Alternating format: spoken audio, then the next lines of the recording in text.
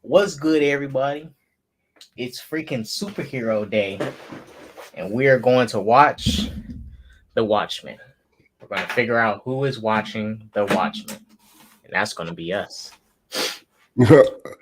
Hello, guys. Good morning. I also I was thinking maybe we could discuss the comic book first before doing the watch along. What do you think? So I read the first 26 pages of Birthright, but I read all of Earth 1 because I got some things to say. That shit is way fucking better than Man of Steel. That's what I fucking told you. Oh my god, it is literally beat for beat Man of Steel. Right, there's some slight changes with Man of Steel, but literally beat for beat Man of Steel, and Earth 1 is so much better. You know what? Now that I read it, I can use that against people that say, "Oh, it's like Earth 1." Jonathan Kent in this book is nothing like the movie Jonathan Kent. I'm telling you. Look, let's do. So we'll start because I wanted to do like a kind of do Watchmen, Zack Snyder's first comic book movie, like with superheroes. The only good one. And talk about the comics that inspired his version of Superman. Because I want this movie, and there's so many things about this movie, and it's not just Zack Snyder. So much better than the movie. It's not just Zack Snyder at fault here. There's so much blame to pass around that the film is based on this comic. So I'm going to share with you the actual. Oh, I mean, it's just this book is. I mean, if you take the beats of the invasion happening, it bringing out Superman being called out. I mean, you literally have a scene where Tyrell in the book literally has this big projector talking to everybody along the world. Right, exactly. And you get that bit of I've been searching for you through the stars and all of that kind of stuff as well, right?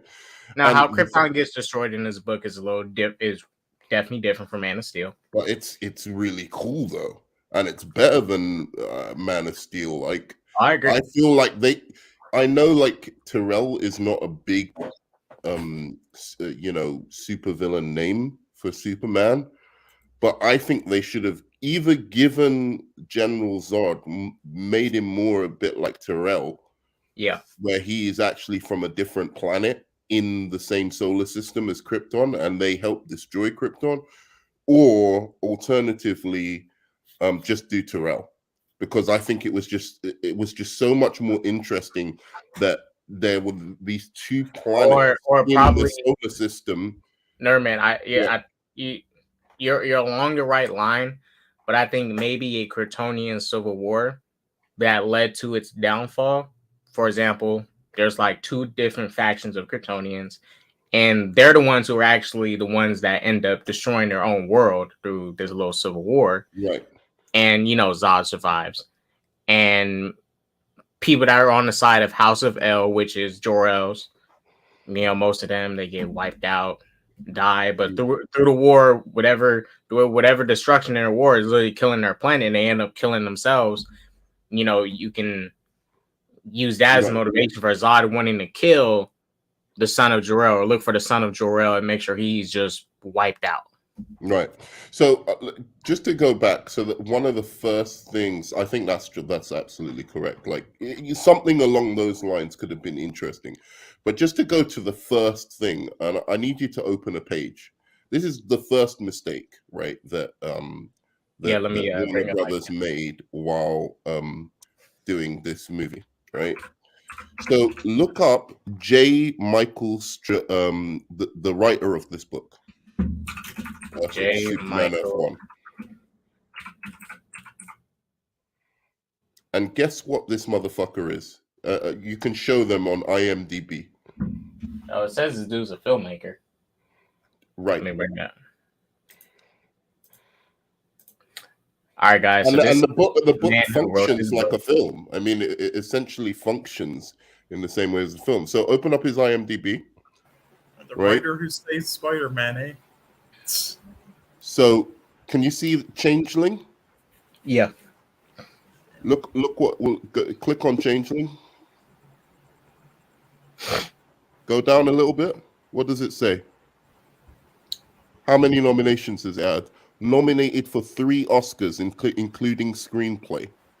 And these motherfuckers got David Goyer to rewrite this guy's fucking book when the motherfucker is a Oscar-nominated screenplay writer. Makes sense to me. I don't know why you're complaining. I mean, yeah, that was so dumb. Because are you kidding me? Just because David Goyer was on Dark Knight, instead of them to go, oh, David Goyer, why don't you work with Straczynski, since he's a fucking film writer, since you're basing the story on this fucking book, work with this Oscar-nominated screenwriter. Then you could have got, Man of Steel, like not only David, written by the guys who came, by the guys who brought you Dark Knight, and by Oscar-nominated writer, blah blah blah.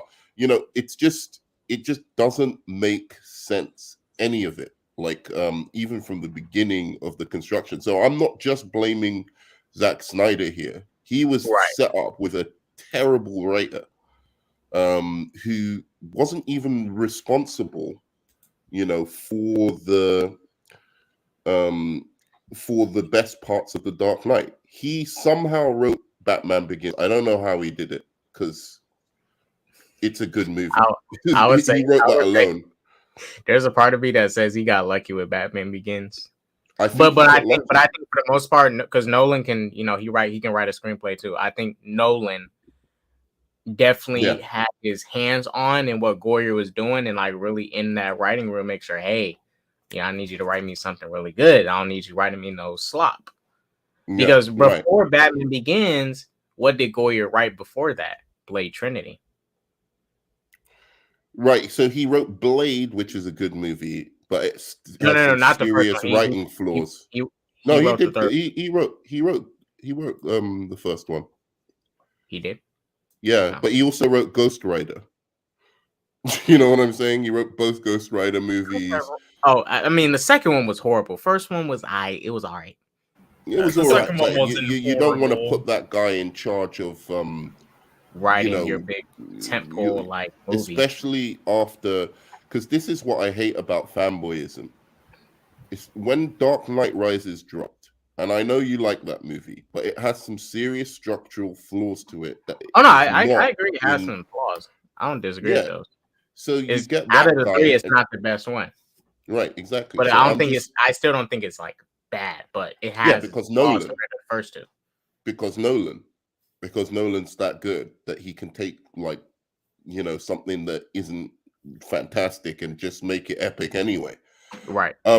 But so let's just to go back to this, because that was the first thing. So Superboy, what we're talking about is we do this comic book what do we call it, Superhero Sunday, and we each give each other Superhero Day. All right, fair enough.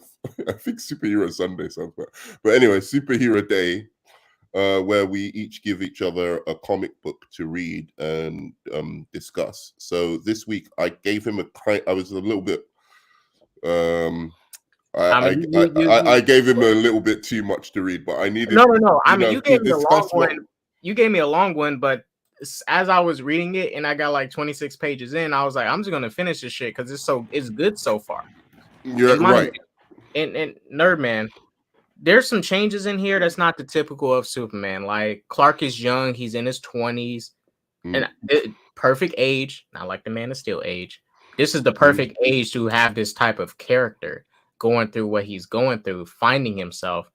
And there's some things he's doing here that's not typical of Clark Kent. Like there's literally a panel where he sees this guy that tries to mug him, and he just straight up like laser beams him. He laser beams. He doesn't kill the dude. He doesn't kill him though. He doesn't. I think he just laser beams the gun. To be fair, I don't think he really kills him. But yeah, I see what you're saying. But that's not typical. Yeah, you're not gonna see Clark just unleash his powers on people like that. It's not normal of him. Right. But with the context of this, like I understand why it's written this way, because the elements this writer uses, like for example, having Clark at the right age. He's in his early 20s. Anybody in their 20s are still finding themselves. I'm still finding myself. I don't know what the fuck I want to do. Right, exactly. And you have the voiceover as well to give context to what he's doing, right? Like, so it's not just, oh, you know, he's just some quiet dude that you don't know what's going on in his mind. You actually know what's going on. But here's the other thing. So it also takes this realistic approach to Superman story, right? It's like, it's very grounded. And you know, he even tries to add like a lot of scientific realism in. I don't know if you saw the bit where it was talking about the Kryptonian technology and how that works. Yeah, like how the metal was harder because it was also under the yellow sun, and also that they wrote the code for, you know, like their technology on the they wrote on the atoms and on the atoms of the thing. All of that kind of stuff. It's like, that's what I wanted to see in Man of Steel. That's why I was so excited when I was like, oh shit, they're basing it on Superman Earth 1. I was like, this is going to be cool. People are going to realize like there's more to looking at what Superman would, how he would function in the real world, because you can look at these kind of weird aspects of his mythology, like what would the Kryptonian technology be like. So I'm going to change the page anyway. But yeah, you can go on. What up, what's going on? I seen Nerdman said this is something I would hate, so you know I had to come in here and hate on this crap with you guys. You know what I mean? Oh, Watchmen, yeah, we about to watch a great movie. Oh no, I'm dipping out when you watch that. I'm not even bothering with that crap. 3.5 hours, damn.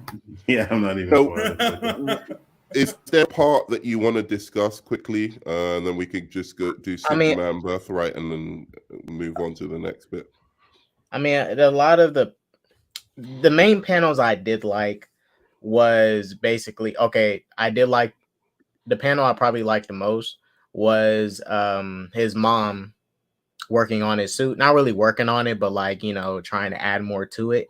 And she mentions like for the next just tell me page numbers that you are interested in, so I can skip to the page numbers so that they can see, but that'll be for next time. Well, let me actually bring it up because we can go through it and bring it up on my end.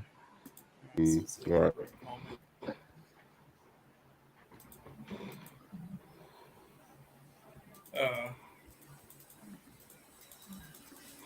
No, I will say though quickly. I mean, even this aside though, like Snyder keeps saying, like he attempted, you know, what if Superman was actually like in the real world type thing and all this stuff, and it's like he says that right he says that, but then it's like 80% of the film completely like goes against it and does the other thing. So it's like he makes shit up as he goes. He doesn't know what he wanted. Sean, read this. I absolutely agree with that. You can read this for free or whatever. Read this specific book. I'm telling y'all, this is so much fucking better than Man of Steel. Yeah, I read this. And it's basically, because this is what Man of Steel is based on. The same beat, the beats are the same, villain is different, but the changes he makes to make his film kind of different from this book, it's like, why? Because already you're already making a lot of different changes. Like Clark is he's for one, he's a lot more rude.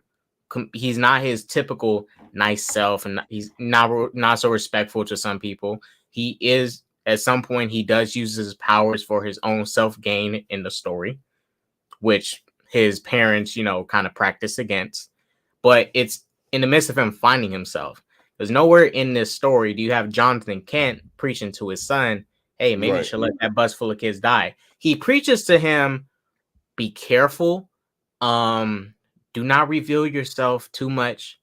But you'll know when the time is right, and I'm going to allow you to be you. I want you to choose what you want to be. He didn't try to restrict him to stay on the farm. He wanted him to go branch out and be himself. Right, exactly. But I think this is my favorite panel from here when they talked about the S. And there's a line in here where his mom brings up, you shouldn't wear a mask, right? And now they put this new spin on how Superman's identity without the mask works. And she made a good point, because if she said no mask, because if you wear a mask, it's going to hide your face from the people, and they can't see if there's hate in you, there's good in you, because your face tells people a lot about you. And it's going to scare them. It will terrify them because of how powerful you are, right? So it makes a lot more sense.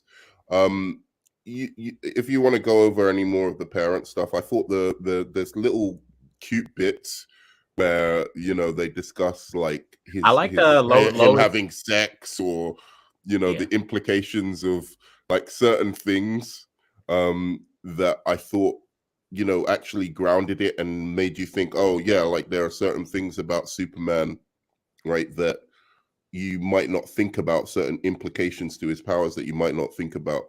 That's the villain there, actually. Yep, Tyrell. And it's got some great action.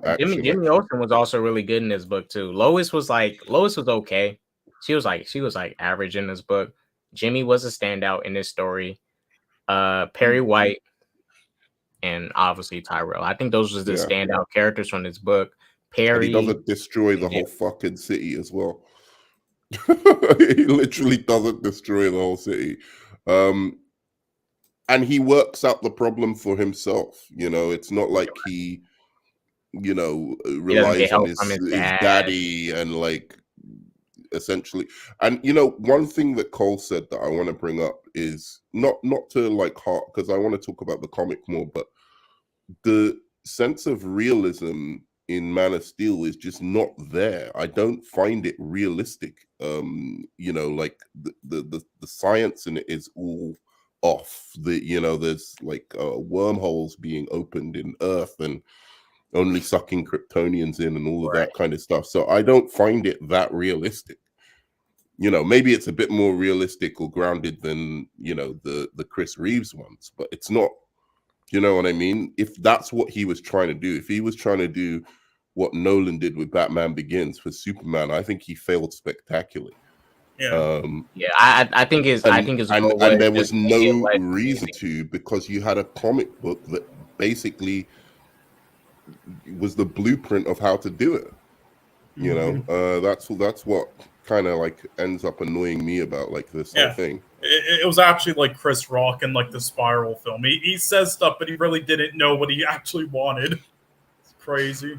Yeah, I did read this, and the changes he made, like this isn't just for this; it's for like old Snyder films, even like the Watchmen with the end. And he makes changes just so it's different, so he can put his little pretentious stamp on it. But he doesn't understand what he's changing, like what's important to it. It's actually like a director who makes a remake of like some Asian film in English version that they don't understand, like certain scenes.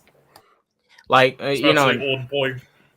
And honestly, you know, it's not to say that you need to fully adapt everything 100%, but like most of these comics literally storyboard your movie for you, right? Exactly. Like if this was a movie, and all the director and writer has to do is just flesh out what's already there, add more to it.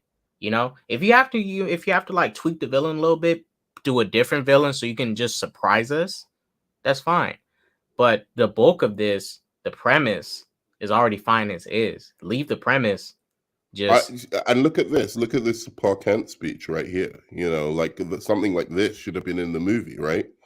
And I was actually going to go to this part because I love the sci-fi elements of this comic, where they kind of, as I said, if you look at like what Krypton looks like, the technology, it just looks so much more vibrant and interesting than what Zack Snyder, you know, ended up doing with the movie. It looks like a future civilization rather than some weird medieval civilization with technology. So I didn't even like the you know, a lot of people say, oh, the first 10, 15 minutes of Man of Steel are the best part because of like the Kryptonian stuff. I disagree, like pretty much fundamentally on everything in that movie. But the other fun bit that I love that I wish he had like Alex added Mercer. was just the as you said, the war between the Kryptonians and this other race of people who are just like the next planet along. So basically 2 planets in their solar system are in the Goldilocks zone, as they call it in science, where they're close enough to the sun to have life. And in this version, I'm gonna try and get to it. You can take off my screen for now. I'll tell you when I get to it. In this version, real quick, Urban, I wanted to show you something. Yeah, because you know that jacket he's wearing? Mm-hmm. All right. It looks very, very familiar. Cole knows what this game is. I'm gonna show the screen. Now his jacket reminds me a lot of this character here that was kind of known for his jacket in this specific game. Alex Mercer from Prototype.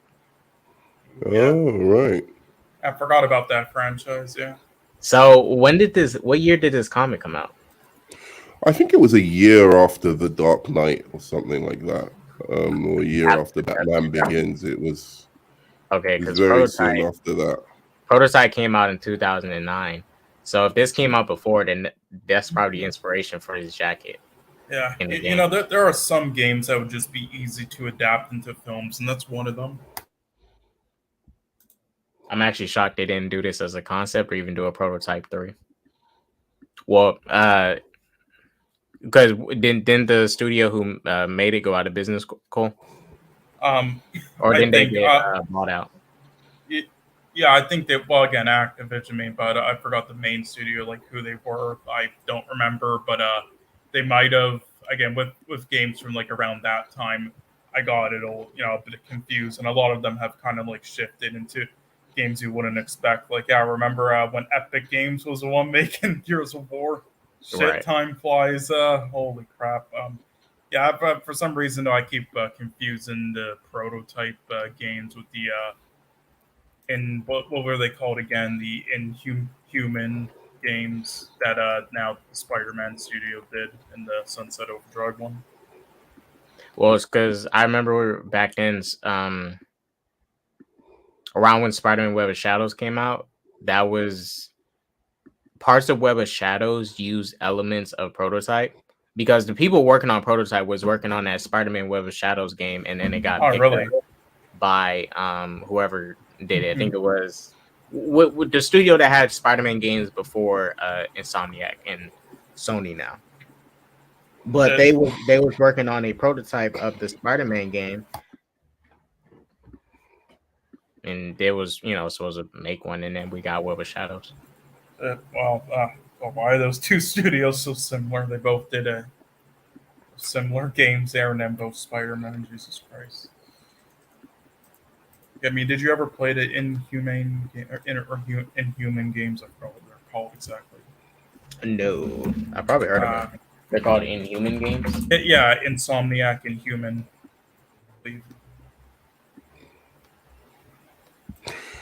Well, anyway, I've got to the part.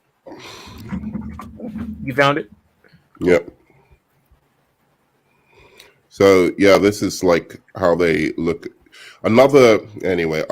So I like the fact that they actually take a outside look of Krypton rather than just going straight into Krypton in this. Right, they showed the neighboring planets, the neighboring societies too. Yeah, how the solar system actually looks with the red sun at the center, and then you find out about, like, you know, these 2 planets who have lived for like all of this time discovering each other, right? And when they discover each other, they immediately go to war for each other for their resources. And this is how Krypton gets destroyed. So anyway, I thought that was a neat kind of way to, like, explain the Kryptonian destruction in a new original way rather than What was Snyder's version? That they were mining the core and. I honestly forgot why the planet blew up in Man of Steel. It just blew up. Yeah. So, do you want to quickly talk about your impressions of the other one, and then we can move on to Birthright? Yeah, we can talk about Birthright far, and I can get your opinion on Firebreather real quick. Did you just watch the first? Have you got a thing for Birthright? It wasn't. Now I will say this: it wasn't catching me at first, like Earth One was. I'm gonna read all of Birthright anyways. Yeah, but I don't for the know first if I've got it on here. But the first couple pages, I will say this: shouts out to Clark for coming to chill with the brothers and the sisters in Africa. Yeah, no, that's what I liked about it. Now, again, you find out exactly how he becomes a journalist, right? Like, and obviously Mark Waid talks about the science a lot. Again, Krypton looks awesome in comparison with what we got. And because this is the thing, man. The costumes look alien but interesting. But go on. Now, if Snyder also used Birthright and it does, I'm gonna read the whole thing and use it as like some inspiration, I wouldn't be shocked if I read Birthright and then the things he tries to do from this book ends up being a worse version of what he attempted. It is. It definitely is. Mark Waid, the writer of this book, hates Man of Steel. So he basically came out and said, like, this is like not like, he completely misunderstood like what I was getting at, like, because he knows there's parts of Man of Steel that directly quote this book essentially. But you go to the pages where he's in Africa. This is the bit where I'm like, this is what he should have been doing in the beginning of Man of Steel, rather than this fishing boat bullshit. Right, because showing Clark as a reporter. He also, Clark. They also ask Clark how he speaks their language and everything, and he doesn't really say how he does, but it's clear Superman's trying to learn other cultures, learn other people, because these are the people he's going to be ending up saving someday. So he's trying to learn about them. Right. And I don't know if you got to this really good but where he's like fighting with the lions. No, I literally only got it to page 26. I'm gonna read the whole thing because I already read the whole thing with Earth One. Yeah. This one's a bit longer, but it's great. I think it's great. I've got minor issues with it, but in general, I think it's just, if they had made this a movie, if they had made Earth One a movie, if they had combined both, but like stuck a little bit more to the storyline, I just think we'd be in a completely different place. And this is the book that you said also inspired Zach's Lex, right? Right, exactly. Yeah, okay. Zach's Lex is definitely the inspiration. I know if I read this and this Lex is what I wanted and better than the one in the movie. Oh, it's better. Oh, definitely. I'm not saying I said it's inspired by, but it's definitely better than Lex Luthor in this book. But he is much more like a reclusive genius because he's just so smart that he can't communicate with people. It's like he learns to eventually, but like definitely when he was in his teenage years, the only person he could relate to was Clark Kent. Because Clark was kind of weird and, like interested in him. So Lex in this, he knew Clark at a young age, or? Yeah, exactly. So also, I think this book takes from Smallville rather than Smallville taking from this book. But I might be wrong. So yeah, they knew each other when they were younger. Well, because if this came out after Smallville, I mean that makes sense. Yeah, I think this book came out after Smallville. I might be right or wrong, but I'm pretty sure it did. But either way, yeah, like you just get this. Those like Brandon Routh Superman. He kind of does.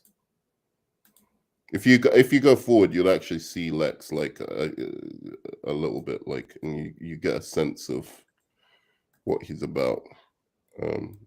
So this bit is great. Like with the lions, he's like he's basically befriends a bunch of lions. Helping around the world. Yeah. Yeah, like in Clark in this story is like so much happy. See, that's what I'm saying. I would have wanted this Clark Kent, but in the Earth One story. Right. From the perfect movie, like, because this Clark Kent is much more active, much more like he has, an idea about the world and what he thinks about the world, like, and he wants to help and stuff like that. So, and they give a good reason for him wanting to help. Don't love the Pa Kent in this version, but he's still better than the Pa Kent in Zack Snyder's Pa Kent. Zack Snyder's Justice League, yeah, definitely. I love this, the callback to the original comic. But I'm gonna read this whole thing, and next week I'll fill you in more on how I feel and how I feel about the Lex too. Yeah, but Earth One gets my approval. It's fire, dude. The second one's good as well. Earth One Part 2 is really good as well. Yeah, I'm definitely going to tune in that issue too, because it's got Parasite in it. And see, and it actually gives a quite grounded reason for Parasite becoming Parasite. And see, like I said, Clark in that Earth One book, I mean, he's not your typical Superman, but he has this perfect blend between classical and modern day. I'd say he still wants to do the right thing. That's the thing. He always does. Like I think that's what you're getting from it. He's a teenager. He's in his 20s. He is conflicted, but he's not so conflicted that he's just like, I'm not going to do anything about anything. I don't care. I don't like care. Yeah. He's just trying to like work out what he wants to do. And then you've got the parents as well who are actually telling him to do the right things.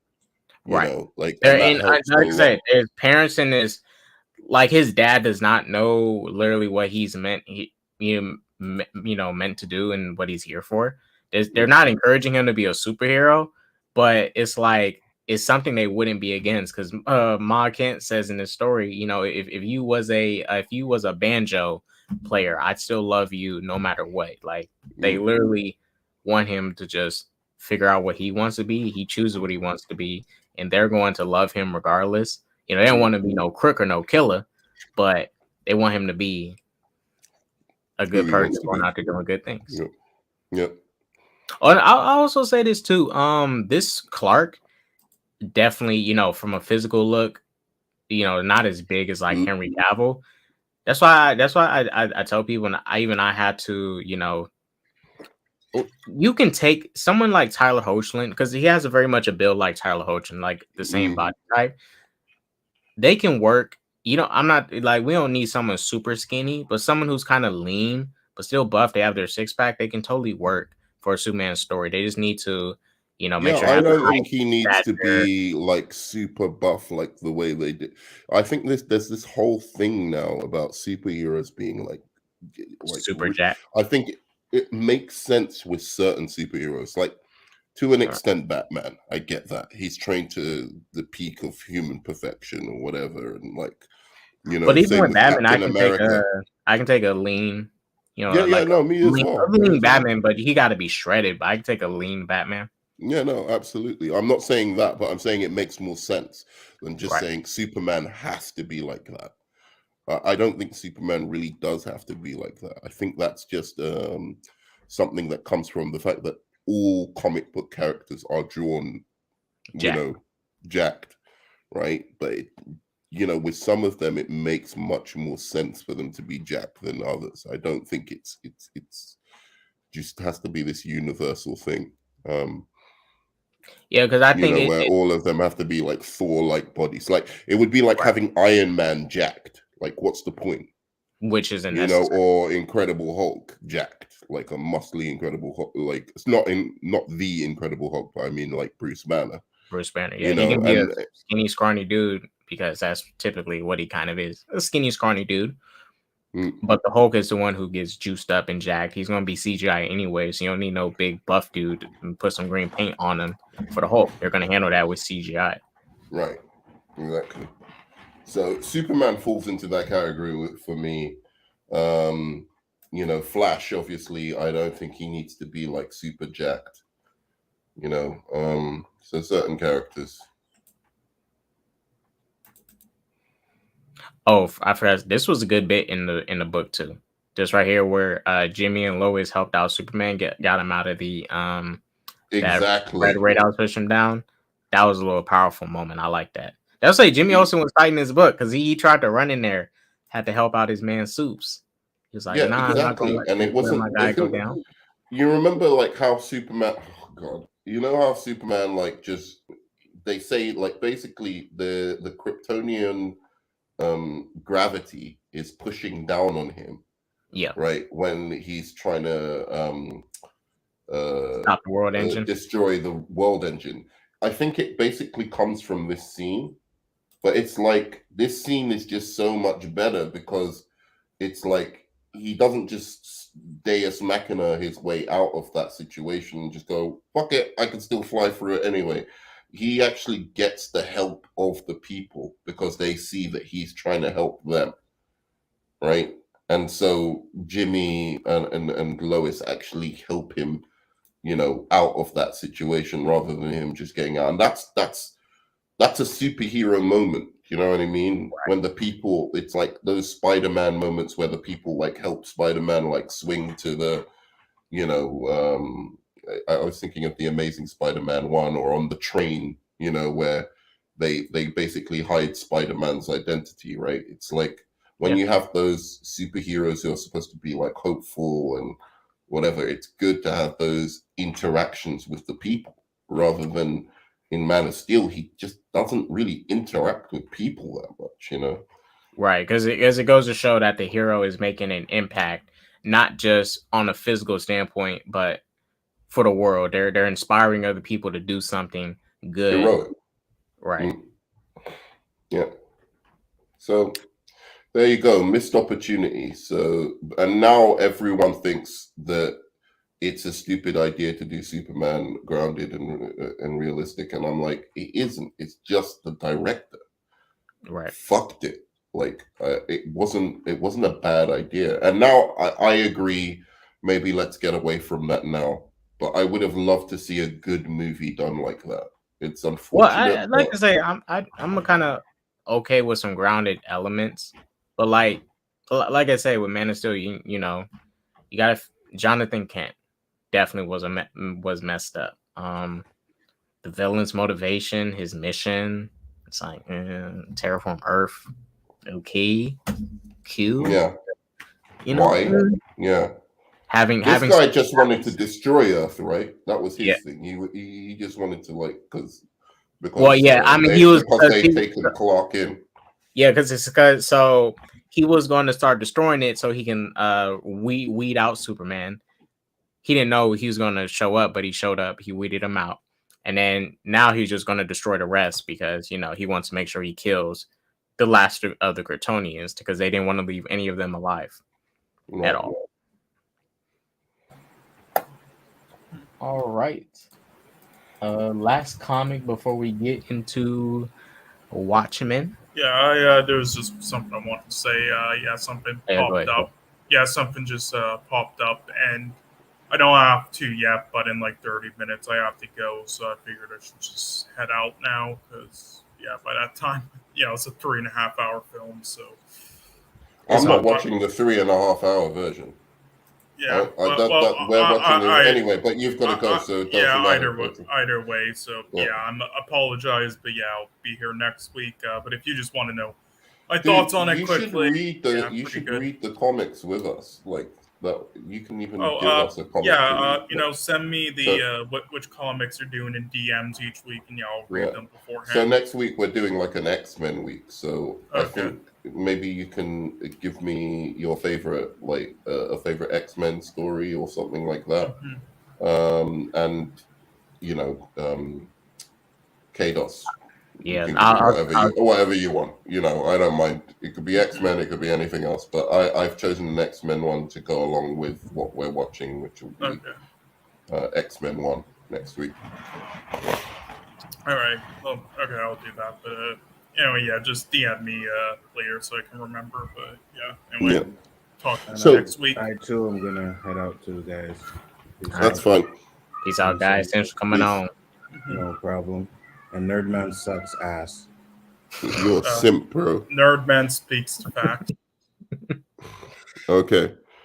Yo, so, my favorite movie, Watchmen, all time. Yeah. What's up, Dante? What's up, panel? Okay, yeah, cool.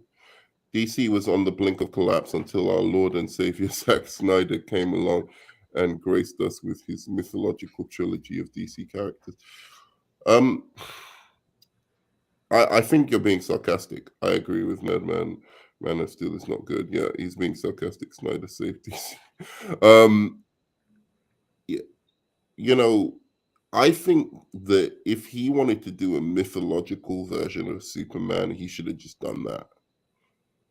Do you know what I mean? That one that's heavily inspired by mythology, like a modern day Greek god.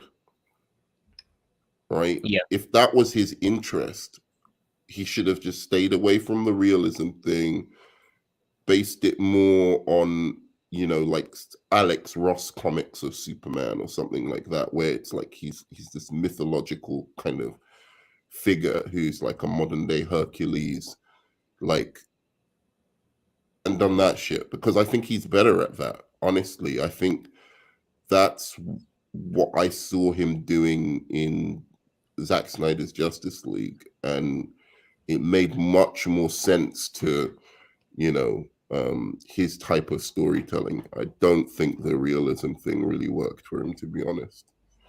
Yeah, because more like him doing the out of this world stuff, like even Watchmen, which, you know, is a lot more grounded than most comic book stuff, especially with the way they handle superheroes and the very realistic reactions, especially with the time they're set in. The way he handled even Dr. Manhattan was like honestly perfect. I mean, you handled him in the best way possible. Yes, he still followed a lot of the comic, the graphic novel, but still, I think he handled him in a way that nobody else really couldn't, and still make the story engaging. But I think part of what made his Watchmen work, what's up, Susie, really well is that it just followed the comic. He didn't put any of his own like bullshit in, you know, apart from the ending, which I'll say to this day, I do. It's not like I hate the Watchmen ending, but I don't think it would have fit that movie. Yeah, because you know, I think I like Zach's ending a little bit better. I like his ending a little bit better, you know, because either way, it still gets you to the same end goal of this fake unification of the world to unite everybody against this one common enemy. It may not last long, but that was the goal Ozymandias was going for. The heroes that we was following, you know, Rorschach, a Night Owl, they lost in the end. They lost in the end, and Ozymandias prevailed. Dr. Manhattan was all for his plan and said, yeah, this makes sense to do. You know, unite everybody against one common enemy, and that's me. So tell me, why did you want me to read Firebreather? I'm kind of interested before I give my kind of opinion on like the first 20 pages. I'm curious, what is it about that kind of speaks to you? There was a short movie. Now I'm going to show you the cover. Let's bring it up first so that they know what we're talking about. So this is the comic that K-Dot's got me to read. I got him to read Superman Earth 1 and a little bit of and the comic he got me to read. The comic I made him read was Firebreather. Yeah. And I've got the Earth 1 comic up on Read Comics if you want to. I got let me show you. So let me show you. If you've got it on Kindle, it'll be better. Yeah, let me show you the cover of the movie that made me read this comic anyways, because the movie was based off this comic, and I didn't know. It was a movie? Yeah. Really? What movie? It's a cartoon or it's a yeah, it's like an animated CGI movie. Nice. I want to It's watch like that. 3D. Yeah, I want to watch that. I'll get you the link for it. But if you read the book, there's a lot of changes in this movie that are very different from the first issue that I shown you. Like, for example, he looks back. He does not look like a dragon, like a little bit. Right. Because in the movie, he still has his orange skin, but he's still slowly developing into what he's supposed to become. Mm-hmm. And so for years he looked human, but he still had this skin that people can see in the film. It's like he does not look normal. So, in the story, he's still running through the same issues, trouble with people at school, constantly changing schools, having issues with bullies and all that. But one thing I did like about this story because it was made for kids, but what this story did was talking about using Duncan as an example of the outcast kids that you see in schools.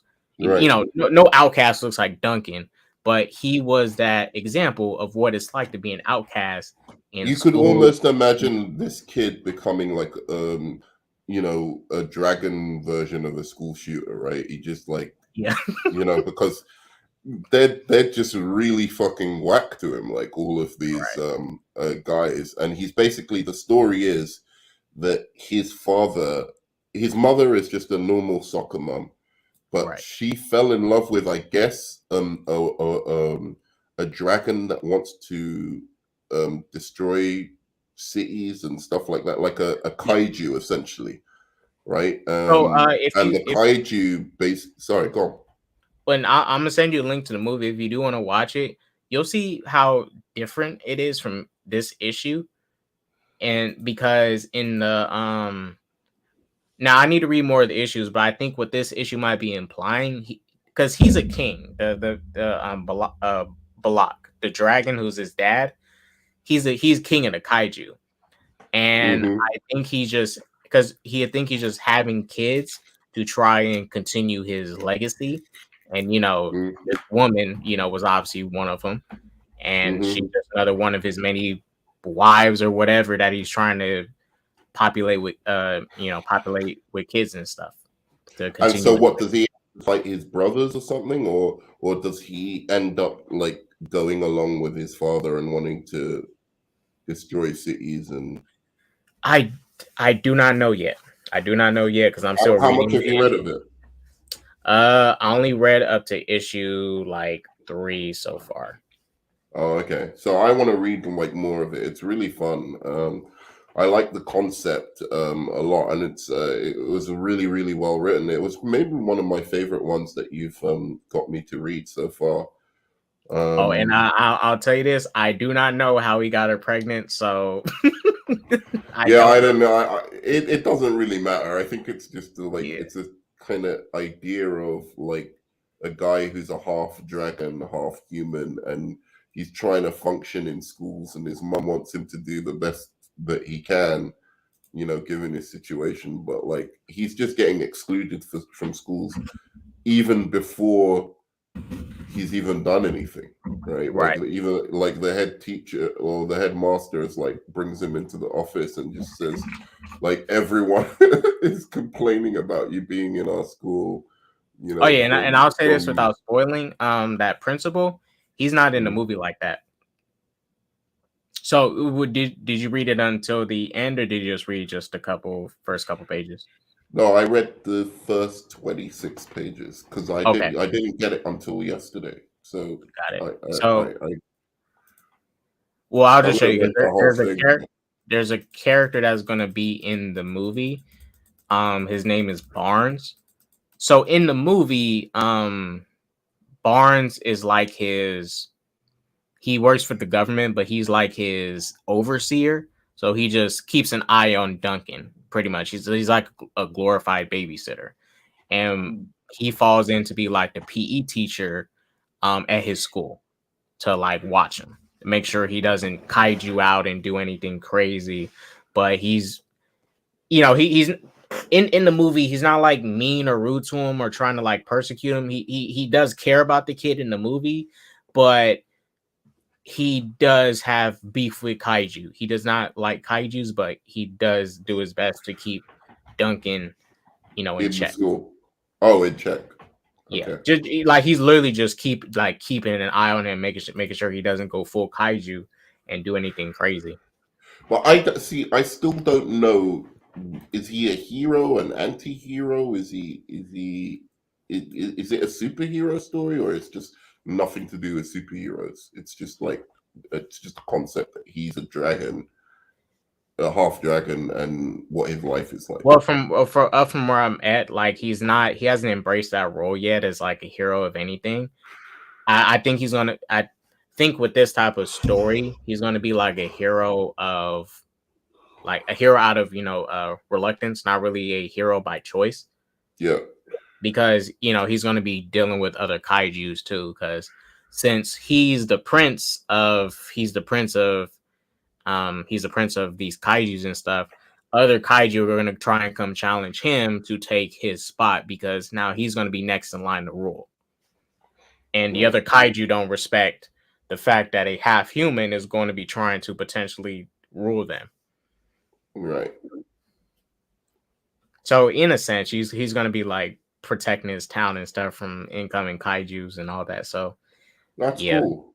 You can say in a way he is going to be a hero. Yeah, that's a cool concept.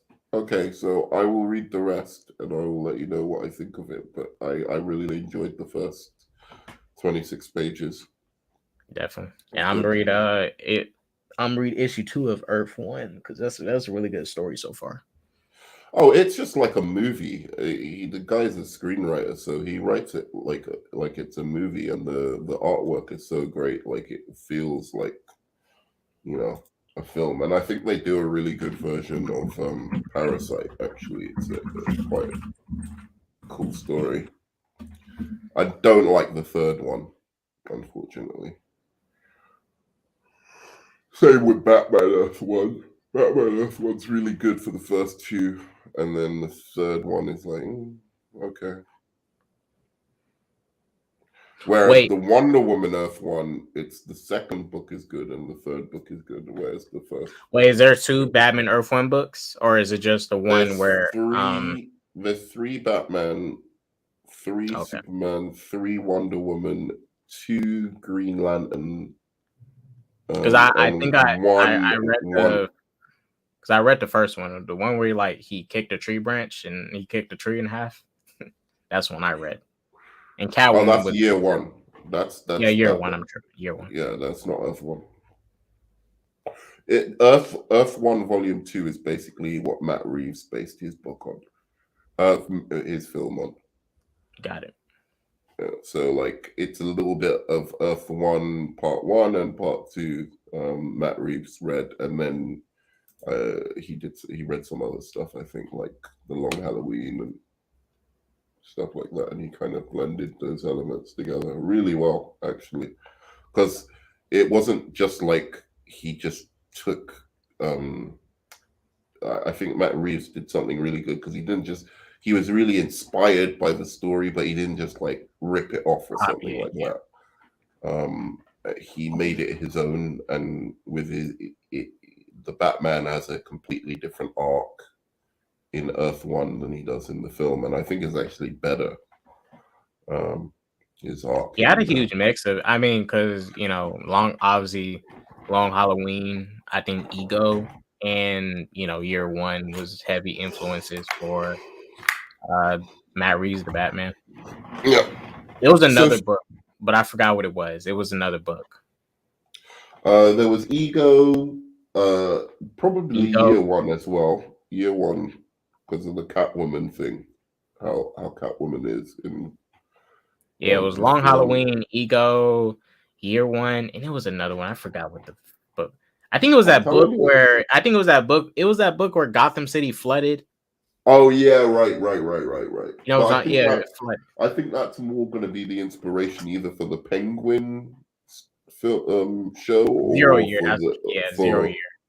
Yeah, either that or for Arkham. Come on, man.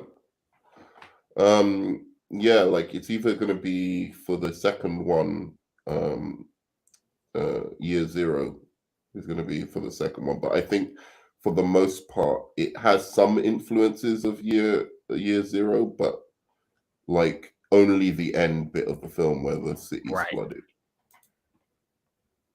I wish, well, the Penguin show could flesh it out, but hopefully he does flesh it out with the Penguin show and have Batman in it, like helping people with this flood and everything, you know, protecting people, stopping some crime, possibly running into Killer Croc, maybe as like give him an episode where he runs into Killer Croc during the Penguin show and he has some back and forth with him.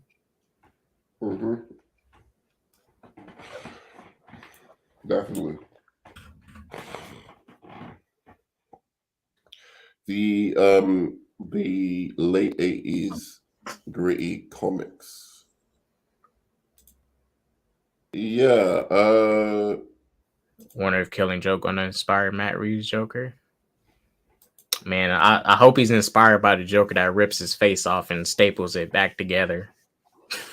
I really wish he went classic with it, because as I said, like when I looked at his face, I was like, oh, so he fell into the vat of acid and that's what it did to him. Because that's what happened. I mean, you die if you fall into a vat of acid, right? Really, but like, what did you hear? What Matt Reeves said the actual condition was? Yeah, I heard it. I thought it was whack. I was like, I thought that was whack. I was like, just have him fall into the vat. Like, why does that have to be a skin disease? Just have him fall into a vat. Right. Because then you have to explain, like, okay, you know, he's always constantly happy and, well, you know, he's always laughing and stuff, because that's a lot of stuff came from him falling in the chemicals. Right. But if he fell into a vat of chemicals, it would better explain his skin being all fucked up like that than it being a degenerative disease. What do you think, Arkham? We're talking about of Matt Reeves' version of the Joker. One, I think it's too similar to the Joker from The Dark Knight. I think it's way too similar. And then the second thing is he should have gone with the classic origin of Joker. It reminds me of a mixture of what was it? I think it was Batman Damned Joker. A mixture of Batman Damned Joker and Batman Endgame. It's a mixture of both of them. I don't think it was like, because it's the scarring and everything with the Joker it gives me a mixture of both of them. I never really thought it was really very similar to Heath Ledger's, to be honest. But his voice sounds a lot like Heath Ledger. And the laugh, and honestly, I wish they had just taken. Everyone tells me I'm crazy, but I think they should have taken Joaquin Phoenix's Joker and put him in the Matt Reeves universe. No. I think that I would have took that, because I think that, you know, make him slightly different, not the same exact one, but make him just that Joker of that universe. That's for that universe, not the same Joker from this Joker movie. Yeah, exactly. That's what I'm saying. So the Joker is like kind of Elseworld. Yeah, and in the multiverse, it's just like this is a different version of Joker where he grew up at the same time as Batman, and like that's it. And then you could, along the lines, you could even do like a multiverse where they meet each other. You know, like these two different versions of the Joker that are the same. So, but we'll see. I don't know.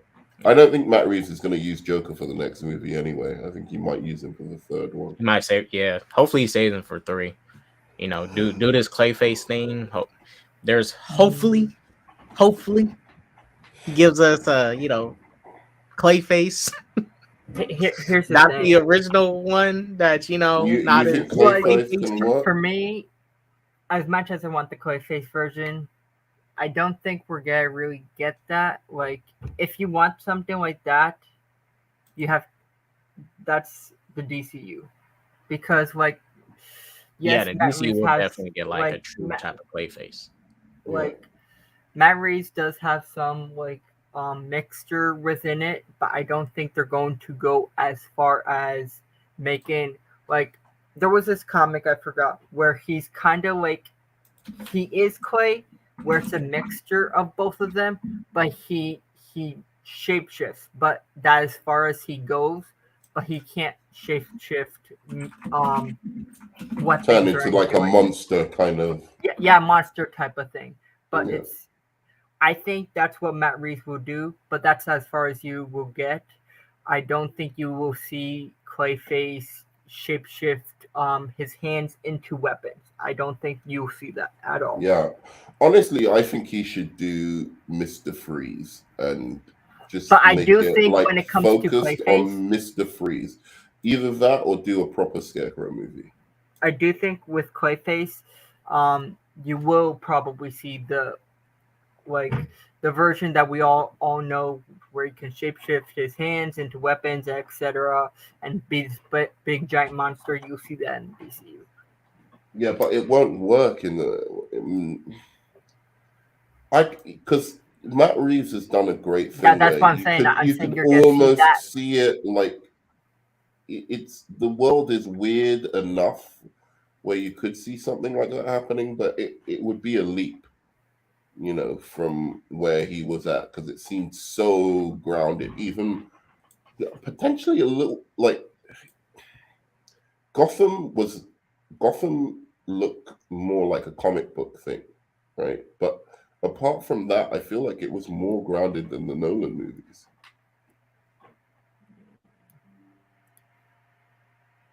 I guess, but like I was just saying, like you'll see like that version in the DCU, like that giant clay monster with like.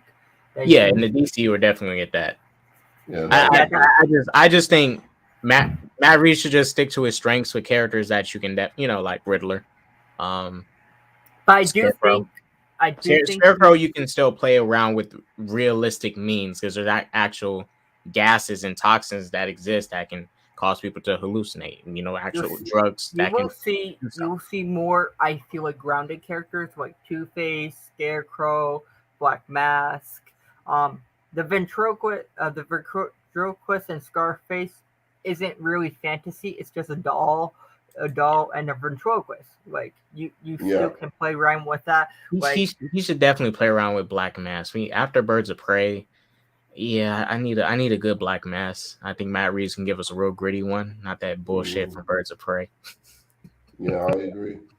But yeah, I feel like you will have. I think you will have a mixture of two fantasy characters. I agree with Nerdman probably. Like we already know Clayface and Mr. Freeze. That's I think that's as far as he will go. I don't think you will see Poison Ivy. I don't think you have Poison Ivy at all. I don't think so. I think his universe is going to be focused on grounded Batman villains like Two-Face, Black Mask, as I mentioned, the ventriloquist and other characters. Like even Professor Pig as well. He's a grounded character as well. Yes. Like serial killer.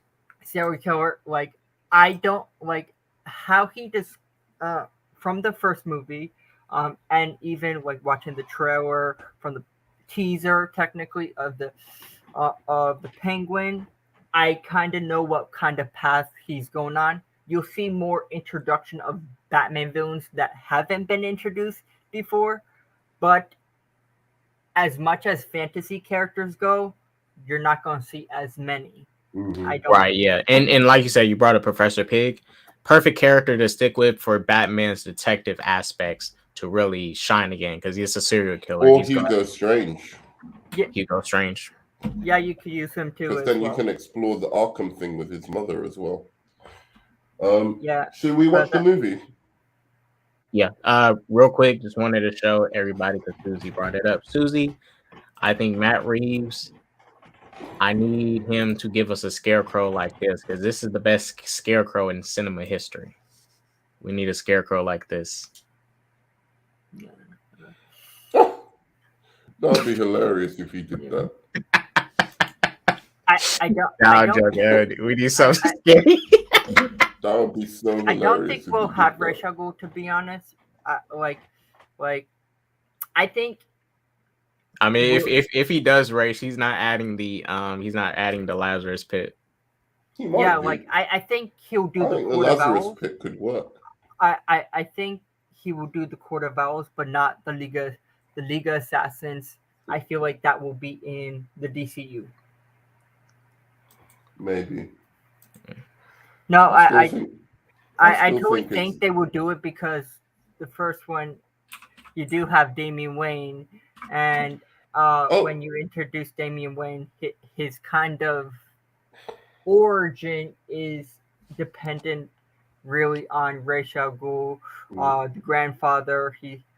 Like Damian, it's the grandfather, and I do think they'll probably make Ra's al Ghul the villain in the first movie. One thing I'll say though is that one thing I should bring up is what you guys think of Andy Muschietti. I think he's doing a Batman movie, because I'm just gonna say my opinion because I know it. I think it's wrong. I think it's unnecessary and it's wrong. Batman is fine. If you've got like a big name, like if Andy Muschietti, if the Flash is as good as they say it is, then you could use that momentum to uplift another character. Batman doesn't need, you can still get a great director to do Batman, but I'm saying since Andy Muschietti's going to be like, from the director of The Flash comes the new whatever movie, that will make it so that people will want to go and see his next project. So use that to prop up a DC character that needs it. I would much rather see him do Martian Manhunter or, well, you also mentioned Green Lantern too. It also depends on what he wants to do. Or another Flash movie, for fuck's sake. Like, what does the director like? You have creative freedom, and say James Gunn came up to him, he always can say no to certain characters. Say he really wanted to do Batman, I have no problem with it. If he really wants to do Batman, but the problem is with that argument is that everyone really wants to do fucking Batman because Batman's the most famous, consistently successful DC property. So you can't just go. If I go to any director now, right, and go, what movie of a DC character do you want to do? None of them are going to say Martian Manhunter. None of them would have said, say Shazam.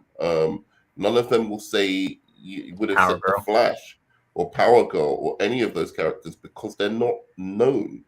No, most of these directors don't read fucking comics. We've got to accept that. So the way they know superheroes is through the movies. So they're either going to say 90% of them will say Batman, and maybe 10% of them might say, I'd be interested in the Superman movie. Whereas if you bring these characters out like the Flash, now people are gonna, when they see the Flash movie, maybe new directors are gonna go, actually, you know what? I really want to do a Flash movie. I want to do my own version of the Speed Force or my own version of, how Flash would move and stuff like that. Yeah. Yeah. My point is, yes,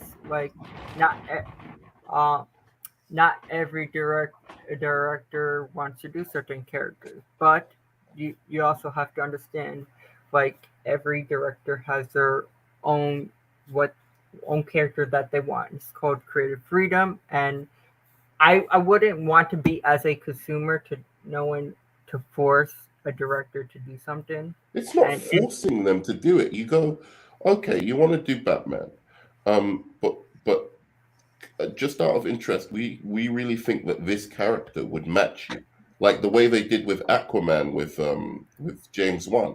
They look at his horror stuff and go, you know what, dude?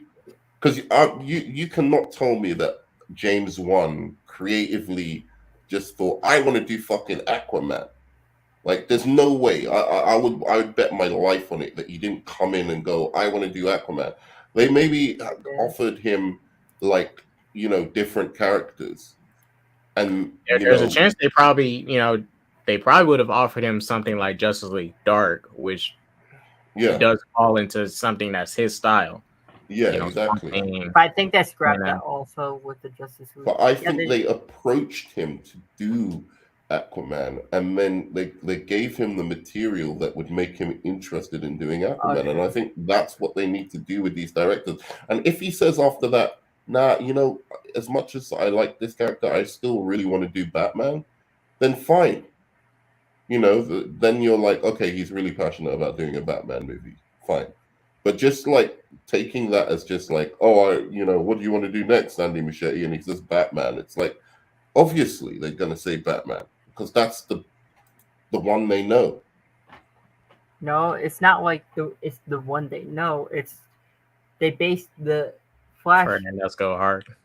Here's the thing with the Flash movie. As much as people don't like it, the only reason they did it technically is because they brought Michael Keaton back. It's technically Batman-centric film. Well, I wouldn't. I think. Well, because the Flash movie was going to be made regardless. I mean, it'd been in production for like this long. Yeah, I know, but I think because I don't. Because sometimes these directors say stuff right, and then it's like, it's not saying it's all BS, but sometimes these directors say stuff and they don't articulate it properly. Because I think he does want to. I mean, I look at the marketing. Flash is front and center. It's not showing Ezra Miller's face, but he's front and center in the marketing. You do see Ezra Miller. It's a Flash. It's a Flash movie, right? Yeah. But I think, and this is why I said he might just end up picking Batman. Yeah. Look at how great he's depicting Michael Keaton so far. No, right? I know, it's great. And I wouldn't have a problem with it because I wouldn't either. Because the fighting style, if you look at the choreography, it looks amazing. Like, I agree, but you could do that amazing choreography with something else. I know. If you give them, like the point I'm making is these guys know superheroes through films. So if you know superheroes through films, who are you going to choose to do next? Especially if look at the slate that they have for the movies. It's like Superman, The Authority, Batman, and Swamp Thing? Of course I'm going to choose Batman. I'm not like... But if that's a problem I have with the slate, to be honest. But I think nowadays, if you approach directors to do a superhero movie, a DC superhero movie, some might choose different nowadays, and that's because they've put certain characters out there. Maybe like one would be like, maybe I'll do a Wonder Woman movie nowadays. 10 years ago, they would have never said Wonder Woman. But just to be fair, you also have to remember back, Warner Brothers back then, they was only playing it safe with certain characters. They took some risks in their Watchmen, Catwoman, Steel, shit. But they always went back to playing it safe with, the Batman. Superman and Batman. But now, since the studio's separate, hopefully if this does get to go anywhere longer than 5 years, now we can start to get more things, more Wonder Woman, more Green Lantern, more Flash. I mean, because if this Flash movie pops off, it's like I said, I agree with both of you guys. Because I think if he wants to do Batman, also have him do something else like Green Lantern, or maybe. I don't think he'll do. I think it's too much for one guy. You want him to focus and put all his passion into one project.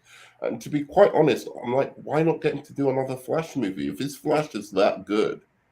Because from what I've heard, Ezra Miller is the standout in this movie. Like, Michael Keaton's great, but apparently Ezra Miller and even Sasha Cohen, like the Supergirl, are like really like standout.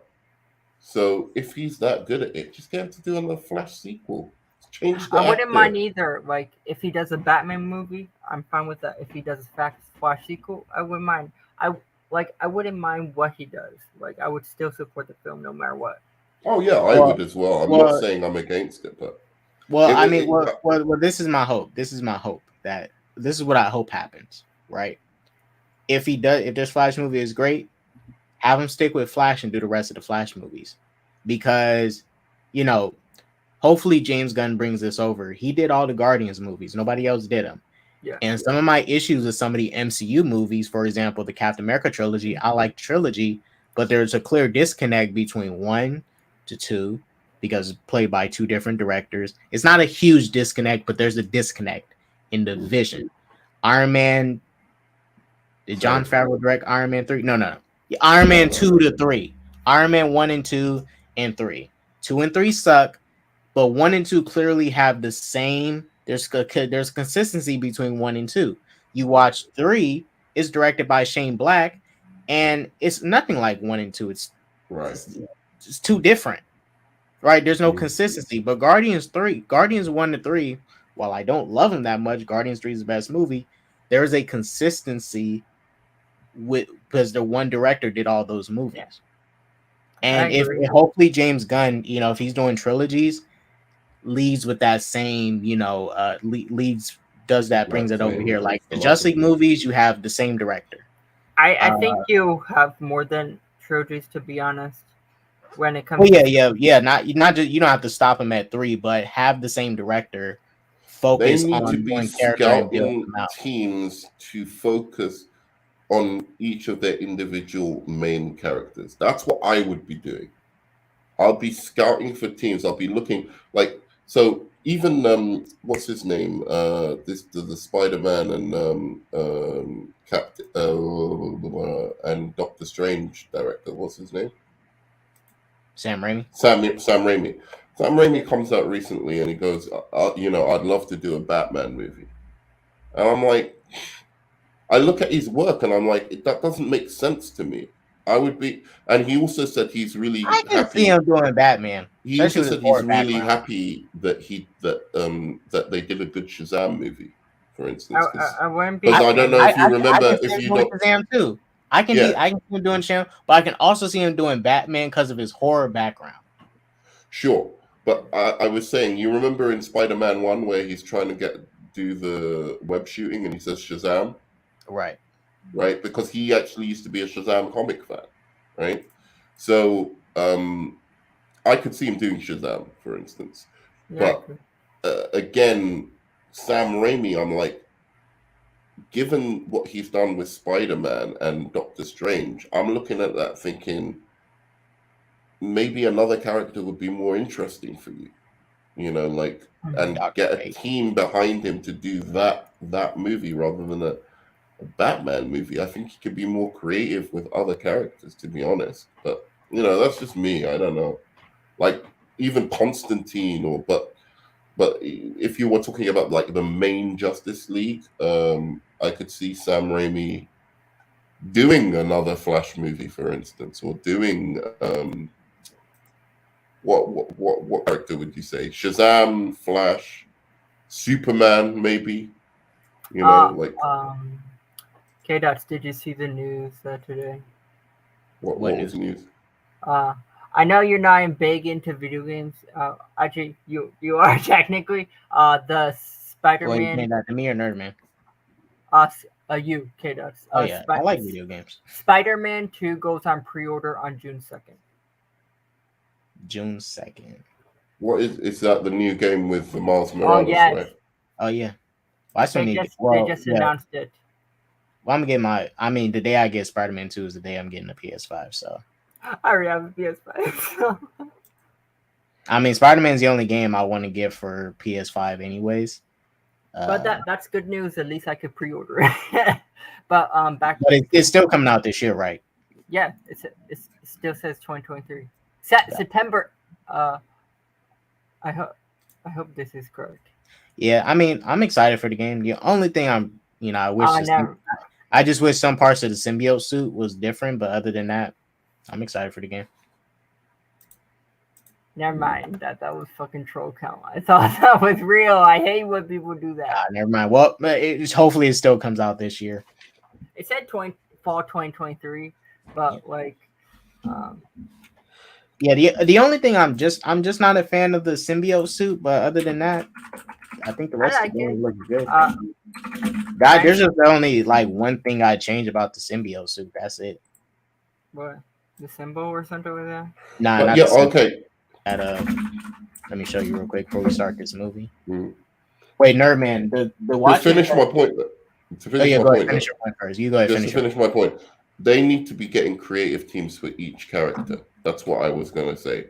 Like good creative teams. Like get a good creative team for Wonder Woman. Get a good creative team for Flash. I don't know if they want to do Martian Manhunter, but I think they should get a good creative team for that, and just have them focus on that, on making trilogies, like story arc, like the whole thing, so that you know, like this is what 1 will be, this is what 2 will be, this is what 3 will be. I agree. They will probably agree on it. Team, but I do think they will go past the trilogy, to be honest, because like it depends on the character. Like it also depends on the character also. But if, say for example, Superman, there's so much lore. I don't think there's so much lore with Superman. I think that Superman can go past the trilogy. Same thing with Flash. Like you have. Well, okay. Let me ask you guys this, because they're obviously doing it in the MCU. We have seen it, and they're doing it because either I'm not saying every character. Well, the actors are getting too expensive at some point, and also the actors, we don't live that long. Let's say we get a full 10-year arc with Superman, right? Yeah. A full 10-year arc of him. Not saying it has to stop at 10 years, but let's say we get a full 10 years of Superman. Okay.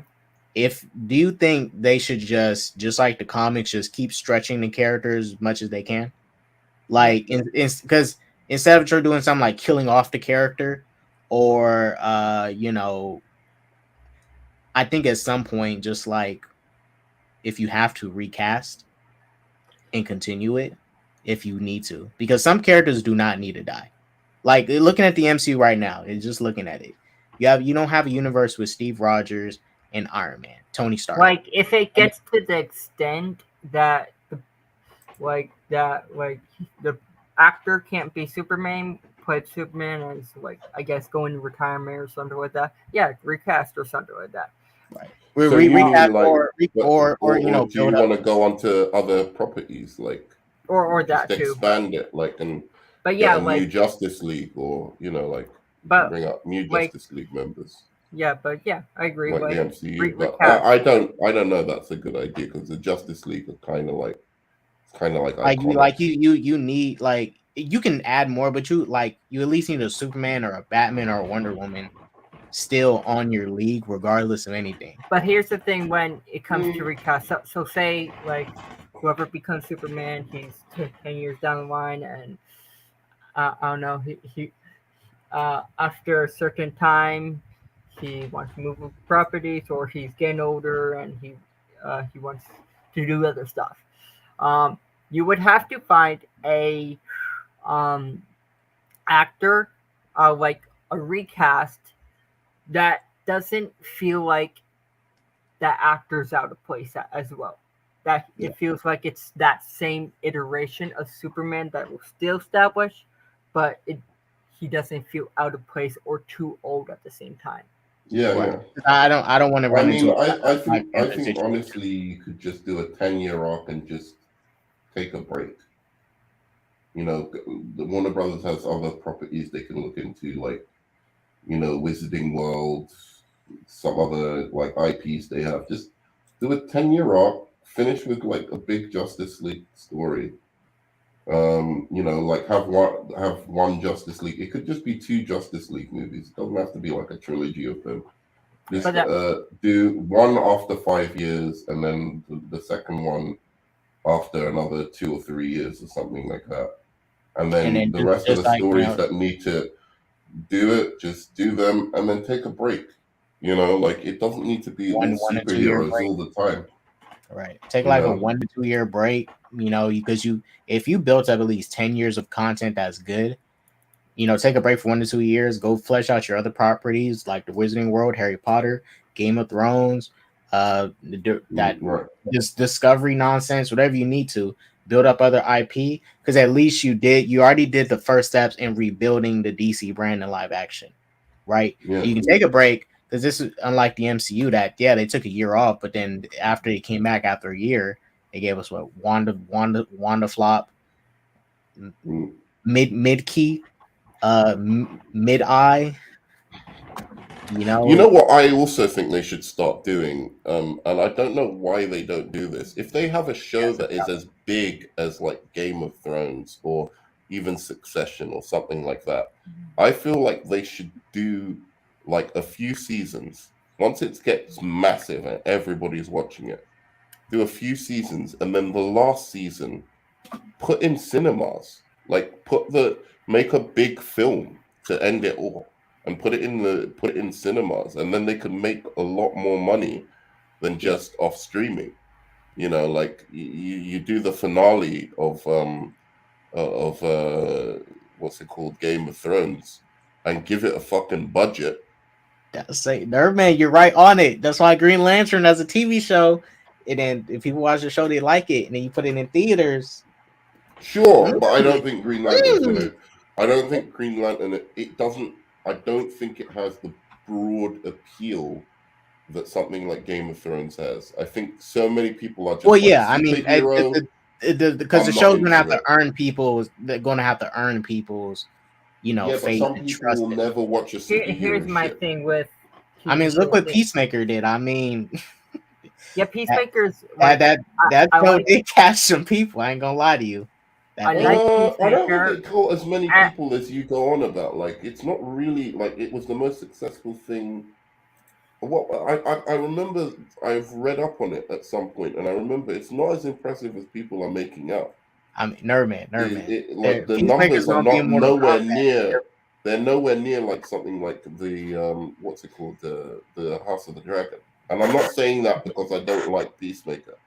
I'm just saying like.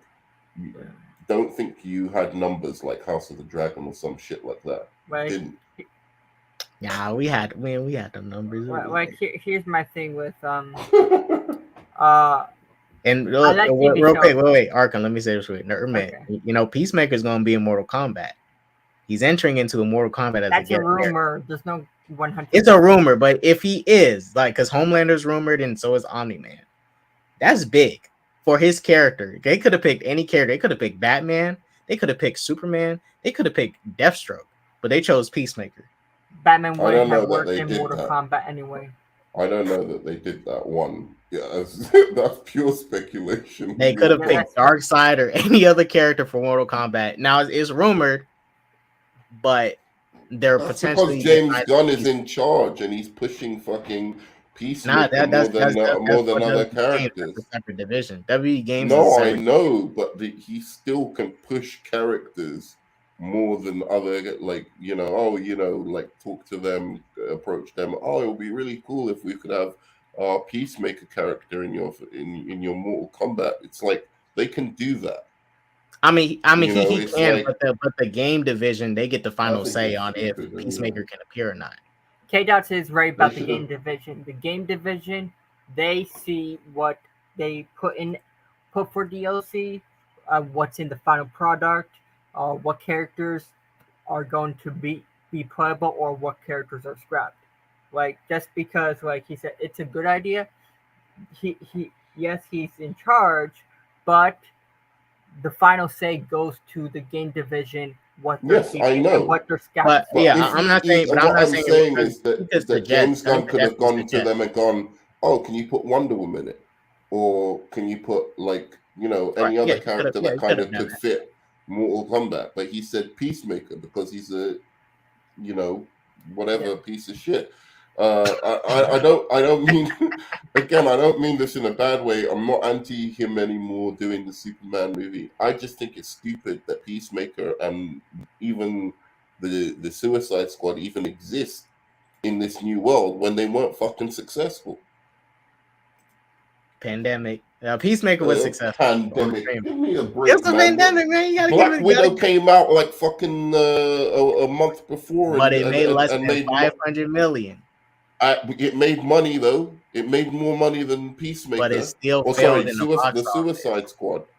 It still failed in the box office. And then Shang-Chi came out and did the same thing. It failed in the box office too. Don't get me wrong. You actually said the name correctly this time. I'm not even trying to hate on James Gunn. That was all of the DC movies. People don't go and watch DC movies anymore. Maybe Michael Keaton might help out this movie. I'm hoping. The Flash movie. But people in general see DC and they're like, nah. Those are DC haters that be hating on DC. They've been hating on DC downfalls since for a long time. Yeah, no, I know. So those are just MCU fans that freaking sniff, that sniff the dirt. They eat rock. When they drive, they drive backwards. You can't trust them MCU fans. No, I'm telling you. See, this is what I'm talking about. Oh yeah, I've taught you well. I've taught at K Dots. This is my greatest. He's my greatest protege. I'm working on you next, Arkham. Yeah. What was I gonna say? The thing with TV shows, like that with I remember I think K Dots said a few minutes ago, put some in movie theaters. I remember him saying that was me. He just takes me. I said it, and you're just gonna give it to K Dots. I see how it is, Arkham. I gotta give my perspective on that. I don't think it's good. Yeah. I do understand people like TV shows, but when you pay money for tickets, that's like the prices and the prices going up to $17 per ticket. And now, if you're gonna say they do, no matter how long the TV shows, say it's 22 episodes, show 5 episodes, 5 episodes. Yeah. And do a finale for the whole week. One day, 5 episodes this, 5 episodes that. I don't think people are gonna spend that much money because. Also, at the same time, people don't get their paychecks in a certain day or this, and so I don't think people will spend that much money for a TV show. Don't get me wrong, Arkham. Only if it's as big as something like Breaking Bad or Game of Thrones. I'm not just talking about anything. I'm not even saying you should wait. Make sure it's as massive as something like Game of Thrones, where everyone's talking about it, everyone's watching it, and then you can put the budget into a finale where you can have you do a sick fucking trailer for the finale where there's fucking dragons flying, like giants, all of the stuff that you could have done with much better with a big budget for Game of Thrones. I'm saying better action choreography. And then you just put a banging trailer out there for the last episode. I think people will go and watch that shit, especially if you don't make them wait too long. Well, real quick, let me give an example. Who's seen Stranger Things season 4? Yeah, I've seen it. You seen it? I've seen Stranger Things a little bit, but I haven't seen the last season. But again, something like Stranger Things is what I'm talking about. Yeah, go on. So in season 4, they released the first 8 episodes.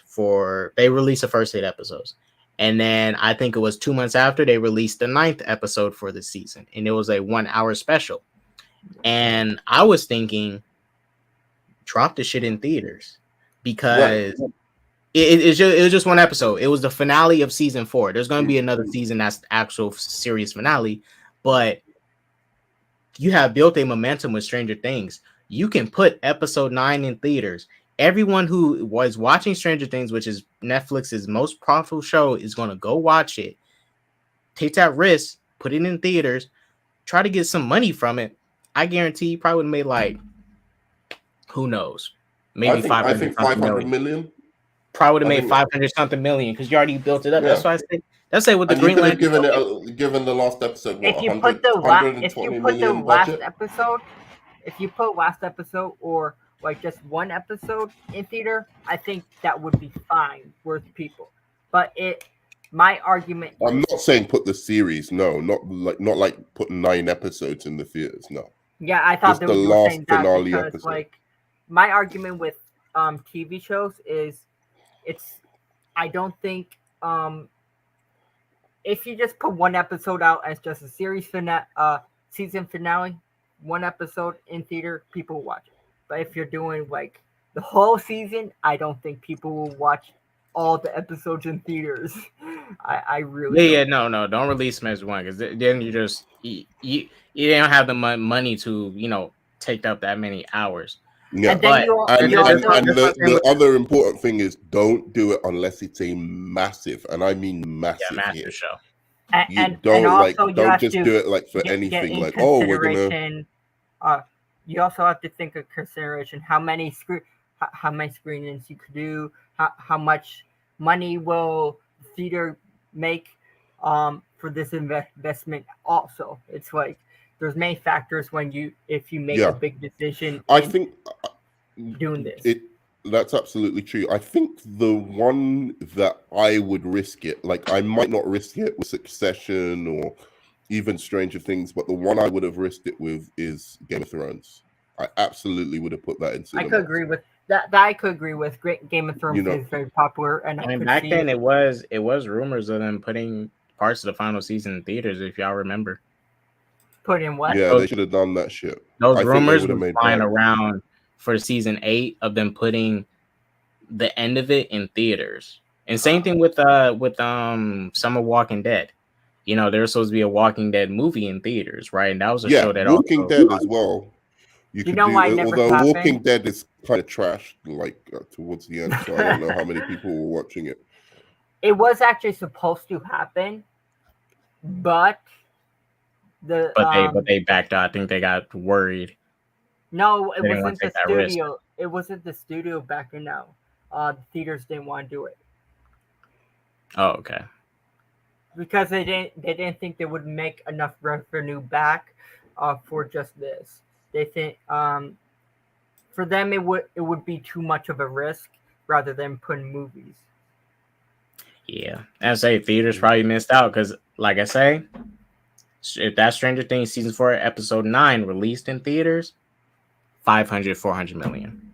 But I do understand where the theater chain is coming from because, like, something like putting a show, a TV show in a theater is a massive gamble. It's a massive risk. You don't know how much money you're gonna get back. How much are you really gonna gain? How many people are gonna watch it? Like, I think they should take the risk, though. I mean, it could just backfire, but I really think they should take. Like, because they're losing fucking money, dude, on these big shows. There's a writers' strikes and everything because they can't pay their fucking writers. Do you know what I'm saying? It's because they're making what are supposed to be movie quality things and they're putting it on fucking TV. It makes no sense. You know what I'm saying? Like, you think just because we pay what? I paid just for HBO Max, I paid like 1,500 crowns, which roughly is about $30 or something. Like $30. Yeah, like for the whole year. Oh, okay. Oh, you're doing yearly?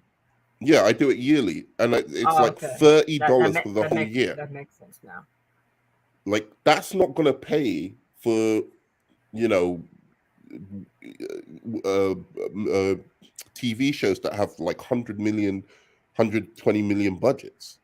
That's crazy. So I'm just saying, if they want to think of any kind of options, maybe that's not the right one, but either they make their shows cheaper, which you'll lose all of the, all of the reason that people are going on these streaming sites is because of the movie quality TV shows. It's like the best time to watch TV. So I think if you address it like, of course, you're going to have most of the show free. you know, we want to do something spectacular for you for the final episode. So we're wanting to make it big budget. And you know, therefore you can kind of gain some of the money back, especially if it's a global phenomenon. I'm not not talking about just any show. It has to be something that's like really like kicked off as like a global phenomenon, like House of the Dragon or something like that. Game of Thrones, kind of like Game of Thrones. Well, that's what I say with certain characters for the DC stuff they're gonna do show like Batman. He doesn't need a $200 million budget for a show. Maybe a 100 million or a 70 million, 100 million. That's all you need for Batman. He doesn't have powers. If you're gonna do a question TV show, he doesn't need 50 million. You don't need nothing. But Green Lantern, right? Or even Superman. Hopefully, Superman in this new universe could get a TV show too to flesh him out more. Those characters, for sure, and this where they're going. They're gonna have to take a risk and just put some money into it because at the end of it, because they're going to see them in movies anyways, and they're going to make those returns back on the movies. Like the characters with superpowers, yeah, you better put 150 to 200 into those TV shows. Like it's no debate because you can't do Superman with 70 million. They can't make, but they can't do that with every single character. You know, that's like a billion. You know, it depends on the character. Also, it's like you can do it with Batman. Like you don't have to have very high budgets with Batman or the Daredevil was a huge budget. You know that? Green Arrow. You don't have to have a very high budget with Green Arrow because it's not like you don't need a lot of money. Yeah, Green Arrow, 70 million. Yeah. 80 million. About as much as like the 56 million budget for season 1 budget. Look at season 3 though. Daredevil Netflix season 3 budget.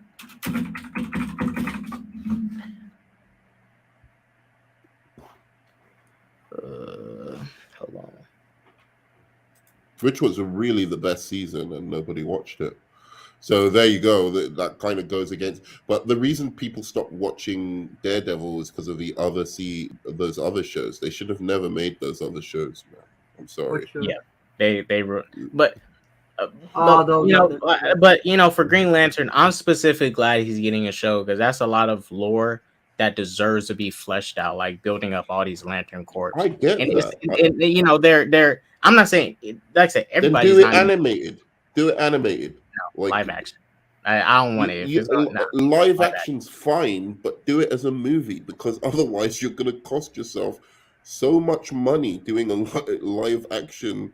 But with the movie, they're going to make back that double. Like the TV show is going to help. How many subscribers does HBO Max have?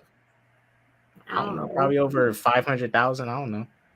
He acts like we. I don't know. But if you make a really good TV show, just like you said, Nerman, the show will propel it, and then people go see it in theaters. They're going to make that. They're going to make show is going to double.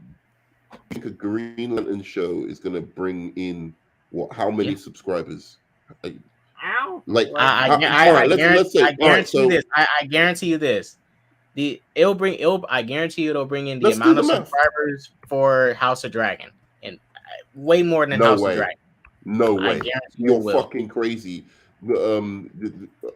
People have been starving for that Green Lantern, man. We've been starving. The only superhero that Game of Thrones. I guess if I have to give an example how much it has to make. Thanks for interrupting me. That's all right. I think it will make probably the big amount. Like I can't say Penguin right now because I haven't came out, but I would say maybe something around where how much Peacemaker made around there. I don't know. Okay. Never mind. It's going to get more viewership. It's going to go ahead. It's going to get more viewership. What budget are we talking about that you think you could do a decent or Green Lantern? Show. How many episodes? What? 8 episodes? 8 episodes. Yeah. 150. Because if you do any more than 8, that budget's going to have to go up and it's going to get stretched in, and the show's just going to suffer. 8 episodes. Yeah. 8 to 9 episodes. I'm gonna find out just quickly. Equals. What the fuck is equals? Equals. Okay. Carry on talking. I'm gonna find out something quickly. Because once you put that in theater and they do a Green Lantern movie, and the show is so good. And no, by the way, House of the Dragon is way more popular than every DC character that isn't named Batman or maybe Superman. I'm sorry. That. The Green Lantern if you put a flat look at it like this. Look at it like this. That's crazy. Look at it like this. Even though that's coming from someone who loves DC characters like way more. There is no superheroes outside of Spider-Man, maybe the X-Men. Look at it like this. You know, that are bigger than Game of Thrones, and that's even questionable. What was the CW's most viewed show? Is anyone talking? No one's talking. Are you on mute? Hold on. Is everyone on mute, or you're just not talking? We're here. You can hear us? You're on mute. Nerdman, let me ask a question. What was the CW's you're on mute? We're not on mute. Nerdman? Hello? Can everyone hear K-Dots? Is it just me? It's just you. It's me. You. Oh, it was me. The MCU fans got him. Sorry, no, I muted my thing. I didn't realize. Nerdman, what do you think is the most popular show on the CW since 2014?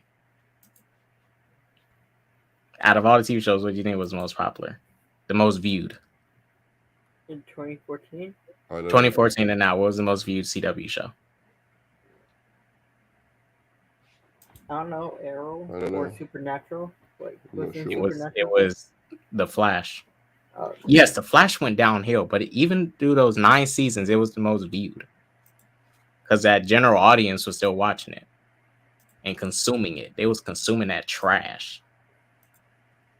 Yeah, but that's the CW. What's on the CW? But that says a lot about Flash. Flash out of Supernatural. What else is on the CW? I don't understand. Yes, it was a CW, but Flash, a DC character who got built up to 11 through 9 seasons. There's nothing on the CW as popular as Game of Thrones. Yeah, I'm not saying it's as popular as Game of Thrones, but looking at the other stuff on CW besides the superhero stuff, Flash, a superhero character, dominated. And that's probably the first time we seen Flash get that most exposure was that TV show. That TV show was what made people, you know, for the most part, like Flash, where that meme Run Barry Run came from. Yeah, Flash, the TV show did that, not the comics or the DCEU. Flash did that, the TV show. Run Barry Run. Yeah, that came from the TV show. No, I get that. I'm not. Just to let you know, I say the show it still sucks, but that show pulled people in. It was just stuck on a shitty ass network. It was stuck on a shitty ass network being written by some whack ass people. My favorite. All right, can I just tell you? My favorite seasons are season 1 through 3. Those are pretty good. Go ahead, Nerdman. So, on a $150 million budget, if you're paying $30 roughly per year, maybe $40, something like that, $30 to $40 per year, you'd need just about 5 to 6 million subscribers to justify that budget. Which still came from the TV show. But that 6 million is divided between everything that the people are watching, not just that one show. But so everything they're watching on HBO Max. So if I watch Succession, I watch a number of different other shows, like it's all divided by everything I watch. And my $30, I'm probably adding like a cent or something like that to every. Maybe I watch maybe that's not right. I watch maybe 10 things, 12 things on HBO Max. All right. So all right. The value I'm adding to each program is less than, $3. Well, Nerman, let's look at Max and look at by popularity. This is from IMDb of what's the most popular stuff on Max. And this is HBO Max. It hasn't really been updated yet with the Max stuff, but these shows are still part of Max. The top one is Succession. Second is Love and Death. Third is Barry, Game of Thrones. Top 5 is Young Sheldon, then The Last of Us. Flash is not even on there yet. But look at the top 6. Green Lantern could definitely take out a Barry, a Succession. Not saying the Succession is not good, but a show like Green Lantern is going to pull in a bunch of people. It's sci-fi, superhero. That's going to get some people. That is going to get. I'm not saying. I just don't think the math does not work for these shows. I'm telling you, that's why they're paying their writers shit. Movies anyways, they're paying their writers shit on Netflix because they don't like. Netflix is the biggest,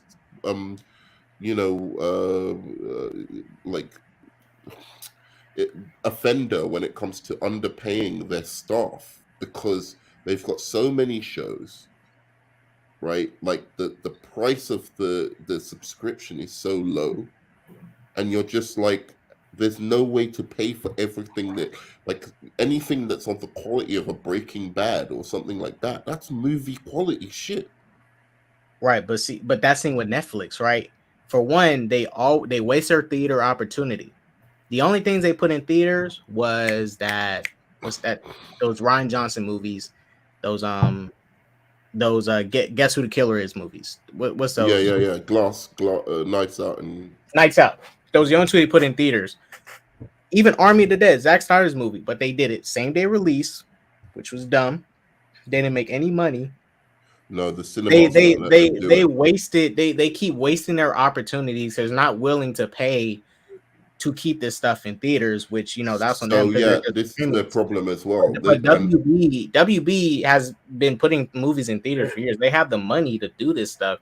It's just they're not being strategic enough. Now, if you do this Green Lantern show and it is good, which I believe it will be 100% good, put that in theaters. If that movie makes over $1 billion, it's going to make back what they can't make with the subscribers and stuff. Because the streaming service, I agree with that. You're not going to make that's just the streaming service is side money. That's side money. It's always going to be side money. What if at the midpoint of the Green Lantern run, like TV show, not enough people are watching it to justify putting it in movie theaters? That's my problem. You'd have to just sell it as a completely separate thing, because you need, if you're going to do a continuous story, right, you need enough people to be watching Green Lantern to end the story in the cinemas, because otherwise what you're going to do is, if there isn't enough people are going to come to the cinema to watch a Green Lantern movie and be completely lost because they need to know all this stuff that happened in a TV show before, right? So it has to be really successful, really good, and as you said, be bringing in those numbers like above Succession, not like on the same level, because Succession is successful, but it's not, it needs to be doing House of the Dragon numbers, basically. Which I'm telling you is going to do more. But it's not. I hope so. I hope so. That's how much. That's how. Look, that's how I'm telling you. People like this superhero shit. You just have to expose, because I think this is what people want more of. TV shows, movies, like of these characters. People just need, we need Green Lantern content. I'm telling you, there's Green Lantern fans, DC Green Lantern fans that are starving, Nerdman. They are on the streets. They're in the alleyways, digging through the trash. And then when they dig through trash, when they dig through trash, Nerdman, they see nothing but Flash content, Superman content, Batman content, Wonder Woman content. It's like, where my Green Lantern at? They're looking for food and scraps, because I don't want to eat no more Batman. I'm telling you, they are out there on the streets, homeless, waiting for Green Lantern to get his shine. I agree, but they're gonna have to pay their writers, bro. They're gonna have to pay their writers. They're gonna have to pay, and if they. Oh yeah, I mean that too. But see that, and see that's on David Zaslav to get off his ass and pay his writers. Netflix to pay their writers too. That's why, man, I wish they did not do that same day streaming bullshit, because that's part of what caused this writer strike. That same day streaming nonsense, I understand what they had to do. You made a good point about same day streaming, but that's why people don't want to put Netflix movies in their cinemas, because they make less.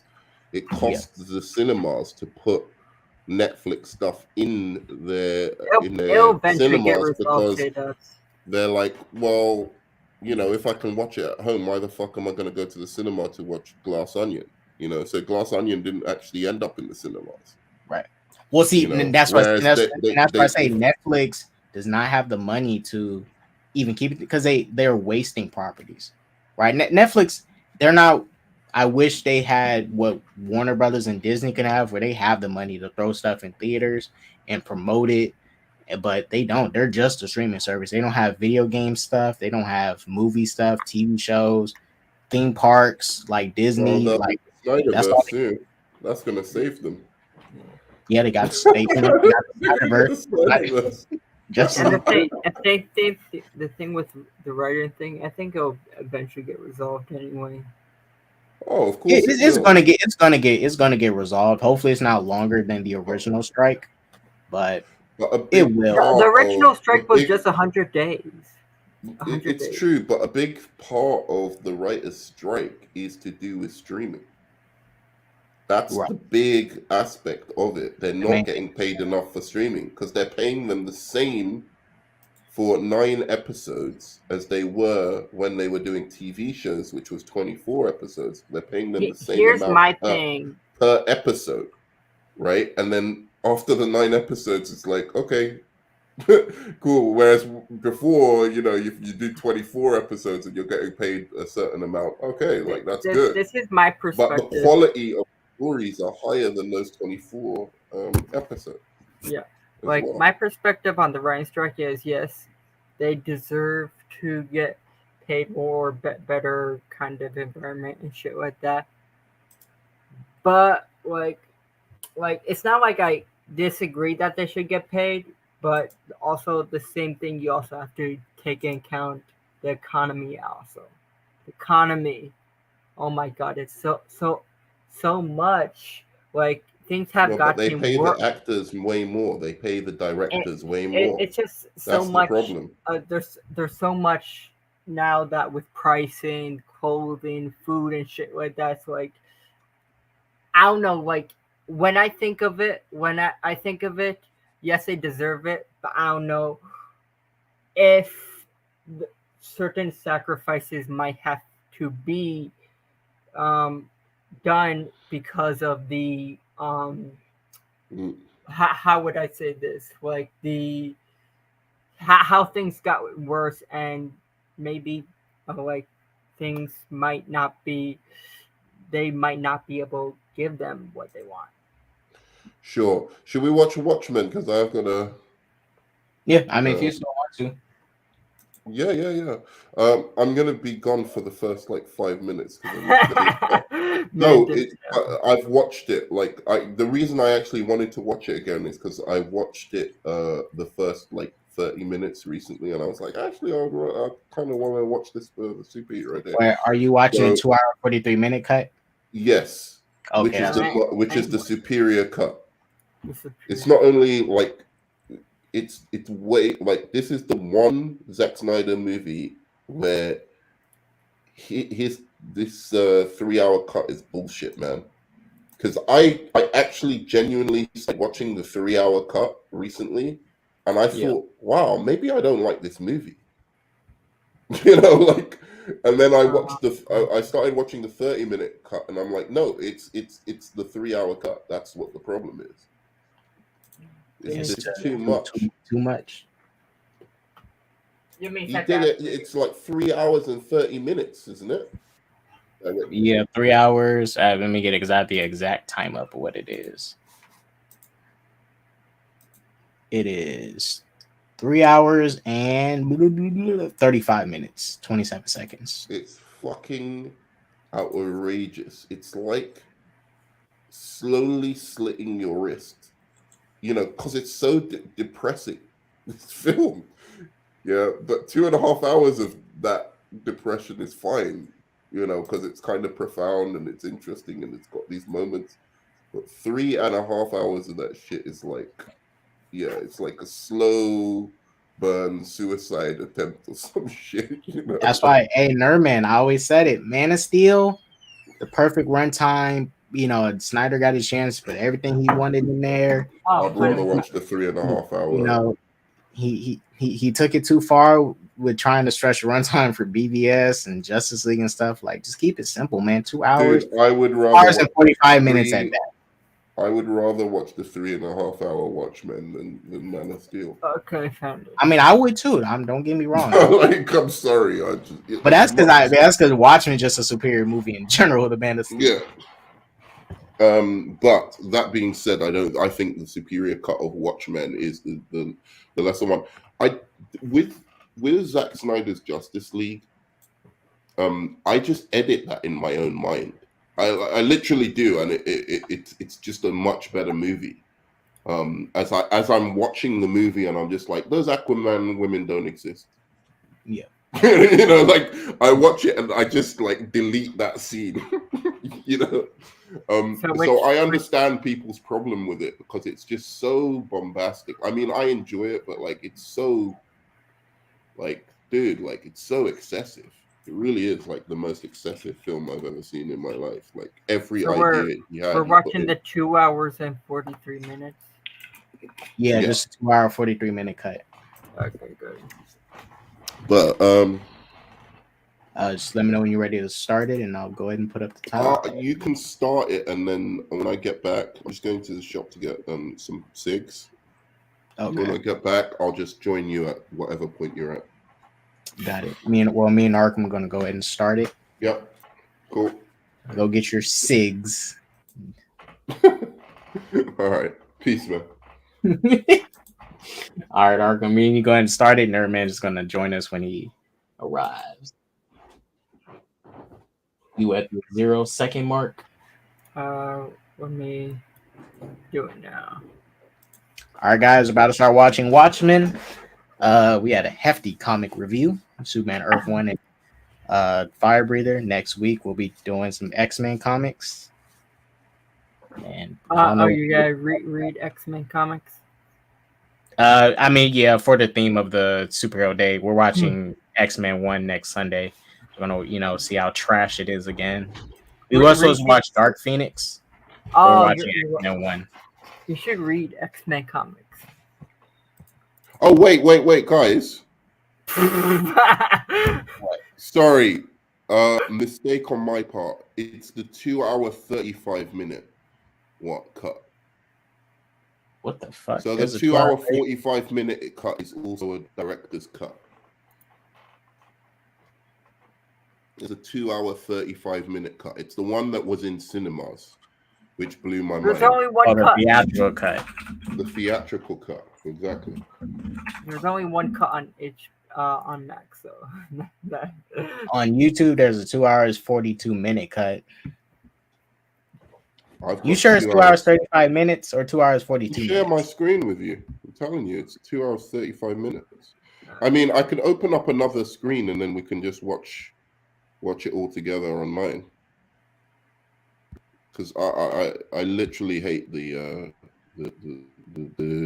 longer cuts of this movie. Hold on. See that? Wait a minute, let me get it. Look, share my screen.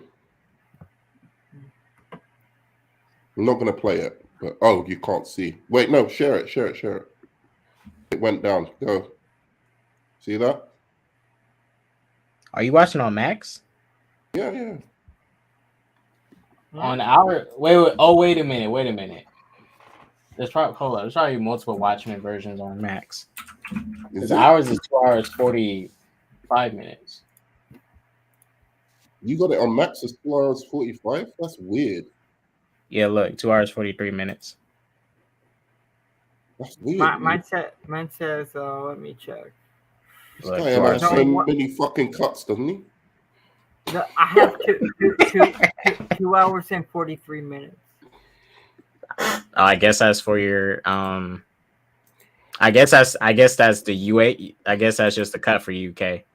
They say here you guys can get the shorter cut. Dude, this one's way better though. That's the funny thing about it. Wait, you don't have Max yet? No, we don't have Max. We've got HBO Max. Oh, that's weird. I guess they ain't integrated yet in the UK. Guess I only did the US version so far. Click on yours so we can see. This is the only one I have. 2 hours 35 minutes. Okay. I mean, I can share this one with you. I mean, we can still watch both versions. And look, what if I open a StreamYard and then I share it with you? I mean, that's the thing is your internet. I mean, will it be able to handle that? He's going. You think it's gonna be shit? No, I feel like it's gonna be a little bit choppy. No, he's saying you have that dollar store Wi-Fi. No, I'm not saying that. It's just that that's what it sounds like to me, bro. I'm not saying that. He said you had that McDonald's Wi-Fi. I'm Wi-Fi I steal off my neighbor and shit. What are you trying to say, bro? I've got my own Wi-Fi. I mean, we can just play both versions and still, we just have it. But we're just gonna be in the wrong place. I'm sure of it. No, it's gonna be weird. I think we'll manage.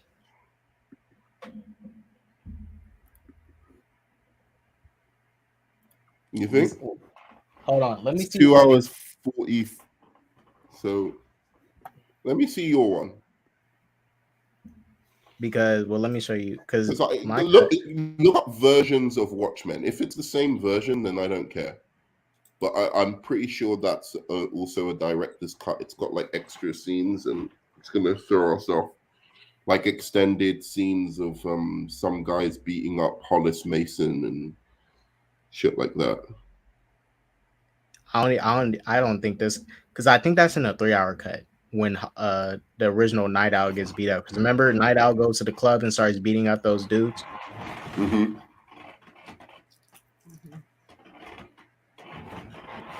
Right, exactly. Well, you have to all right. So look at this, because you have to factor in once you get to 2 hour 36 minute mark, that the rest of that shit is just credits.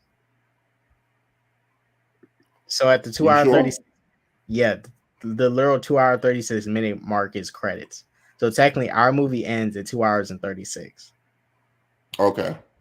We'll watch it together then. Coolio.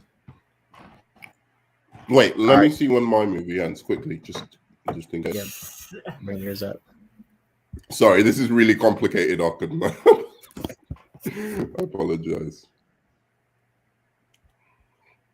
Because it just makes sense, because we like to talk about it as we're watching it, and we're just in completely different places. I mean, you can share your one with me. I don't mind, but like, I just really don't like the length of this movie. I just don't think they work at all. The mind stops at 2.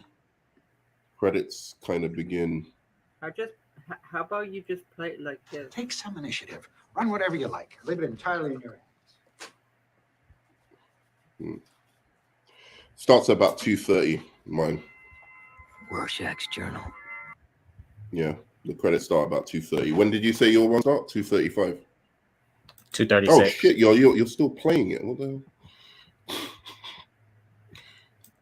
Stop the screen. Yeah. 2:36. Yep. Whatever, man. Let's just watch it. Cool. We'll just sync up at the same time. If you guys want to pause and make some commentary, we're still going to talk during the movie, but if y'all want to pause and make some commentary, let me know. Okay. Was you still going to step away, or did you want to go ahead and sync up and start it now together? I'm going to start it now together, but I'm going to leave. Okay. For a bit. What? Just for like 5 minutes. Got it. I don't like the beginning of the movie anyway.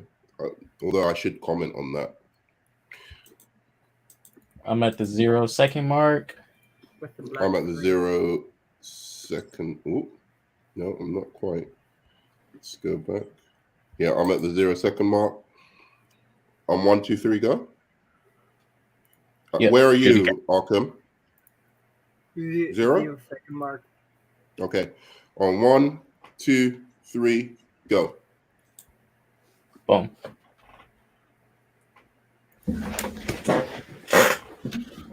Why don't you, K-Dots, why don't you usually just share the whole screen instead of, like, watching it separately? Copyright. I do show. They're very old movies. They're not getting copyright for shit. No, Warner Brothers will copyright it. I am going to show some scenes, like, throughout the stream, like, okay. For example.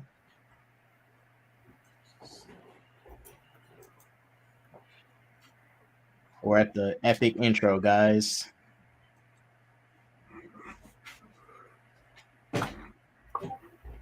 Jeffrey D. Morgan.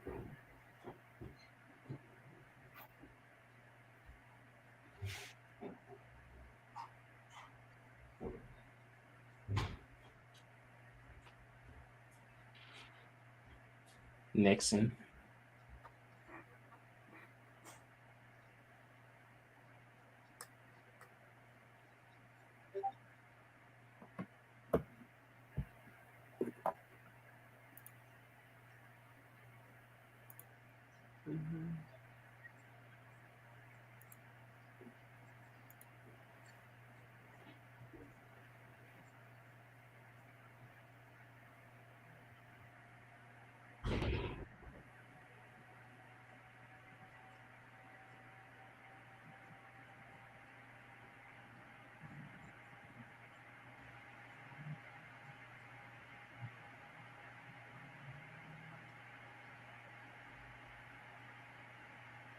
The Soviets would never risk going to war.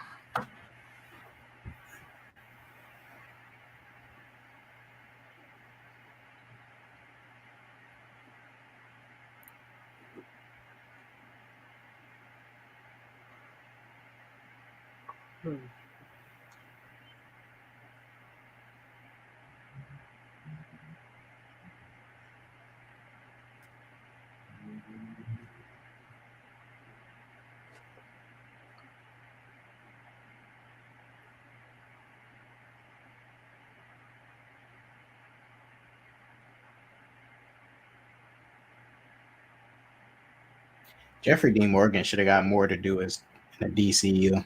I think he was wasted as Thomas Wayne. Honestly. What? Jeffrey D. Morgan, the guy that plays a comedian. He played Thomas Wayne in BVS. Oh yeah. I think he was wasted as Thomas Wayne. He should have played another character. He wasn't gonna be alive in the alley.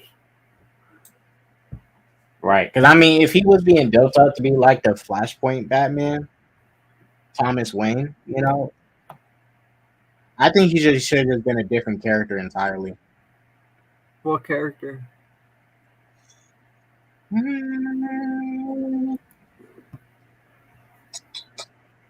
me think.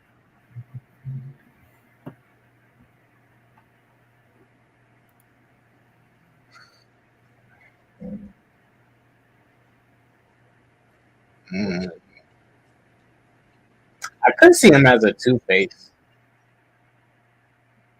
I could see that possibly.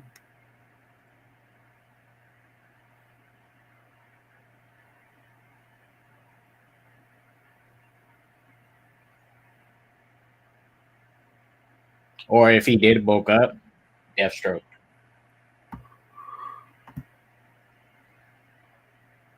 I could see that also.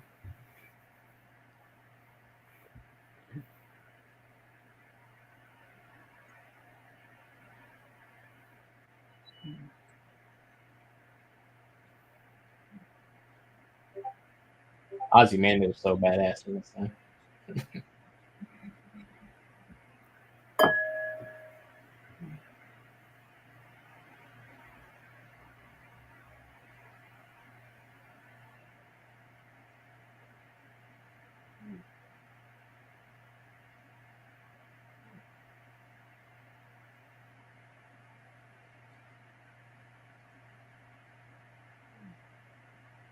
Hey.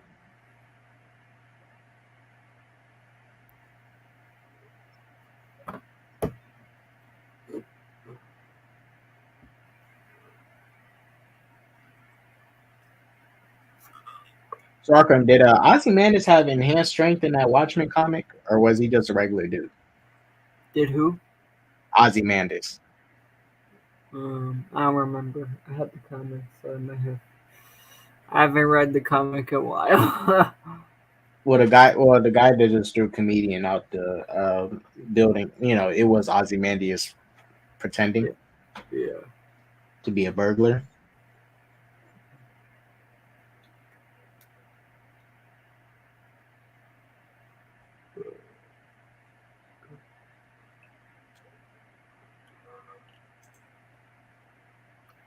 I have lots of reading to do anyway.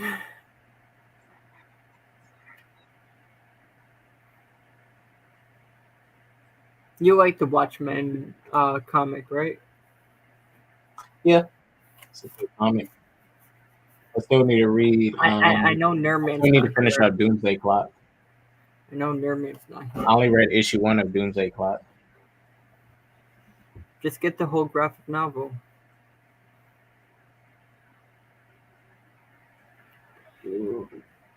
What is your opinion that of Watchmen in the comics is part of DC or in DC? Well, I thought it was interesting the way they utilized Dr. Manhattan. Are you okay with the idea of it being in DC? Yeah, I mean it's decent. Honestly, I feel like they should be like permanently integrated in it. They are. But Dr. Manhattan, he should kind of exist outside the universe. You know what I'm saying? Kind of like how the New Gods exist outside the universe, and if it gets wiped, they don't change. Kind of like that. Because he's still in the DC world. Like they're on the same Earth, or like in this. They're in the DC universe now. Where is he at currently in the right now? Have they even updated where he's at? No, not yet. I don't think so. I probably have to read more comics to know. Because if I'm assuming Dr. Manhattan, how he's written this movie, if he's not really messing with anything, he's just like chilling and living on Mars, then yeah. Because you don't want him to involve disrupting stuff, because he can really disrupt the flow of the universe. He's overseeing it. Right.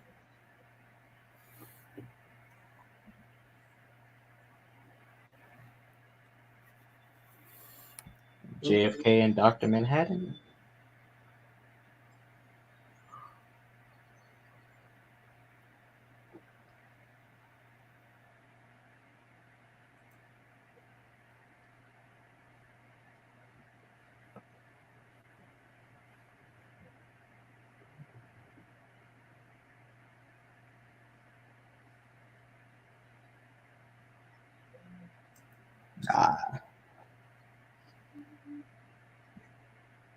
It was a comedian all along.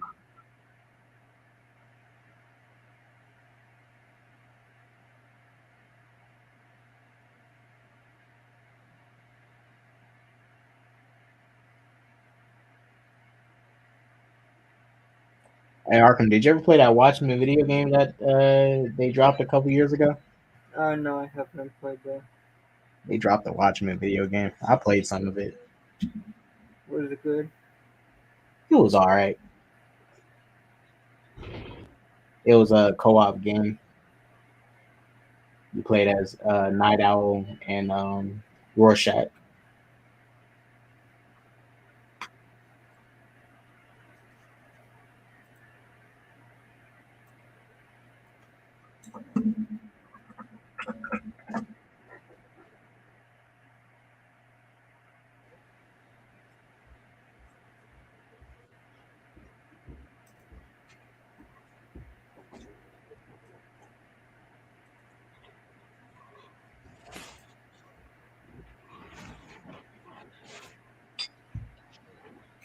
Hey, what bit are you on? Let me show you right here. You see it? So basically, don't pause it.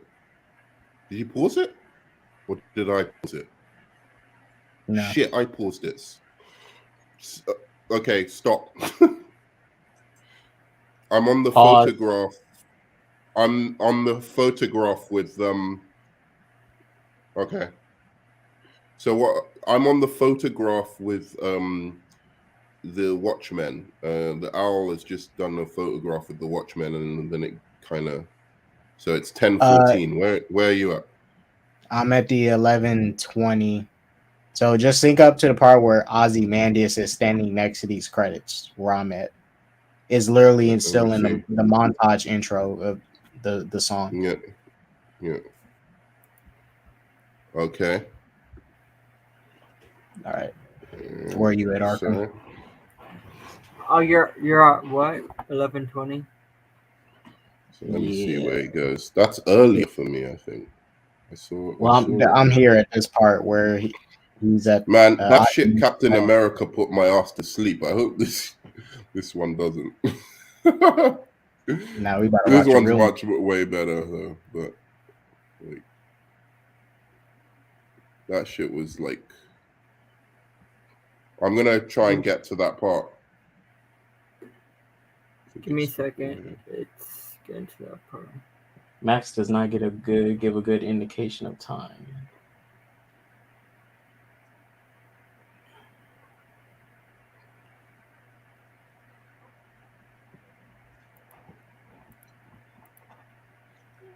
Yeah, well, I see your screen down there, Nerman. You're getting close to it. How can you see my screen? Oh, you can see it at the bottom. I'm sharing.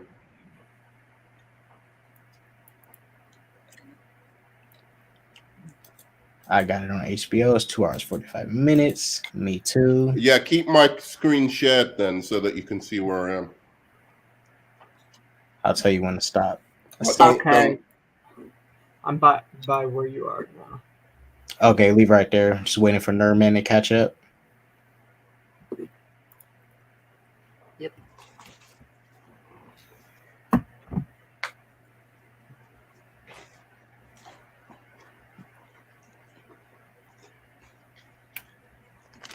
I love this shot of the woman putting a daisy in the thing and the gun goes off.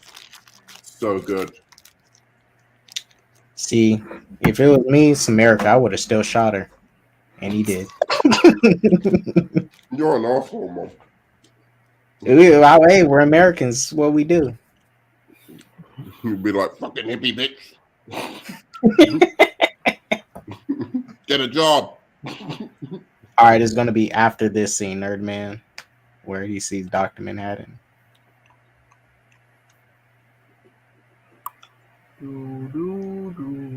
Yeah. All right. Once the credits come up next to his name, get ready to pause it. Right there. Pause it. Okay. We're all synced up. What do you think of this guy's performance, by the way, in the film? Ozymandias? A lot of people don't like it. Nah, he's amazing. He's easy one of the best parts in the movie. Yeah, because Arkham wasn't too sure. Does he have any superhuman abilities? Like, is he slightly enhanced? He pretty much does, yeah. He pretty much does. I think he'd fuck up in Captain America. Well, this character Ozymandias, because he in the first part of this movie, he did. It's not you can lift a man. It's not that you can't lift a man, but the way he lifted up comedian so easily off his feet and just threw his ass. Shit. He's genetically enhanced. That's his thing. Yeah, so he's been genetically modified. So he's I think he's quicker than fucking Captain America. I think he'd fuck up Captain America, honestly, looking at his fighting style and how smart he is. Because he was kicking Night Owl and Rorschach's ass. All right, real quick. Captain America and MCU who can do anything, like fuck up Thanos and shit, but no more Captain America. But real quick, you have Ozymandias here with who's that guy in the background with that? Isn't that David Bowie? Yeah, that's David Bowie in the back of him. Oh yeah, that is David Bowie. Yeah, I was like, "Where's David Bowie?" Yeah, I just saw him. Yeah, so he's going into Studio 54, right? Which was like a really popular these homosexual dudes in the background and some lesbians. So was you think he's homosexual? I think he's homosexual. I think that's he might be. I think he is. I mean, or he might just be bisexual and open. Swinger. I think he looks into it. Look at them lips. Look at his puckered lips, bro. He's into that shit. Nerdman's gonna get canceled soon. I think he might be. I mean, I wouldn't be shocked. I mean, No, I'm telling you, man. See, DC taking risks again that the MCU never would. First gay character in superhero movies. Ozymandias. All right, Nerdman, give us the countdown, and we'll go ahead and play it. Back. All right. On 1, 2, 3, go. Go.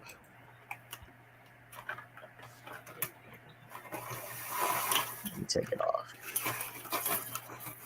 See, he's going inside the bar or the club.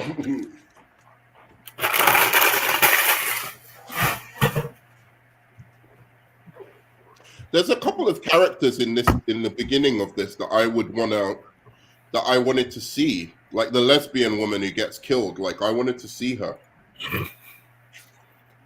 She seemed like an interesting character. In the TV show, I think they fleshed out some of those the previous Watchmen. Oh, really? Yeah. And then there was that guy who goes mad as well, right? The guy in the looks like he's wearing a Klan outfit. The Moth guy. I feel like the TV show was a downgrade, to be honest. The TV show was interesting in places. It had a really good few episodes at some parts, but certain episodes were good. I just didn't like when you finally see Dr. Manhattan. I don't know. It didn't have that, like, you know what I mean. Like, no, I know. I agree with you. I thought some of the episodes were really boring, but there was the Manhattan, the one where Manhattan is revealed is brilliant. Yeah, that was a really good episode.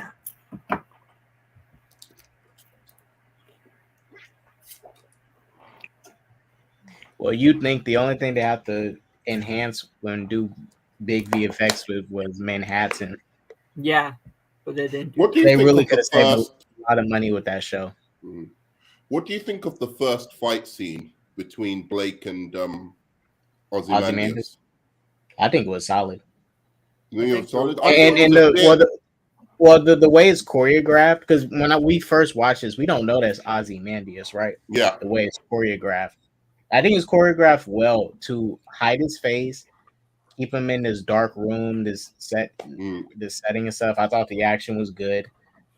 My favorite part was Ozymandias tossing his ass, breaking his wrist with his fist.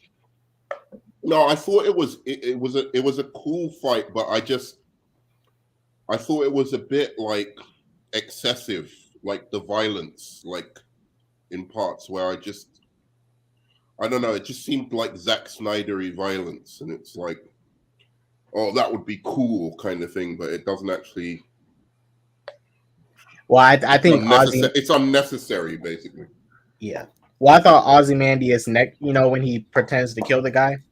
Well, he kills the guy that he hires to fake his death and try to shoot him. I thought that was, even though it was extra, I thought it was it was his best fight because Ozymandias is kind of straight to the point with it. He doesn't do all the extra stuff. but he still tries to sell it as if, oh, this guy's trying to assassinate me, and he's trying. Oh yeah, that bit was good. That was a good sequence. But there was one shot in it that I was like, again, it doesn't matter. It's. I think are you talking about the part when he shot off the dude's hand? Yeah, and when he shoots the woman's leg, and it's just like, yeah, it's like I like that stuff in other movies, but the way Zack does it, somehow it just doesn't work for me. I don't know why. It depends on the property. I think Watchmen, it's fine because one of my favorite scenes is when he takes the butcher's knife and rams it in a dude's head for killing raping and killing that little girl. No, but that fits what Rorschach would do because he's. I get it. Yeah. The thing, though, I would say is, I don't understand why people who've read the comic try and go on like this doesn't capture the spirit of the comic. I really don't. It makes no sense to me. What about the comic?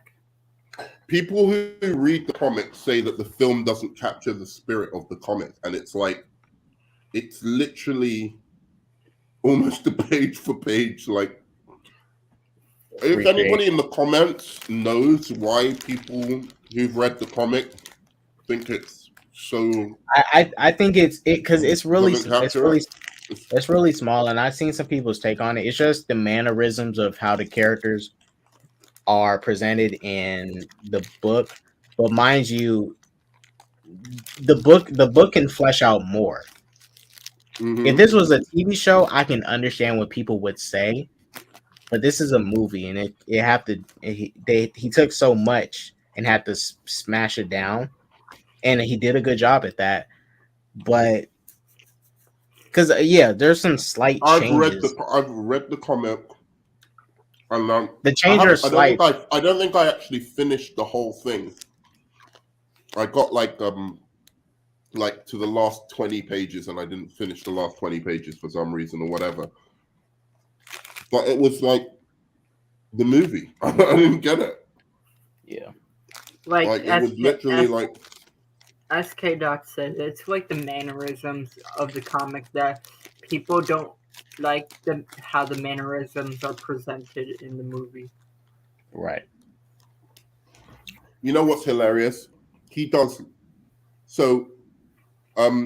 Zack Snyder does the perfect Superman and Lex Luthor in Watchmen. Like this guy here. Are you watching it's Night Owl, right? Yeah. Yeah.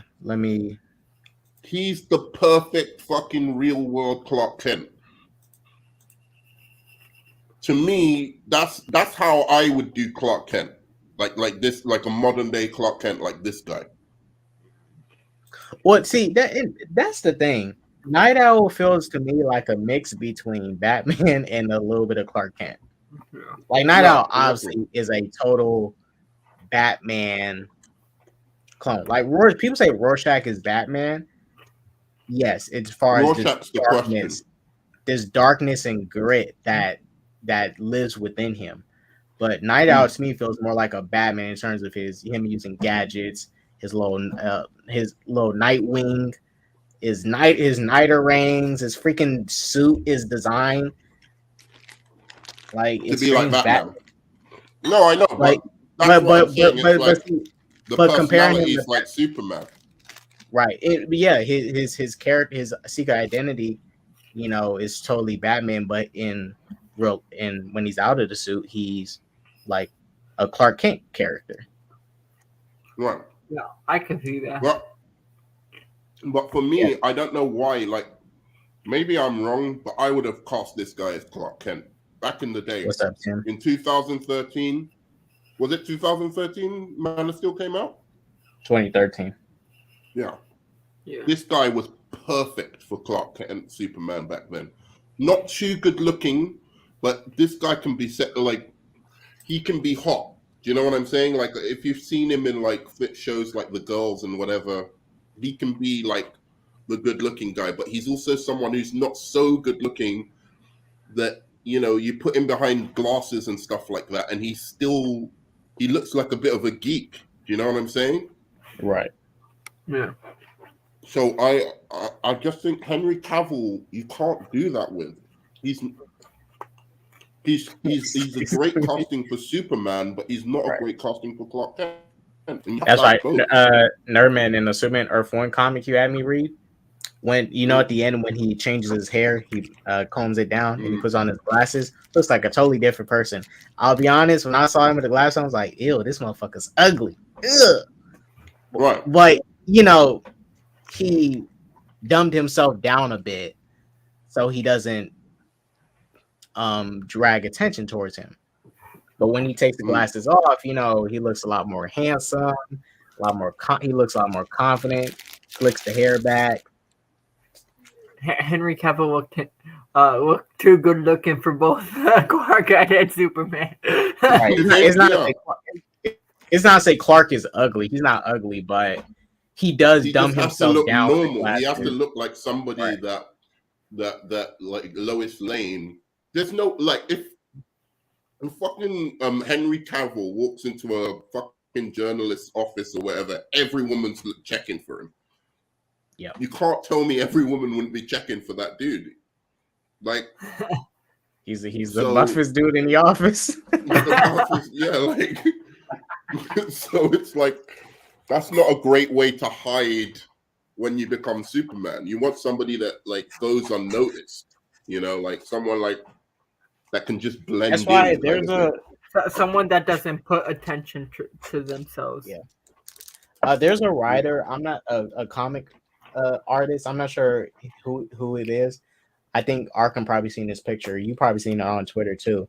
But it's that drawing that shows Superman hunched over, and it's a drawing that shows him standing up and how he changes his the way he moves in his posture, which really details and shows you the difference between Clark and Superman. Let me try and find it.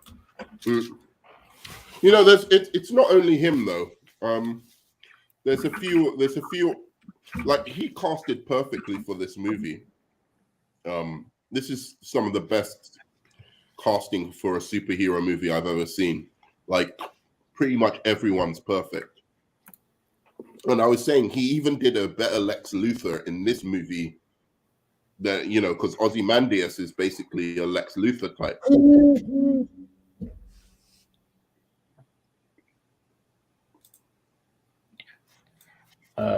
Don't worry, I didn't pause it. You guys don't need to pause or nothing. I can just show Do you agree with that? This guy, Ozymandias, is a better Lex Luthor. Like, look at him in his office, like just standing, like he looks exactly like what Lex Luthor should be. Nerdman, that's the type of Lex. I'm telling you, is this calm, collected, but this calm, collected guy is what we need from Lex. Did you show the picture yet? Yeah, let me. You guys don't need to pause. I'm just showing you the picture. No need to pause. Okay. But this one here, y'all probably seen this on Twitter a lot. Yeah. I can't see it because we're gonna have to pause because if you want me to see something because if I change the thing, it's just gonna pause automatically. Okay. So on 1, 2, 3, when I say 1, 2, 3, then pause. Okay, so 1, 2, 3, pause. You're on makes war obsolete, right? You just said makes war obsolete. Yeah. Cool. So right here. So there's a few things I want to talk about as well. Anyway, so. Okay, with this, I don't think it's real. Mean, maybe people don't like that version of Superman anymore, but I really like that version, like where he's just like a little bit. Not. I mean, it's the part. It's the part that's really necessary because, like, yes, we suspended disbelief because, yes, it's kind of dumb that nobody doesn't ever recognize that Clark is Superman. But even Henry Cavill has proven this in real life. When they was doing the BVS marketing, Henry Cavill went out into New York, Times Square, dressed up. Because nobody watched Man of Steel. Don't get it twisted. Well, yeah, but I mean, it's still. If it was RDJ, they would have known. it still proves the point. But like, if you don't draw too much attention to yourself, you just act normal. No one's not going to notice you. And you see right here through this picture, your posture really shows people who you are. No, I agree with all that. But it's that dynamic you need. Like, Clark Kent needs to hide his identity as Superman. He can't just walk around looking like Superman because everyone's like, oh, it's Superman. But again, for me, it's more, I bring this up because the irony of it is that the same guy who does Superman does this radical thing. And I'm just like, you nailed it in your last movie. I don't quite understand. Like, even if you wanted to do darker takes on Superman, you basically nailed it in Watchmen with these two characters. The other thing I was going to mention before Snyder should have just copied Earth 1 page for page. He was doing too much trying to do his own shit. He should have just copied Earth 1 page for page. I don't think he read it. Slight changes, and that's it. Slight. Like he did. Read it. I think Goya read it. He didn't read it. That's my honest opinion. I think Goya read that book, but this like do you think Zack Snyder just looked at the cover? But this image, I don't know what you did. I like it, but I think this is like fan art and shit like that. It's not like an actual DC artist, right? It's not, yeah. But I've seen it on Twitter. Yeah, I was going to say one other thing. It is really good, but I was going to say one other thing. Another casting that was shocking to me. That I mean, I can kind of see why they didn't do it because he's not as big a star. But you know the guy who played Rorschach? Yeah. I can't remember his name. He should have played Dr. Savannah in Shazam, dude. Because Dr. Savannah was too much like built and whatever in that movie. Big macho he's supposed to. Because even in the comics, he has it still like that. He's got like a goofy, sniveling scientific. You know, he's like a sniveling, dirty, conniving scientist. Yeah. With the teeth and then the ears. That's what says Mark Strong got, even though Mark Strong, dang, he was good. Yeah.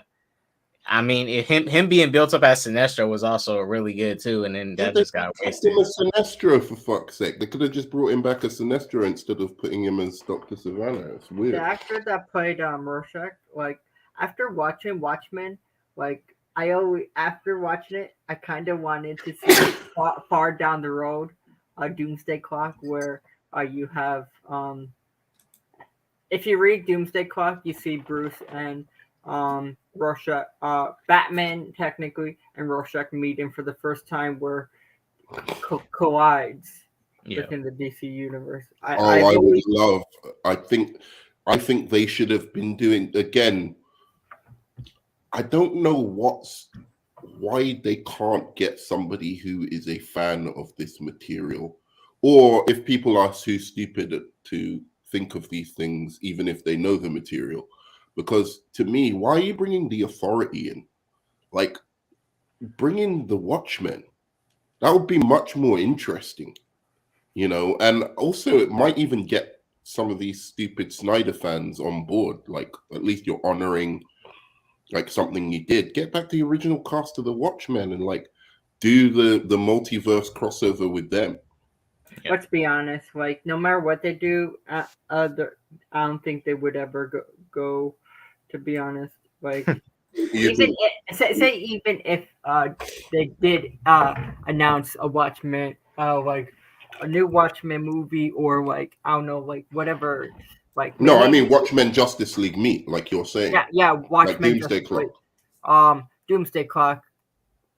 Like even though they would like Watchmen, you would still get a lot of flack that they'll say, he's copying Snyder, he's ripping off Zack Snyder's Watchmen. Oh, I know. I agree with that because they've got Man of Steel. Basically, they've put stuff like of Man of Steel in the Flash, and they're still calling it the Flash. Like, and doing my point is, it's very stupid. Yeah, I like, agree with you. Honestly, the only thing the Flash is doing is paying homage to the past as it should. Because if you are moving on from the DCU, you kind of have to still pay some respects to it, show the homages before you wipe it away.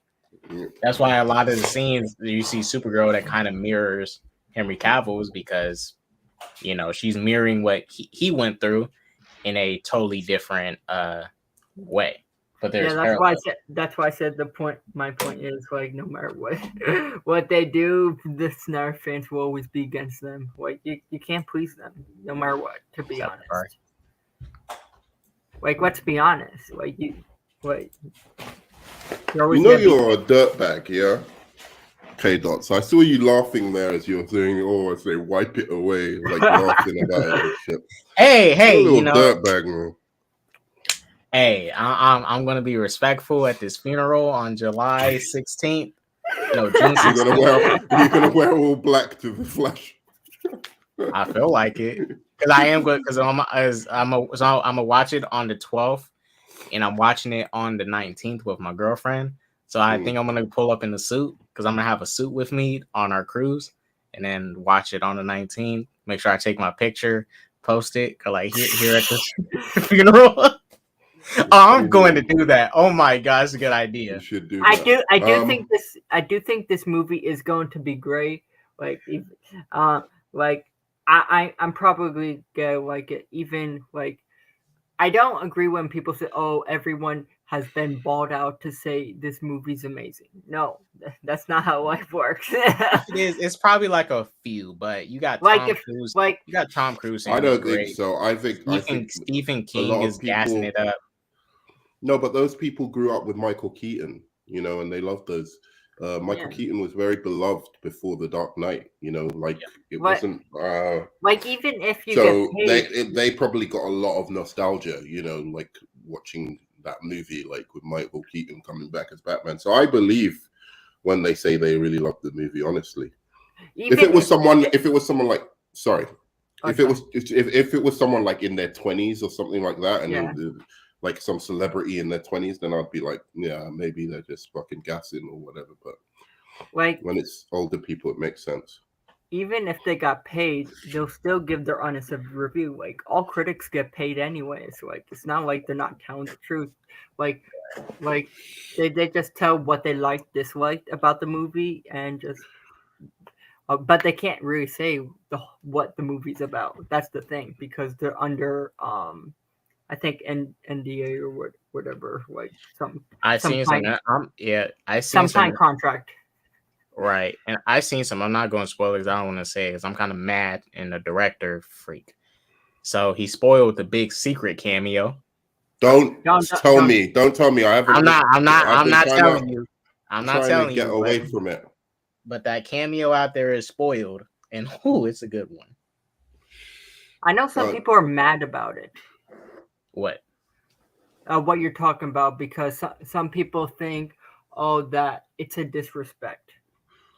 Yeah, which is silly, because that person. Come on, now I know who it is. Thank you, guys. You don't know who it is. It's Chris Reeves. Oh, damn. Yes, Chris Reeves, man. That was already. It is not. It is not that. No, it's not that. It is not that. It's something you would not expect. I'm not going to say it, Nerd Man. It's not even. You're going to be mind blown at that shit. We're not even talking about Christopher Reeve. It's not that. It's not bad either. It is not bad either. Don't tell me anything. It is surprising. Okay. All right. I don't want to know. But it anymore. Makes sense. Because I've been like, they keep dropping a new fucking trailer every day, and it's like, what? How long is it away? Like 2 weeks or more? They're trying to hype up the movie. Try to get as much of an audience. I know, but they're showing me the whole movie. I'm sold. I don't need to know anymore, man. But they get off just do featurettes or something like that. Don't fucking give away more of the movie. I got a good idea, Nerd Man. There's this option on Twitter. If you go on settings, you can mute everything that if they say Flash or anything like that. You've got to help me do that after, because I want to do that with the Snyder Cult. I want to. I really do. I can't. Honestly, I'm having to. I mean, because I use the mute option. I'll get like restore the Snyderverse tweets unless it's from like mutuals that I know.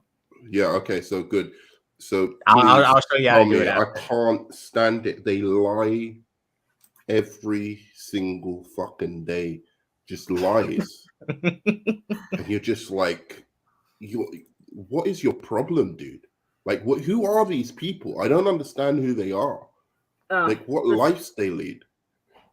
Like, I'm a fucking Snyder. Like, I like Snyder's movies. I'm not like, because I don't want him directing every fucking movie from now on. Like, it's DC just because I like his fucking films. It's like, it's ridiculous.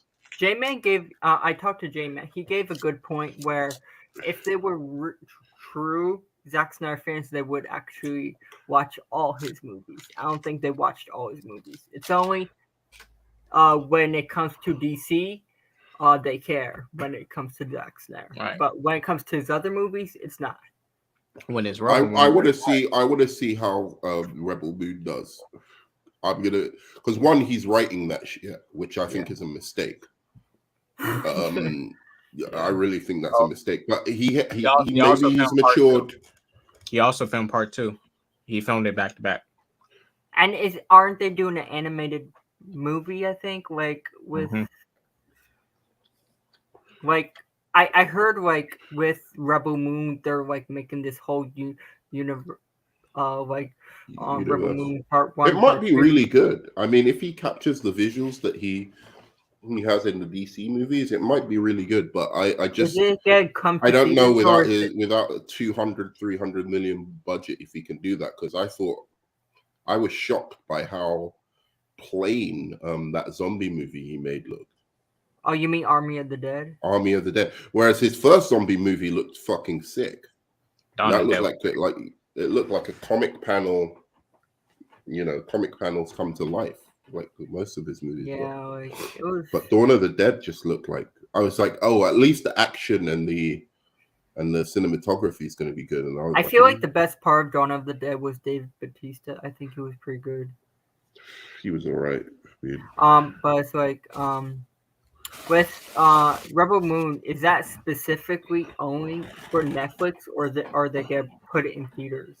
Only for Netflix. They might put it they're not gonna put it in theaters. That's crazy. If they do put it in theaters, it'll be like a limited time, like they did Glass Onion. Netflix fails to capitalize on the theaters. Yeah. Netflix is already failing. Yeah, but let's get back to it. Yeah, let's get back to it. On 1, 2. Wait, I'm not on the same bit as you. Yeah, me neither. Where are you, K-Duts? I think I'm just slightly ahead of you. Hold up. Wait. Because you're with the journalists. The journalist women are asking. What's the timeline where you're at? I'm at 22 minutes. 23:01. Yeah, I'm at 22. So I'll go forward a little bit. Wait a minute. Wait. Go forward a little bit, Nerdman. Okay, so you're not at the camera lady yet. Yeah, not yet. We're already at the camera lady. You're getting close.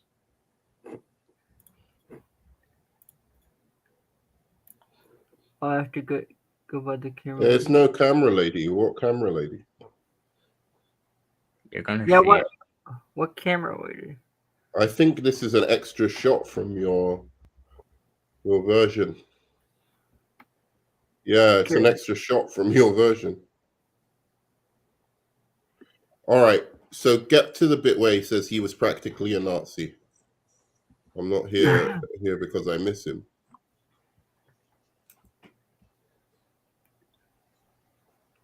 All right. Because I think you've got extra shots or some shit. I don't know. Why are you playing it? You're gonna get your stream kind of locked down, bro. We're safe. Okay, good. No, yeah, we're all at the same scene because he's talking to his friend. He's there. You have the same scene. We're all at the same part. I think I just have more scenes in this shot. Yeah, exactly. So go to the bit where he goes, he's practically a Nazi. Where do you have that at? Let me see. Give me a minute.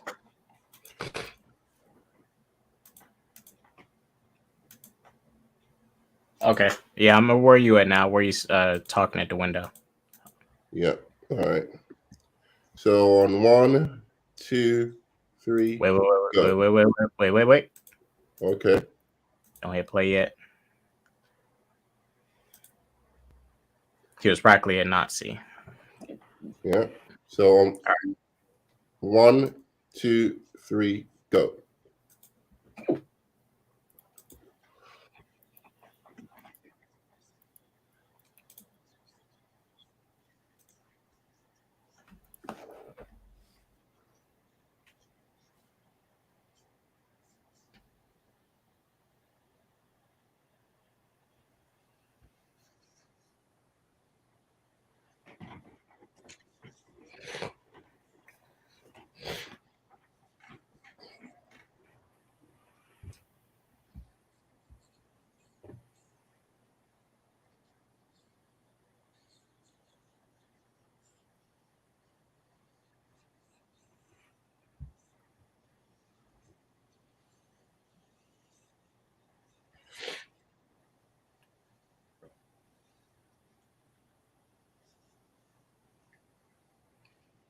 I think Manhattan can stop all the nukes.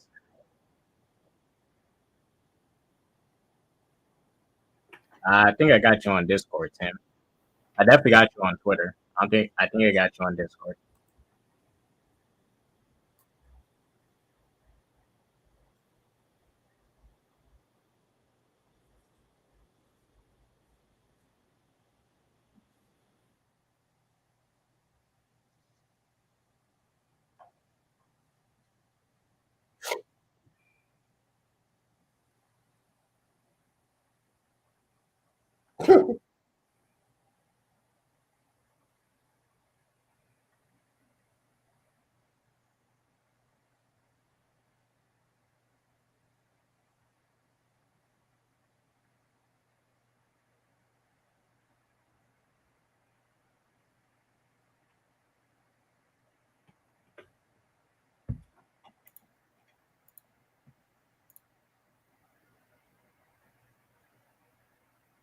Dang. Nerd man, I'm kind of getting incel vibes from Rorschach. Jeez. Yeah, he's straight up incel, bro. He's like a Snyder fan, isn't he? The way he's talking about prostitutes, man. It's had her indecent lifestyle. Cool. He doesn't like them sex workers.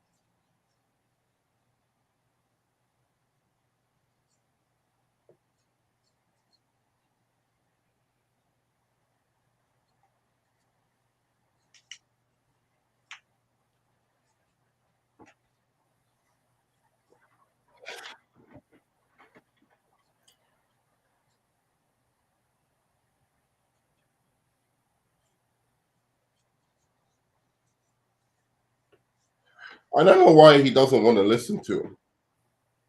It's kind of weird. Like the Dr. Manhattan just don't want to listen to him at all.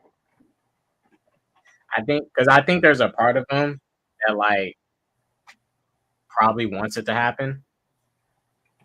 And he kind of, I feel like he doesn't want to see his future in a sense.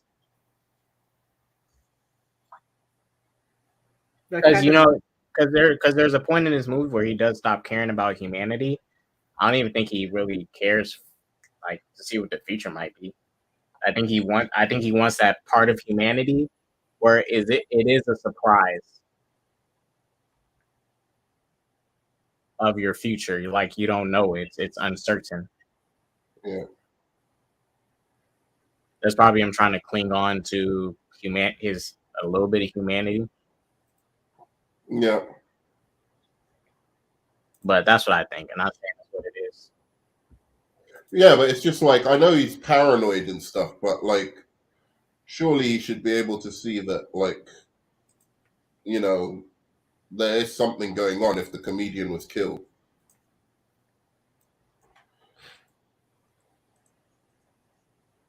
Yeah, but you would think because at the end of the movie he does start to care because before he gets defeated, but mind you, Silk Spectre encouraged him to go and do something about it.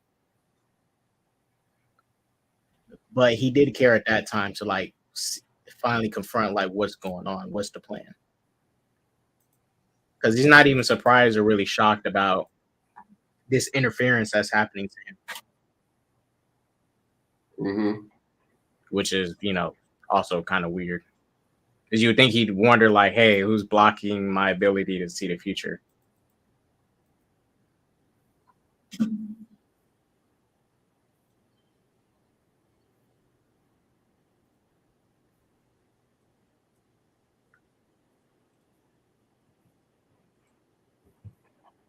There you have Lois Lane as well. Although I don't know if I like this actress. She was hot as Silk Spectre. Yeah.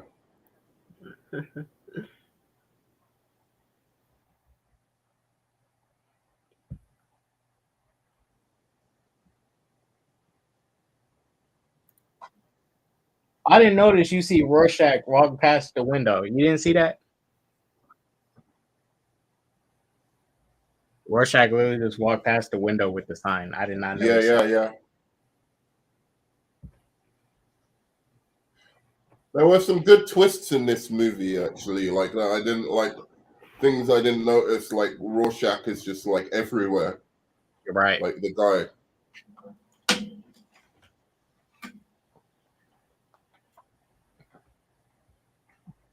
Because he hasn't even seen his Rorschach's identity. He doesn't know who he is yet.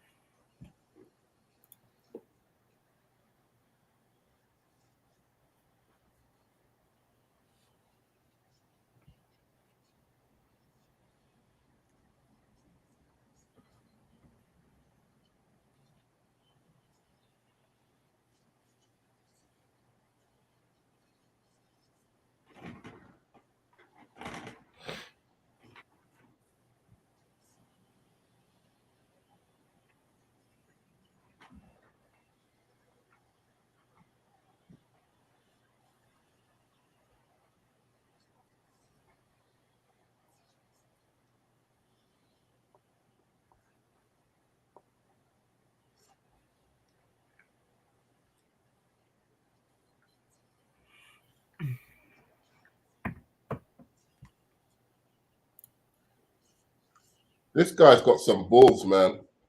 Banging like Dr. Manhattan's girlfriend. He's nuts. Better be careful not to put anything in there. You might get some radiation. Some more tachyons and stuff.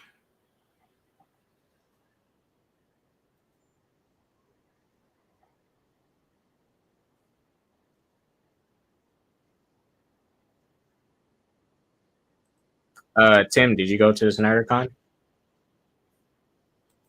It was cringe. SnyderCon. No, I'm wondering. He said, "Oh, SnyderCon was cringe as fuck." I think it was cringe too. Saw it on YouTube. Yeah. Oh, by the way, Arkham. You know, Snyder said he wouldn't do a Doomsday Clock. As Jeff Johns wrote it. Oh yeah, I remember. Yeah, I remember. He said it at SnyderCon. They were being such dicks. Yeah, I know.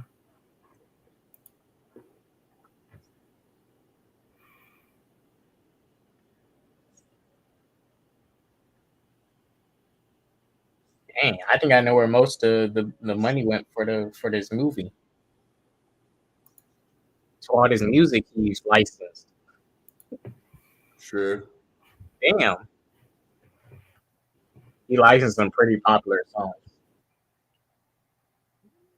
I think it goes better with the scenes than your boy Gunn.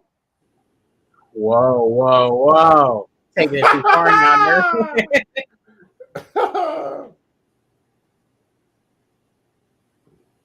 I'll say this. If you compare it to the Guardians 2 and 3 soundtrack, I agree with you. I agree. The one soundtrack is Guardians 1, no? I didn't really like 3 soundtrack. I watched Guardians 1 recently and I was just like, actually it's not. It's not like the music is exactly what's going on in the scene, like people say. It's just cool music. You learned it from Snyder. That's basically what I'm saying. Hey, Snyder's the blueprint, bro. Snyder is that blueprint.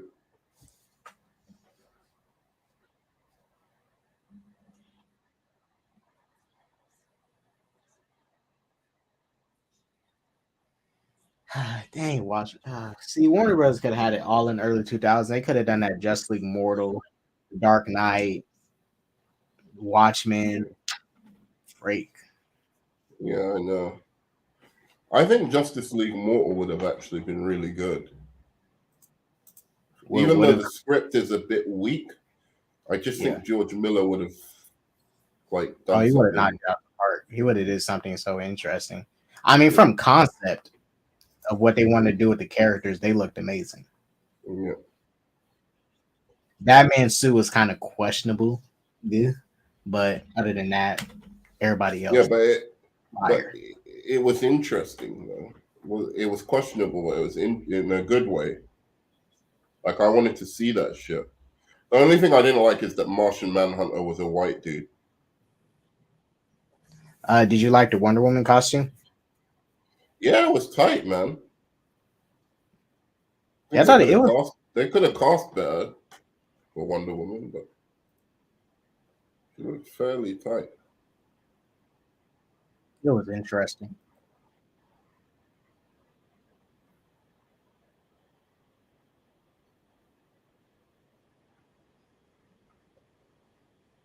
See, I knew Comedian was part of that Red Pill community with the way he's acting.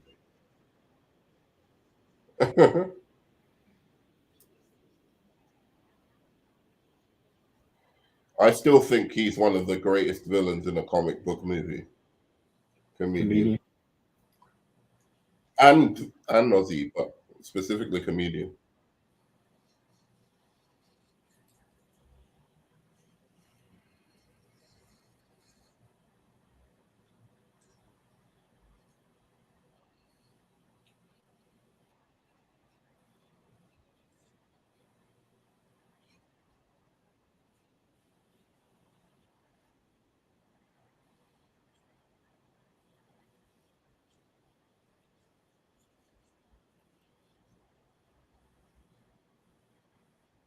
See, that extra bit was too much. It's just certain he dwells on this violence in a like this is disturbing enough a scene. You just don't need so many shots of seeing exactly what's happening.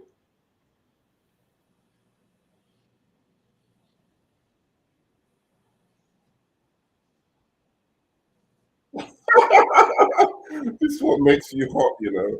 This guy's a fucking terrorist, bro. But no, this scene, the scene, I like the concept, but I think it's too raw, man. Like, it's bad enough the woman's getting violated, basically. Like, you could do it in a way that it doesn't show so much. You know what I'm saying? Yeah. Or do you think it was better like that? I mean, if you want to keep it blunt with the horrors of rape, which I think people can pretty much imagine what they are,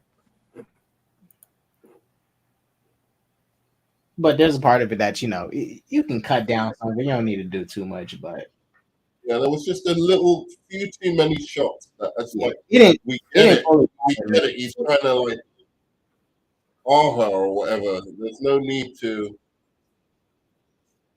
be so explicit.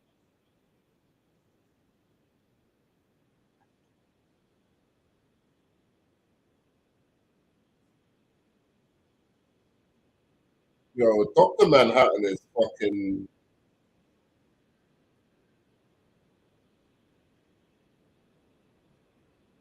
Let's see, it's the twist later about her going back to him. That's crazy.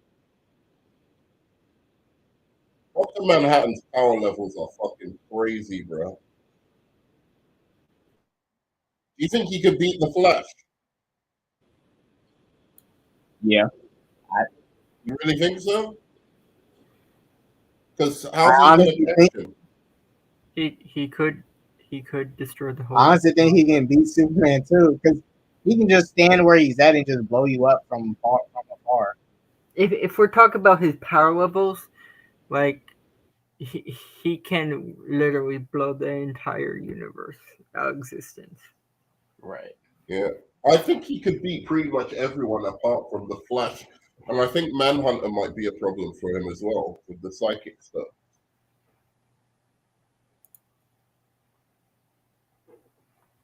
Yeah, Manhattan's too OP. He can probably even kick Darkseid's ass. Kill True Form Darkseid too. And Thanos, man. He could if he wanted to, but he he observes, but he doesn't intervene. Yeah, he basically takes a god role. Just watches, but no intervention. Yeah. Oh, this Vietnam scene was great too. Yeah. Just to keep everybody updated on where we're at. We're all here, everybody.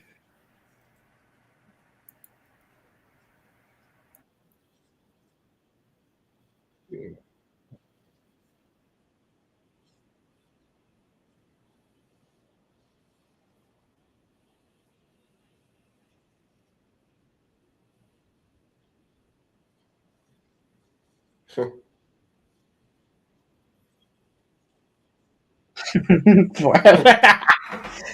Yeah, get him with that beer bottle.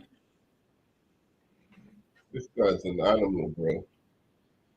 He's a straight up animal. Like I would have loved to see him play the Batman's father did. Earth 2, Thomas Wayne? No, I like in Flashpoint. If he had played Thomas Wayne, that would have been sick, dude. As much as I like Keaton coming back, and I do think financially it makes sense, but story-wise, it would have been cool to see Jeffrey Dean as like Flashpoint Batman. I mean, after seeing him play Negan and this guy, he'd be perfect for it. Yeah.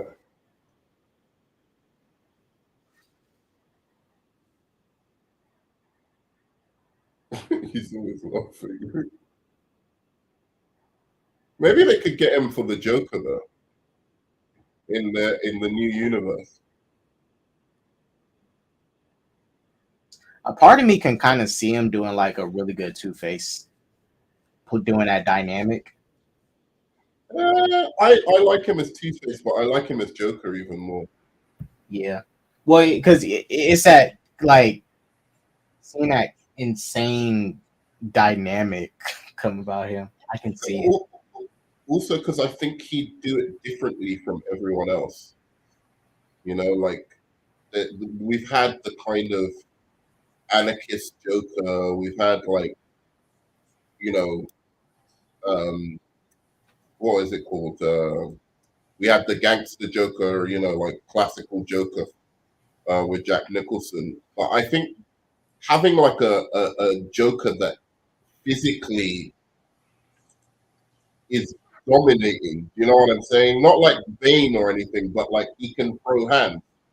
Yeah, kick. Yeah. Like I think that would be interesting. That was Endgame Joker. He gave Batman the hands. Or even they teased it. Arkham, remember in Arkham Asylum when you can play as Joker for the it was a PlayStation, but you could play as Joker for those missions, the augmented reality missions. He fought like a brawler, kind of, but it was This is cold. What he does here is just straight up cold. I feel like the most. He goes right after the most vulnerable woman.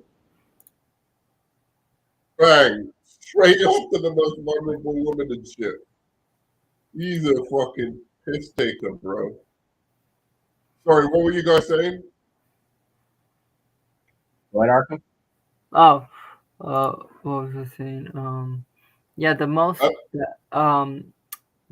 Joker like shows shows hands or like pause. I'm already paused. Oh, okay, cool. What are you on? 4331. I'm on. I'm at the same thing you're at, but I'm like a couple seconds behind. Oh, okay. But we're at the riot. I want to hear what you wanted to say, but I was so go on, Arkham, and then I'll tell you what I. Give me a second. You said for what? Where are you? I'm at it's probably a different time because you've got a slightly longer version, but 4331. But we're all at the riot. Yeah, we're all at the riot. Yeah. At the same spot. Fucking comedian just living his best life, isn't he? I fucking love this guy. Anyway, okay. Wild up. What were you gonna say? Give me a second so I can go. Okay, now I'm there. I just skipped 10 seconds. What I was saying was with Joker, the best one where you see more that kind of, I guess, brawler type is Endgame Joker, because Endgame Joker kicked Batman's ass to no tomorrow. He wasn't doing like Endgame Joker. There's a comic called Endgame Batman or what? Okay, like it's technically if you read Scott Snyder, it's part of that like New 52 run with Scott Snyder.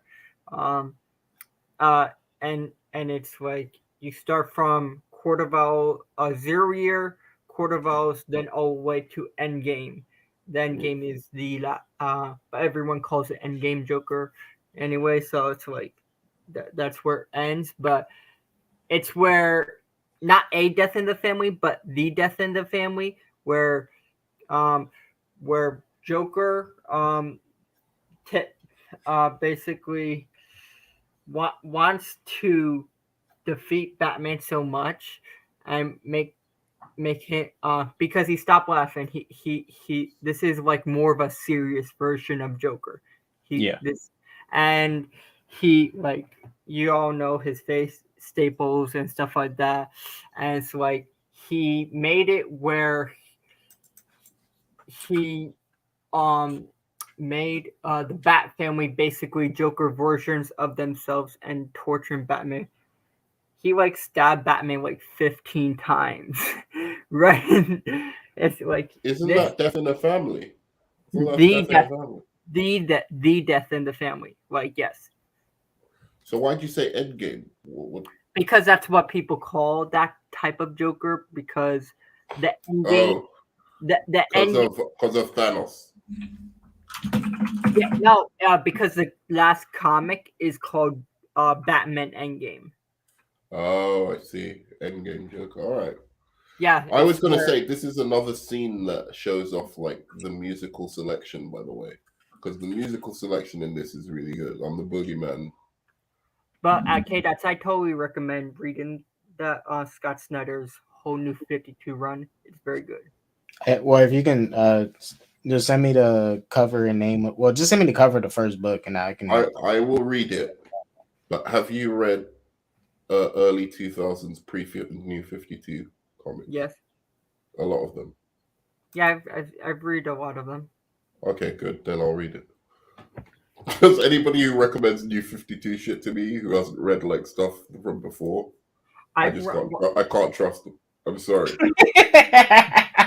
Because there's so much bullshit in the New 52 that I just like.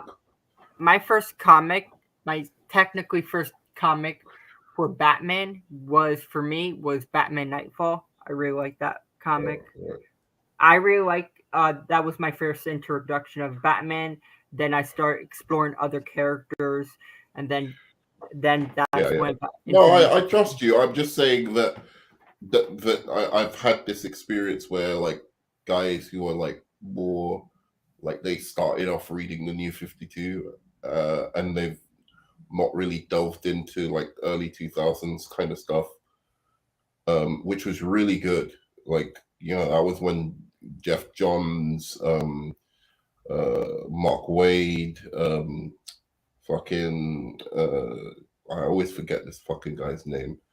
But like there were a bunch of guys who were just like all at the same time in the company who were just like comic book writing superstars, and basically Dan Didio fired them all or like alienated them in one way or another, and they all left to Marvel. Oh, don't get me started with him. I'm so glad he got fired. Yeah, I'm glad as well. Because he was actually going to ruin the legends of DC characters, because his idea, because like his idea, like before Future State come out, like it was gonna be called I think the something else, I forgot the name, but his idea was to kill off all the legendary superheroes, Superman, Batman, Wonder Woman, and replace them with certain characters. Yeah. And I feel like that would have killed DC. And was it Jim Lee wasn't having it. He good. He came up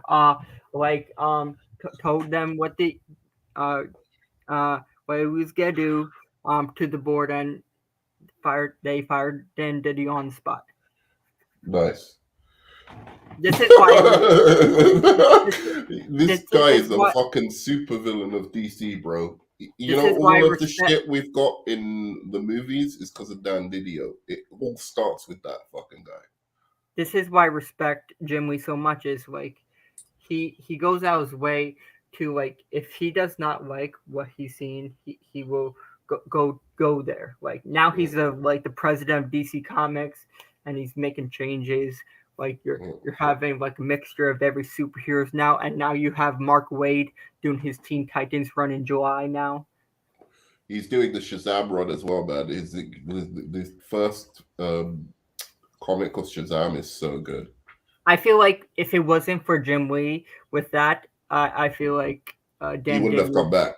No, he wouldn't have come back because he alienated so many people, like so many great writers, like just left because he was just doing bullshit. He just wanted to change the characters to be what he wanted them to be.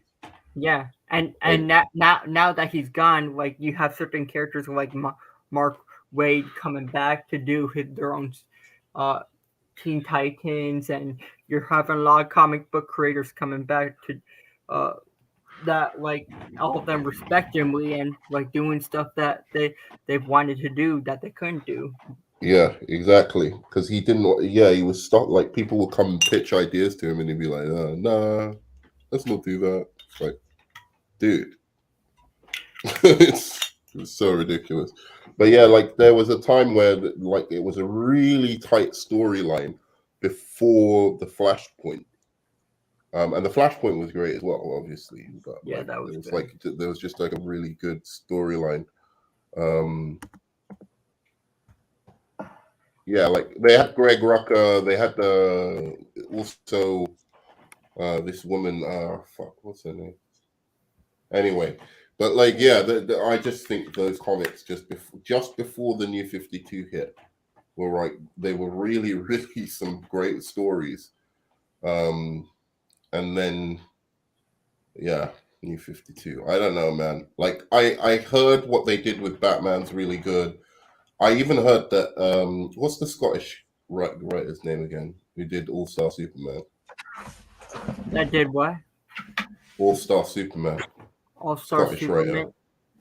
Oh, Skystar. No, is he Skystar? What's his name? Is it? Didn't Mark? No, not Mark Miller. Mark Miller left ages ago. He was also a really good writer that they lost. Let me see. I think I know who you're talking about, but I want to make sure I don't butcher it. All-Star you're talking about All-Star Superman, right? Yeah. It's Grant Morrison that did that. Grant Morrison, right. So he did a Superman run in the New 52, which I heard was good, like Action Comics. Oh, it's the one with the jeans where he's wearing jeans and a t-shirt, and I was just like, dude, I ain't even reading it. Sorry. It's actually pretty. You can't, not even in a bad way. I'm sure it could be really good, and it's really good ideas because Grant Morrison is crazy, and no matter the design choice, it is a very good, well-written Superman comic. If I would say the best out of the New 52, in my opinion, would be Scott Snyder's run and Grant Morrison's run. I do. I mean, I've got to say that I think that Jeff Johns' Shazam was really good as well. Oh yeah, and his Aquaman I heard is really good. Yeah, that was. Well. So yeah, there was that as well. He did Green Lantern in New 52 as well, didn't he? I think so. Yeah, that was good as well. I forgot. Anyway, all right. So New 52 wasn't all bad, but like it just. Some of the takes on the characters were just like blasphemous, man. Yeah. Straight blasphemy. Yeah. All right. So, should we go back? Yeah. Yeah. Well, I got caught up to where you're at. Is somebody coming in? Should we wait for Tim. him? He's gonna join us. We can just go ahead and start. He's probably caught up. All right. So on 1, 2, 3. Go.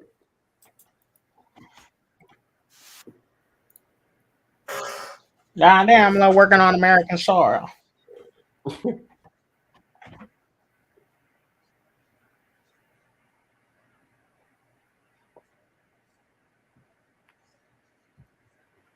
From themselves.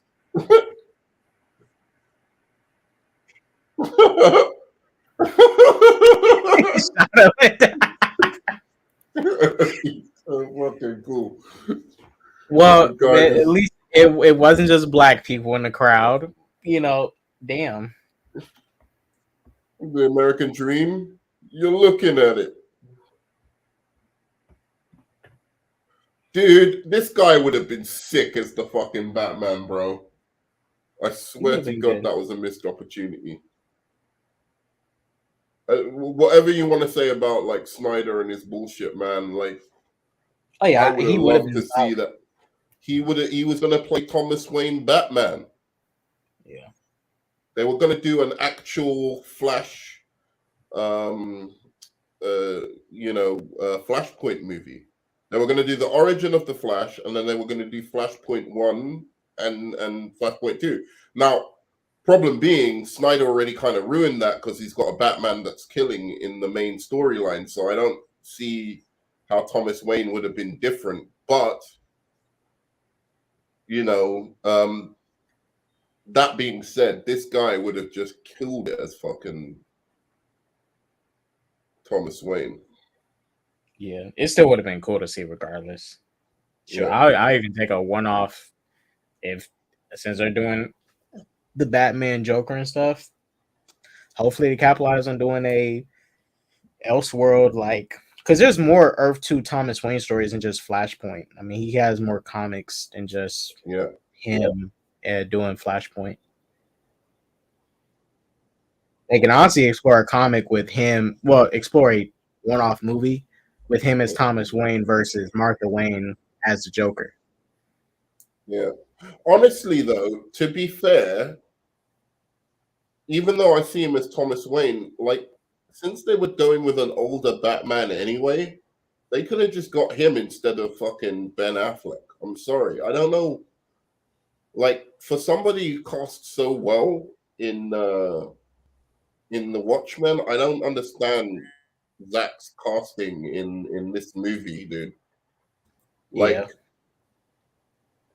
why not just get that guy, this comedian dude, to play Batman? He would have been much better than Ben Affleck. I'm sorry. And I don't mind Ben Affleck. I'm not saying he's bad, but like he's not that amazing. He's cool. He does what he needs to do. He doesn't. I don't know. But he doesn't stand out. He doesn't like stand out. Like, I like him a lot. I'm not gonna lie. He's much better than I thought he was going to be. But this guy, he's on a whole different level. Like, you can just see him as Batman. Like, he's got this darkness in him that.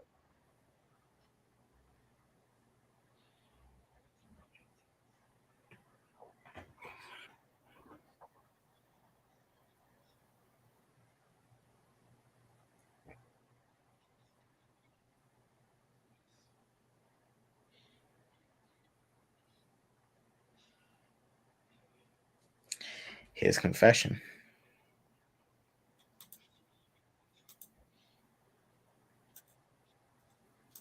You're at his confession now, Nerdman? Yeah. Got it.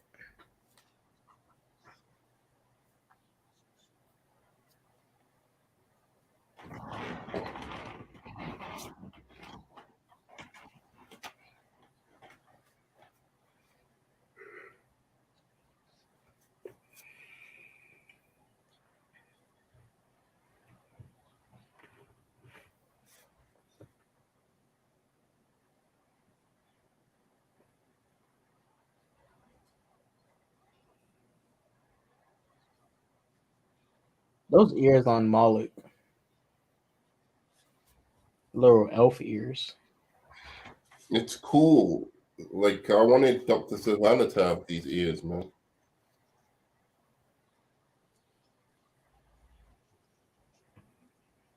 I'm not sure if it was revealed in the graphic novel if he, like, sharpened his ears to look like that or something, or if he was born like that. Because I remember, I remember Moloch being like some superhuman character either. I don't think he's superhuman, no. Probably a birth defect type of thing. Yeah, I think it's a birth defect.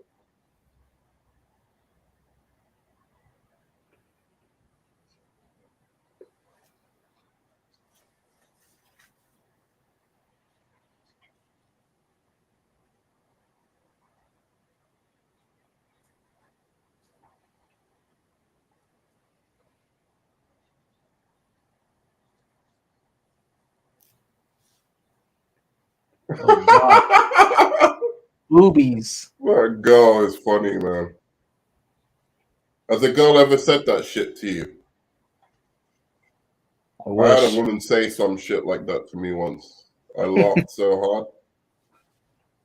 It fucking. Some girl in Spain. But sometimes you got to be like Rorschach and just keep your mind on the prize and just walk past it. No, I did. But like, it was some girl in Spain. She called me a Mary. I don't know if you know the Spanish word, but Mary thing.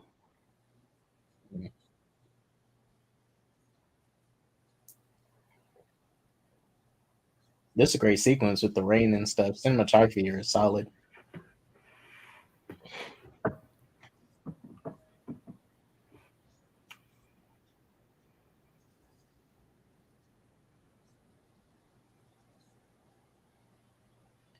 It's crazy how much Rorschach idolized the comedian without like fully knowing everything he did. You think he did? Yeah, I mean he's a fan of the comedian. I mean, we know he's a fan of him. Yeah. Where'd you get that from? It was implied in the book. Oh, really? He liked comedian. He didn't fully look up to him, but he liked comedian he liked what the idea of what comedian stood for. All right. But I think that joke. I like that joke of the great Pagliacci. But sorry, carry on. This is what I do to girls, bro. Oh, I did a book report and I used that quote of the Pagliacci joke. I used that as a quote in my book report. Oh, nice. But yeah, this is how chicks are with me, man. That's how I roll. You know what I'm talking about, Arkham, right? This is stuff MSK wishes he can do.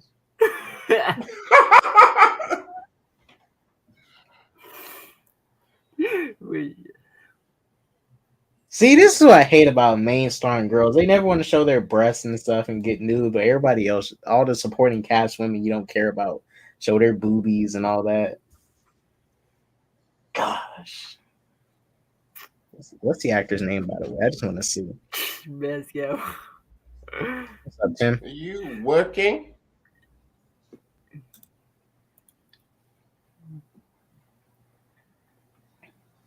What's good, Tim?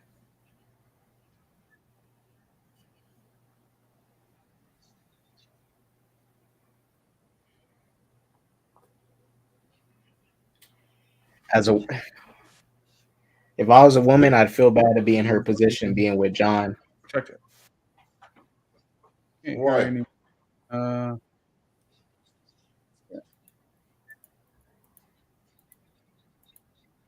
Can't hear anyone. All right, let me bounce backstage. I don't know what's going on. My bad. I'll be back. Okay. Why? What's happened? He said he'll be back. Something went wrong? I don't know. He said he'll be back. Yeah, he was a fan. When I said Nerdman, he wasn't in like a stand, but he was a fan of the comedian. Where did you say that? And it's more in the graphic novel. The movie doesn't really make it clear, but in the graphic novel, he's a fan of him. So after this Manhattan bit, let's delve into that. We'll pause it because I want to know exactly what you mean because I didn't get that from the book.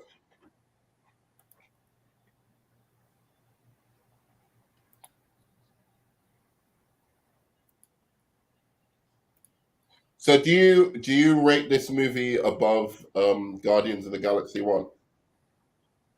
Yeah, I like this better than Guardians 1. And I like it better than Guardians 1 and 2. 3 is pretty good though.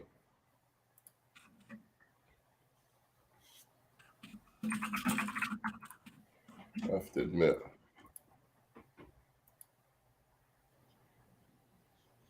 At least the rocket bit is really good.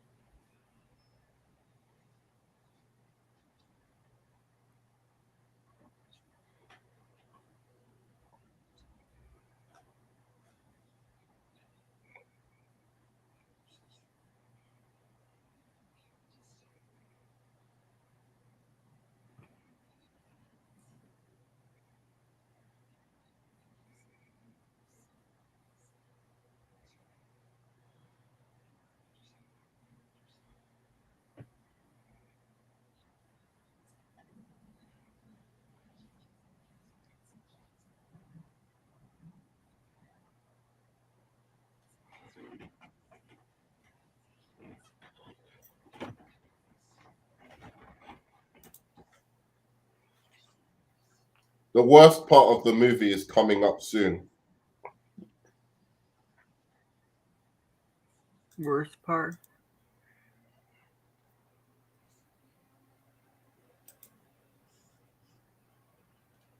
It's pure Zack Snyder.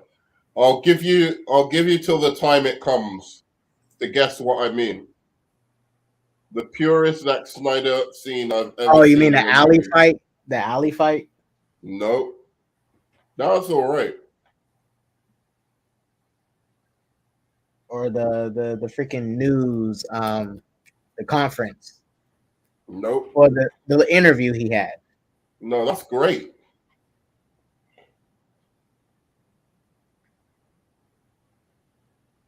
It's after the whole Manhattan stuff. When he goes to space. No, that's good as well.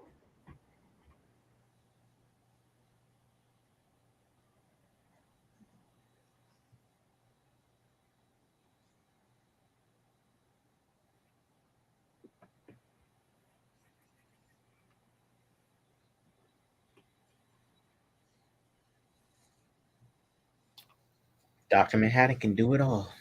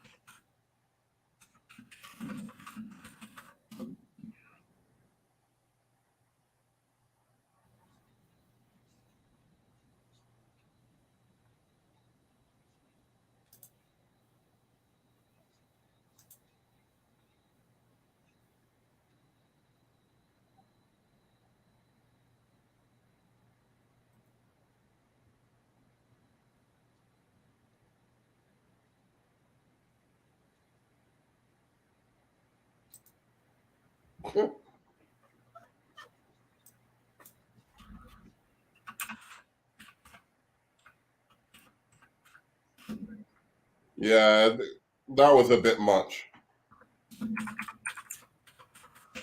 The alley fight. Yeah, with the breaking of that's just like I don't know, man. Is it necessary? I just don't know if it's necessary. Like, it's not. It's. I think more people would be into the movie if that shit wasn't in it. You know, like they could just do really cool martial arts scenes. Right.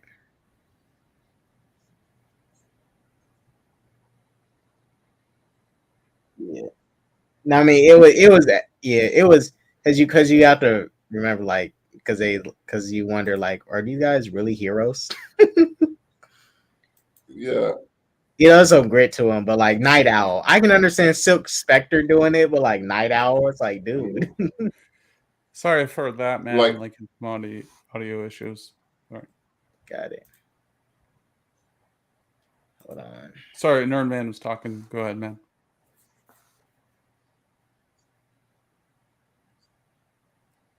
Nerd Man, go finish.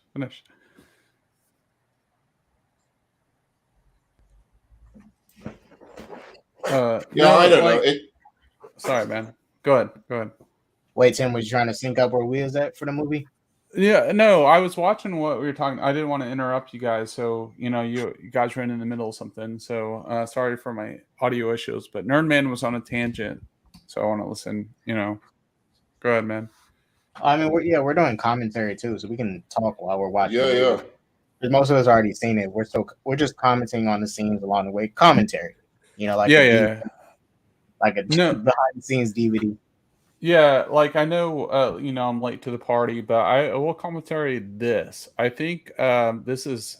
I know it wasn't really well perceived as far as the box office stuff for Snyder, and I'm not a Snyder. Like I expressed it in the chat, but I do like this rendition of the Watchmen the movie, and there is a different cut. There is a whole different cut that expands on what they were trying to tell.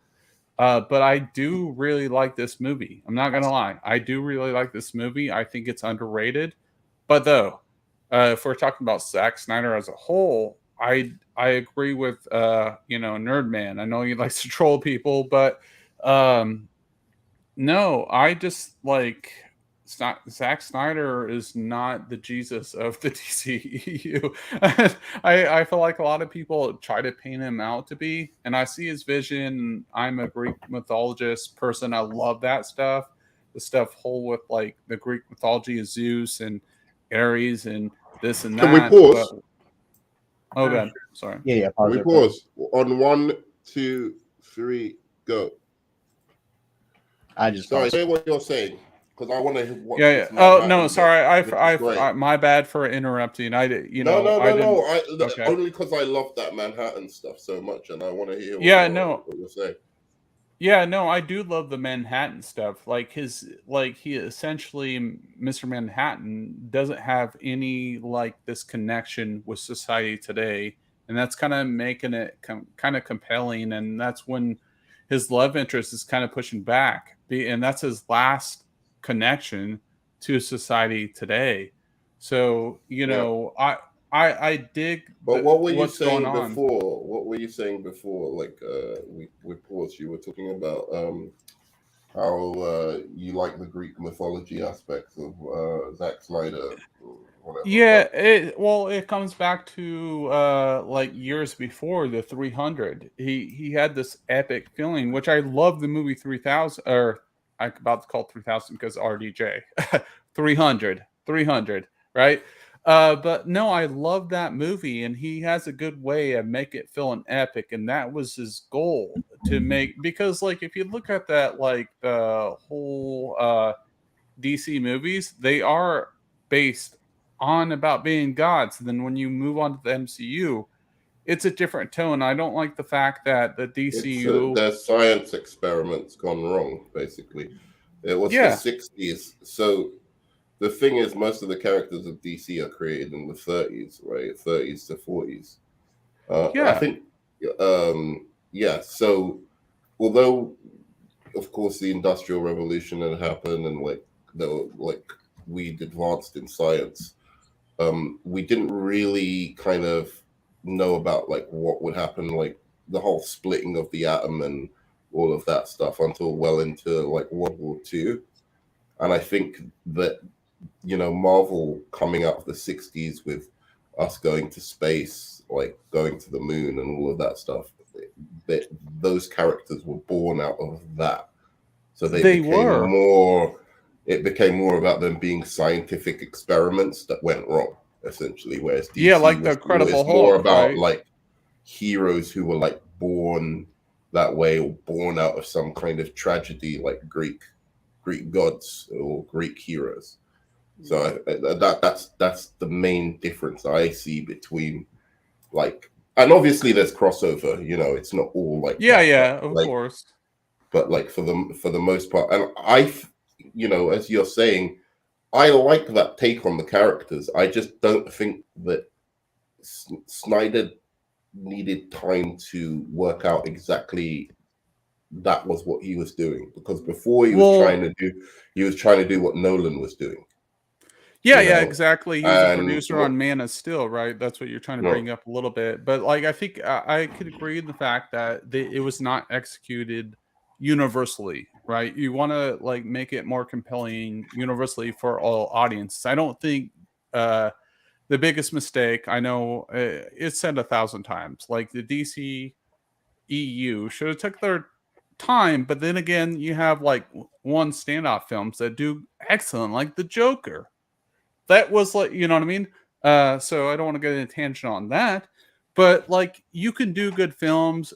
I think that obviously I am passionate about this, and I'll roll back a little bit. But the thing is, I don't think that for me, the DC universe is more grounded. And I was playing the Arkham Knight games, and it's freaking excellent. And people want to say, oh, you have to have this planned out universe and stuff like that. I was I can understand that. But then if you have a good film, people are going to watch it, period. I don't think that's true anymore. I think the MCU has changed people's viewing habits. They feel like it has to be part of some connected universe or something. Well, where to guarantee you're on mute. Like, for example, because Nerman's right. Tim, look at Shazam 2. Sorry. Look at Shazam 2. I'm not sure if y'all seen the conversations. I'm not sure if you've seen them too, Tim, but around when James Gunn announced the reboot, I saw people on Twitter saying like, I don't really need to watch Aquaman 2 or Shazam 2. I mean, they're not part of the new universe, so like, you know, what does it matter? And I was like, dang, the MCU really just poisoned people's minds. Like, people really need franchises. They need stuff to be connected to something in order to watch it. When it's like, that's just not go to watch a good movie. You just watch movies one at a time. You know, you just watch them. I agree with you on that. Here's the thing. Go ahead, sorry. When one person says something on Twitter, I feel like a lot. It's not real life. I feel like. I mean, a lot of people were saying. I don't think it's gonna reflect Flash, but Shazam 2, it reflected Shazam 2. Wait, why are you saying Arkham? Go on. I'm saying like when people say something, sometimes they contradict themselves and see the movie anyway. It's they do. Then they put in those hot. No, I was gonna say. I thought you were gonna say Arkham that like when one person says something on Twitter, then like a whole bunch of people start saying you can say that too. Saying the same thing, and it's just like it's kind of annoying. Like, you know, like I hear criticisms, and it's like. Do you have any thoughts of your own, like any original ideas of your own? Because like most of the things you're saying is just like shit you've heard from other people. It's like PC mindset, and that's what. It's the same thing when people say they're gonna boycott movies. They're not gonna boycott. They're just saying it. They are boycotting them, dude. They're boycotting the DC movies. I'm telling you straight up, they are boycotting those movies. Again, I have a theory. I have a theory about that Spider-Man No Way Home movie as well. Because I saw a bunch of Snyder people saying how they were going to go and watch that movie multiple times to like prop it up. And I'm not saying that, it was just Snyder people watching the movie. But I just think that movie made way too much money for what it was. Like really, like $2 billion and something. I was like that. I think $2 billion for Toby and Andrew to just be in the third act. I like them, but shit. I just, you know, I mean, I do think the people were big fans of Toby, so I understand. Like, well, it's even my flatmate, like who isn't into comic book. My former flatmate who isn't into comic book movies. A lot of people grew like up this on Spanish girl. Toby, she went to watch it just because of Tobey Maguire. Yeah, it does make sense why it made that much money is because a lot of people grew up on Tobey's Spider-Man, so I kind of could understand it. I'm just saying that I think some DC fans, I even heard like Zod writer saying like he's gonna go and watch Marvel movies just to spite DC. You know, not like do anything real. No,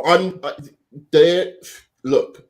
I'm not saying there are as many Snyder fans as people like to make out, but I think there's more than you think. Well, I want to bring up that's all I'm saying. There's more of those. Like, there's a reason that the box office went from like 800 million per movie to like less than 400 million. That's a good. That's all I'm saying. But those post Snyder movies. Just saying, they need to build up a new fan base because, as I said, MCU fans will make any excuse to say DC movies bad. Well, let me ask this though, real quick. That like, don't you like? We all are, you know, we're fans of all this material and we cover it as YouTubers, right? Do you ever feel like that our opinions are not exemplified or actually accurate towards the mass audience? Like, I still think that based on the Disney numbers for live action movies, I still think Little Mermaid might make $1 billion. Just because I think it will. Just because of like the Lion King. No, let me say something. It's true. The Lion King movie I thought I didn't like it. I didn't like it, but I liked the Aladdin movie. Will Smith is great, but these live action movies feel soulless. Like they're just like they are not as good as the originals. They're milking these things worse than Luke Skywalker's milk. Dude, and I like the idea. I like the idea of them at first. I was like, cool. Yeah, but like it's a milk cow, bro. No, but I'm just saying, when I first heard that they're going to do a live action Beauty and the Beast, I was like, oh shit, like I'd like to see that. I didn't really and then like I that saw either. it. No, that's what I'm saying, and it just doesn't feel the same. It's like lifeless. They're sucking the soul out of it, man. The soul is not there. And the thing is, I don't think Beauty. I don't think Beauty was bad. Like I think. Which one? Beauty and the Beast. No, in comparison, fair. If you liked it, that's fine. I'm not saying that it was bad, but he's right. There's something. The soul of it is missing. It doesn't capture the magic, bro. It doesn't capture the magic. And I thought it would. I really thought it. I thought seeing it in a live action would definitely. It would. I think the Aladdin movie captured it the best. To be honest, made over $1 billion. But closest thing. But I don't think I liked Mulan. Even like Mulan was okay, but they had none of the songs. It had nothing, bro. It was just like wow. Yeah. Okay. K-Dots, what do you think, man? I know you've been dormant. He's all mute. He's just like mute, and he's like, let them fight. Like Godzilla. Watch the movie. We should start watching the movie again anyway. But sorry. But I mean, for the most part, real quick, I do agree with everything you guys are saying so far. Hopefully DC builds up this new fan base because we're gonna need it, and we're gonna, after Flash, we're all gonna move forward, and hopefully this movie is great. We're going to champion it together. Right now, very quickly, everyone here. Am I correct in saying everyone here likes Shazam 2? Anyone who didn't like it? I liked it. I'm not gonna be honest. I did like it. I don't think it's better than the first one, but I thought it was a pass. But like I think the brand has been tarnished. I'll give a pass to Black Adam. I like Black Adam as well, but I thought it was a 90s movie in this era. But like it was passable. What did you make of movie? What did you make of Black Adam Arkham? It was okay. So, okay, good. I thought it was pretty much like you, Arkham. I thought it was okay, but I thought the critics were being way too harsh on it, considering how nice they'd been about fucking Thor: Love and Thunder and shit like that. But I will say I think that it was The Rock. They didn't want to give it. I think even the critics are tired of The Rock, and they didn't want to because I think no, but they did the same thing to Shazam too, and he had nothing to do with The Rock. I do have tiny criticisms of the Black Adam movie. That's like certain characters were annoying, and so sure. And it's like after watching it, like I'm not saying it's a bad movie, it's an okay movie, but some people were right that it kind of is a very much of a Rock movie. Well, I got that. Miss Susie said she likes Shazam. But I wanted her to be honest, really, because I think Shazam is a good movie. I like Shazam too. To be really honest, why do we think that movie failed? I think two things. WB pushing the dates of when it has to release twice. They pushed that release date twice. And marketing. And maybe the reboot, but I really think it's the marketing and them pushing the release dates.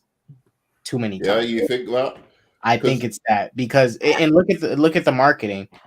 Like I said, if they capitalized on it more, and maybe just maybe Nerdman, maybe if they had Black Adam in the sequel, it definitely would have did more numbers. If they had, I think that would have Wayne be the villain, it definitely would have helped.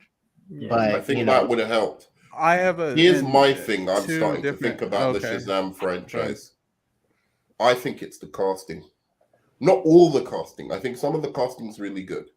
Like it's the kids and whatever. I think it's the Shazam and Billy Batson casting.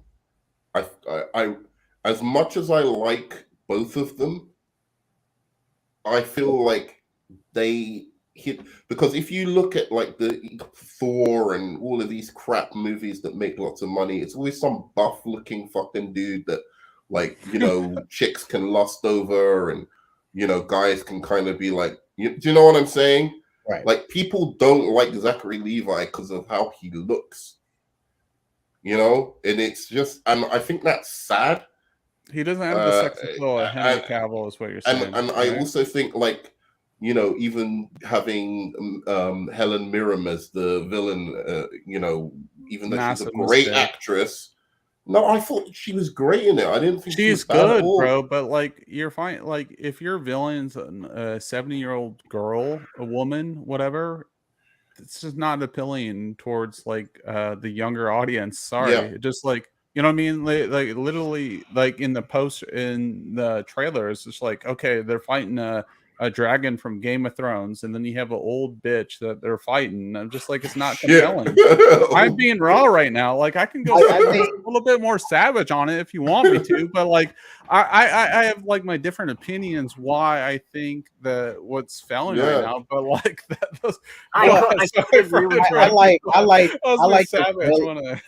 like the villains, but I think one thing that could have definitely helped for Shazam 2 was having some, you know, like Black Adam type action, not when Billy killing people, but like that intensity, show that his, you know, like boost up the action. The dragon fight was pretty cool. I thought it was cool. It was. I'm not going to say it wasn't, but like, you could have had more scenes of Khaleesi and Hespera like going at it.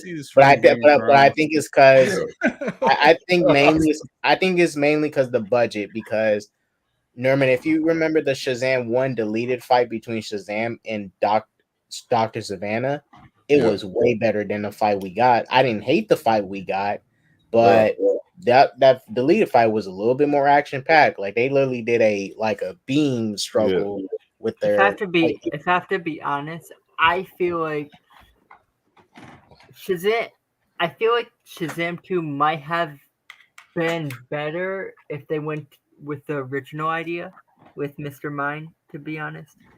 If I'm being honest. I think Savannah. Like if they, because like it was changed. The original idea was Mr. Mine as the villain. And I feel like it might have done better. I feel like it would have done better because of the teaser at the end of the first one. Right. I feel like maybe it would have been like, and I have a perfect idea. Like, they could have done the Mr. Mind story and had a secondary villain that's in the comics called what's his name? What is his name? King Kid. His name is King Kid, and his whole thing is like he wants to kill all adults, basically. Yeah. And that could have played into the theme of like, now that they're adults, they don't think they need like the foster parents or whatever. But that with King Kid, right, you would have got to explore all of the different realms that they go into, you know, like the behind the doors, because that's where they find him. So he's behind the doors in one of the like the magic lands. And they could have even done a tie-in where they had, like, you know how they did the Fatality and Haryuken in the the first in Mortal Kombat in the first movie. But they can use they can use Mortal Kombat. Because there's a place called the Game Lands, right? Like, there's different realms, and there's a place called the Game Lands, which is basically just a computer game land. And they could have literally had them, you know, like a fight between like Scorpion or Sub-Zero and one of these fucking guys. I'm telling you, the story's all mapped out in like the second part of this Shazam story that they based it on.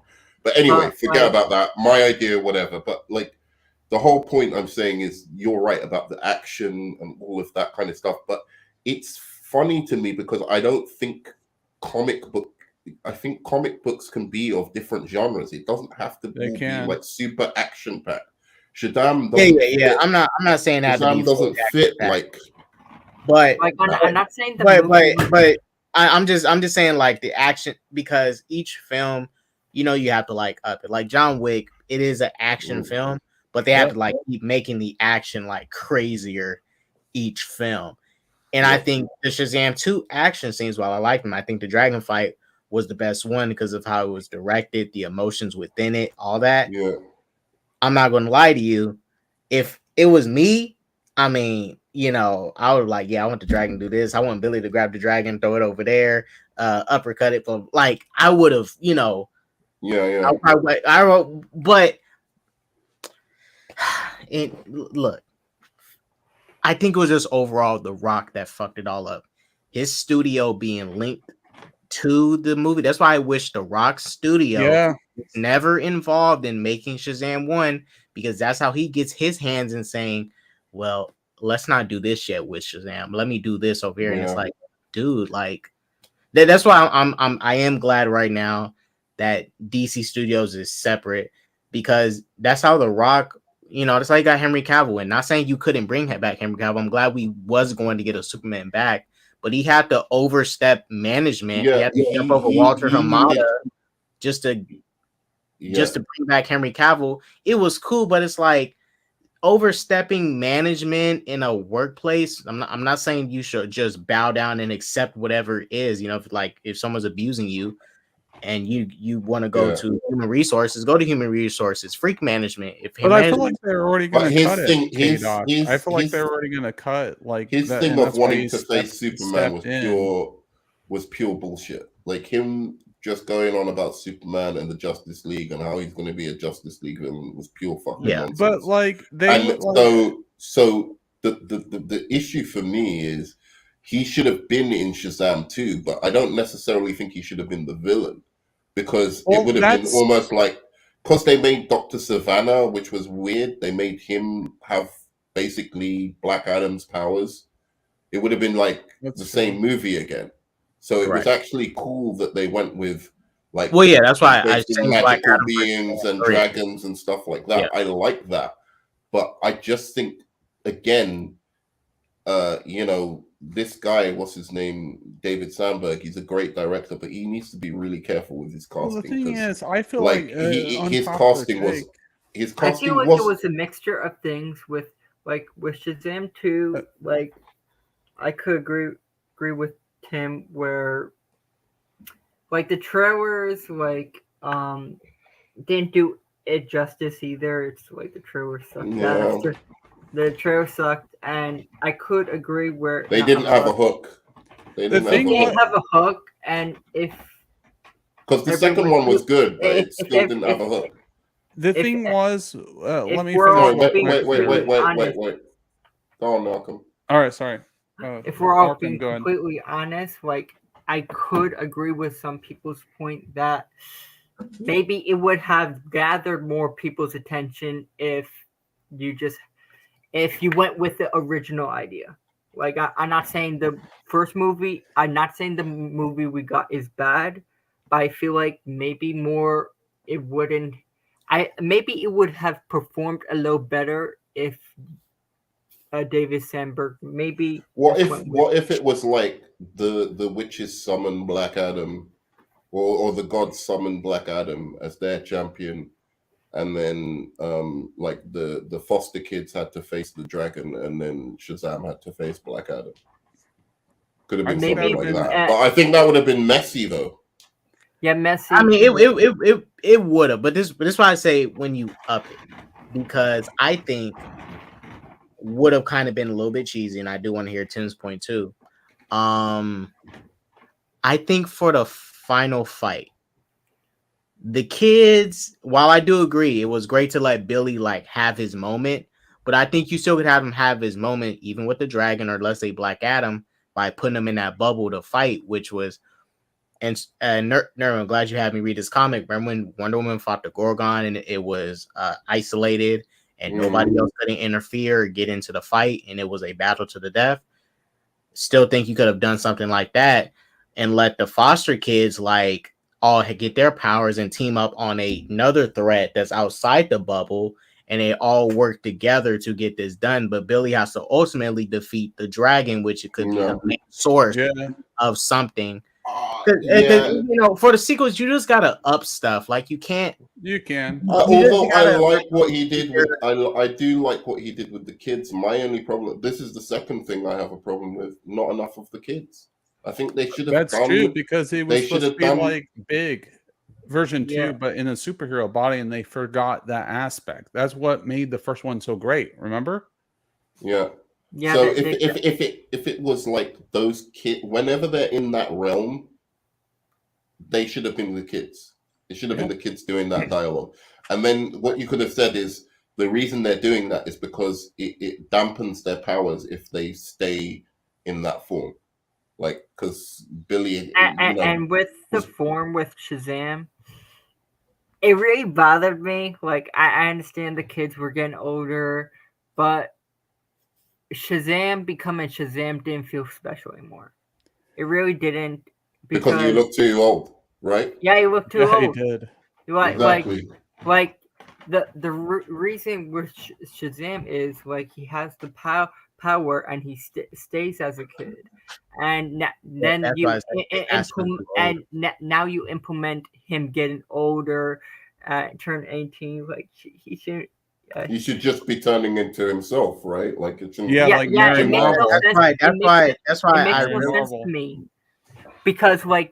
When he has the power, he stays the same age. He does not get older. Yeah, I think that, again, I've said it. I don't need to say it again, but like they cast Billy way too old. It was a really bad mistake casting the guy that old. Nerdman, just so they can get the best use of Billy Batson in the DCU, in this DCU, feature him a lot more than usual. Give him some solo movies too, but feature because let's say not doing any more Shazam movies. Just get that out of your mind. Like they're gonna do. They may or may not, but we're gonna see Shazam again. Hopefully, we'll see Shazam again, but it ain't gonna be in no solo movies. So just. But when they recast that movie tanked bad, and the first one didn't do well enough to justify it. But anyway, go on. When they recast him, cast a kid that's like 9 or 8.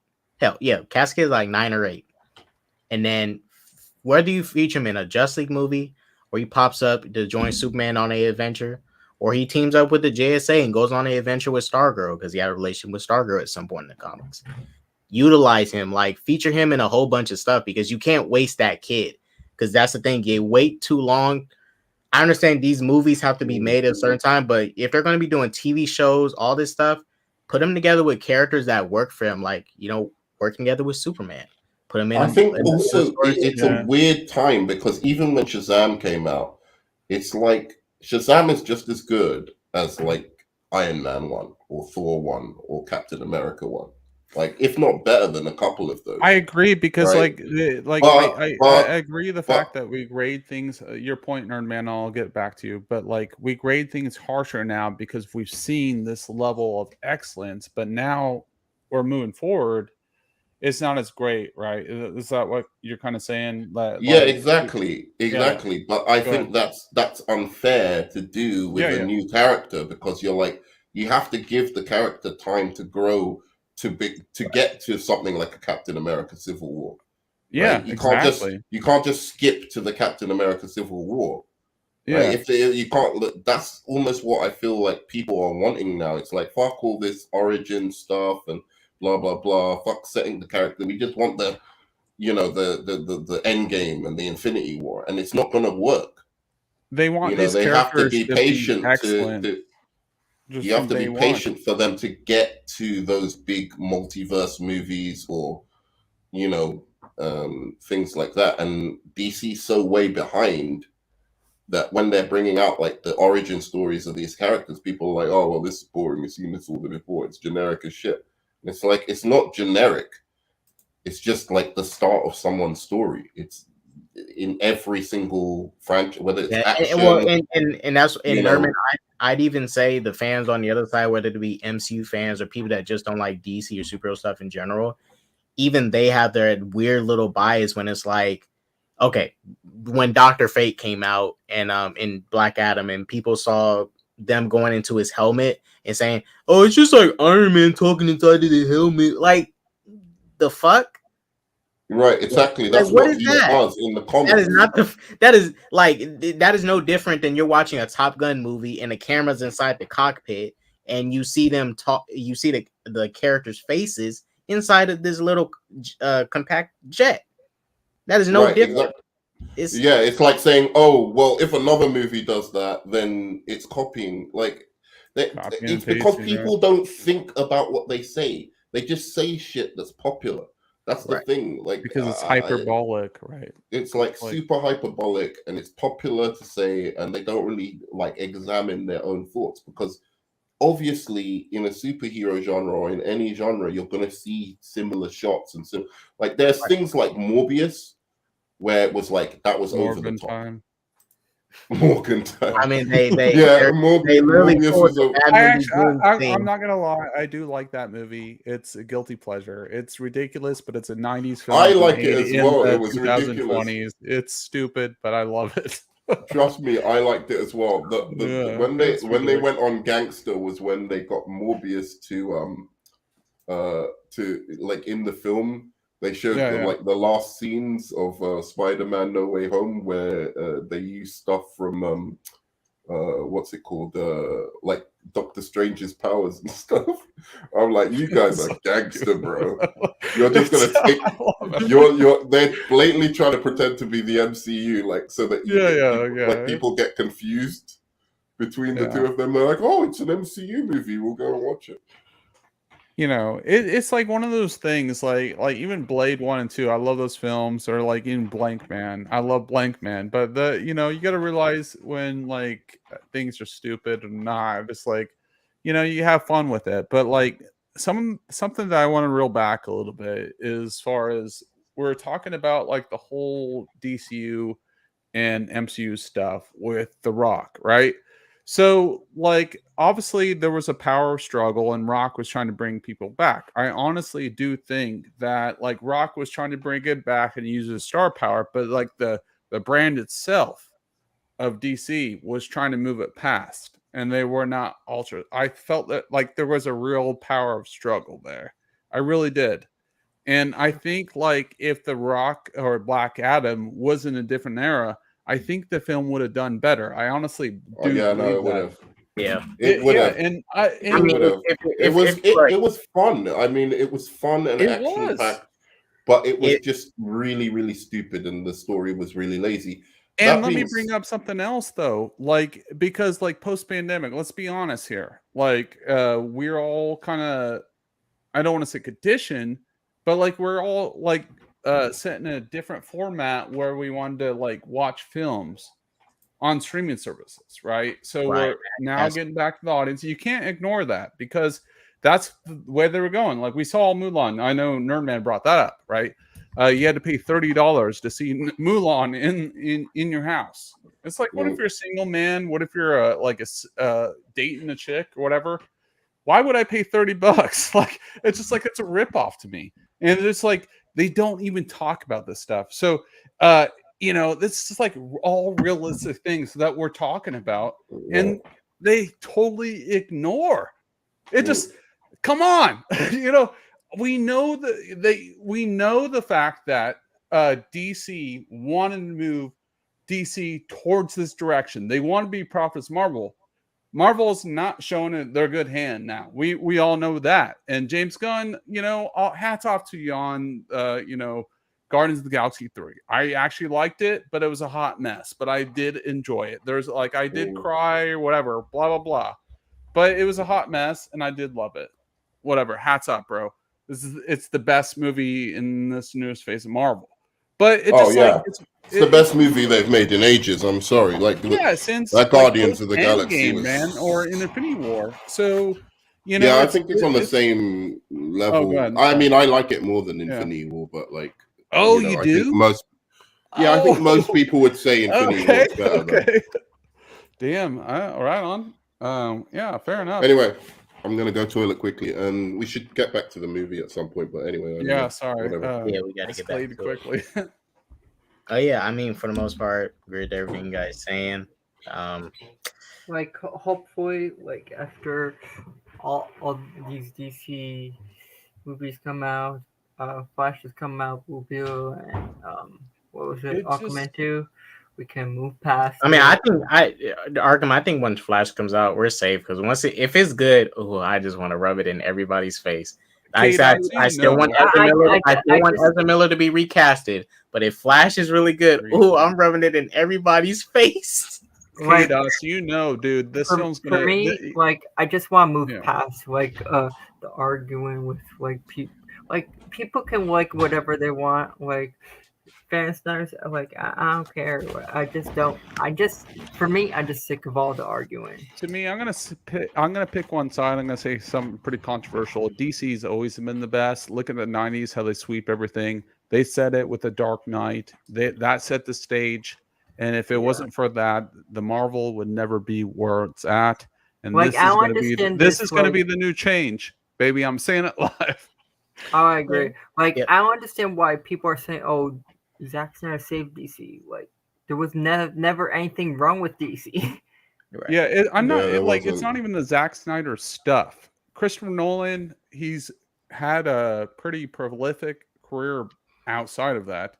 But what I'm saying after this, James Gunn seems to have a pretty coherent universe. At least they have plans, right? And that's what we want to hear. Yeah. But at least they're starting with Superman. And then Batman, they're telling a different direction for that. So I'm cautiously optimistic. I'm not shilling out for this. I'm skeptical, but it depends when it comes out because of the writing strike and everything like that. Yeah. Well, like I said, the Superman stuff is already done, but the other stuff is to be determined because of what's going on with the writers.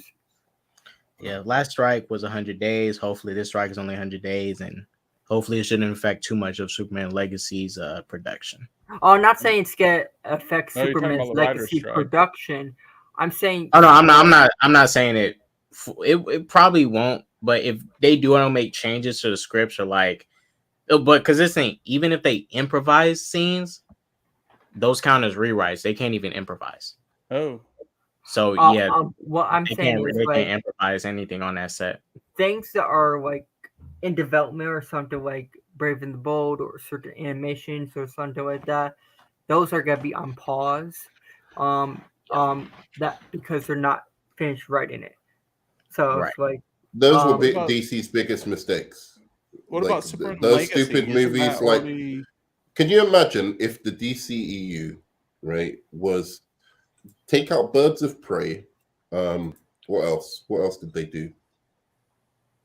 I'm sorry, I'm gonna have to take out the Suicide Squad. Oh, Superman Legacy. I'm gonna have to take out both. I'm taking out both Suicide Squads. I'm sorry. You didn't like. I both. Okay, I'll accept that. I'll accept that. You're taking out both. Hold on. You guys didn't like the Suicide No, Squad? I liked it. Nerman didn't like the Suicide Squad, but I will say this: where the Suicide Squad's at. If we had a fully realized DC universe, okay, that makes sense to finally do Suicide Squad. Okay. But making Suicide Squad the third film in the universe, yeah, it makes no sense. It's because Batman. I agree with that. Because Batman. They were like, oh, it's kind of got a Batman connection. Let's do that. So what else? What other movie was just didn't need to be there? I mean, Wonder Woman 84 should have been better. That was trash. Okay, yeah. BVS just needed a rewrite of what it was like, a world's finest instead of a Batman versus Superman. But having a Batman and Superman movie, the second film, could work, but make it a world's finest movie, not a Batman versus Superman film. Sure. Okay, we do that, right? And it this is Wonder Woman too.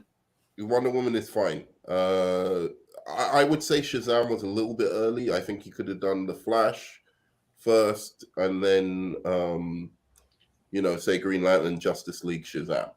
What did you think of Aquaman? Right, so if you had and Aquaman, you could have done all of those three first, then Shazam. Okay. Justice League, then Shazam, and I think just save Cyborg for Justice League. Yeah. And then save Cyborg for Justice League because his story, his origin is going to take up the bulk of the movie.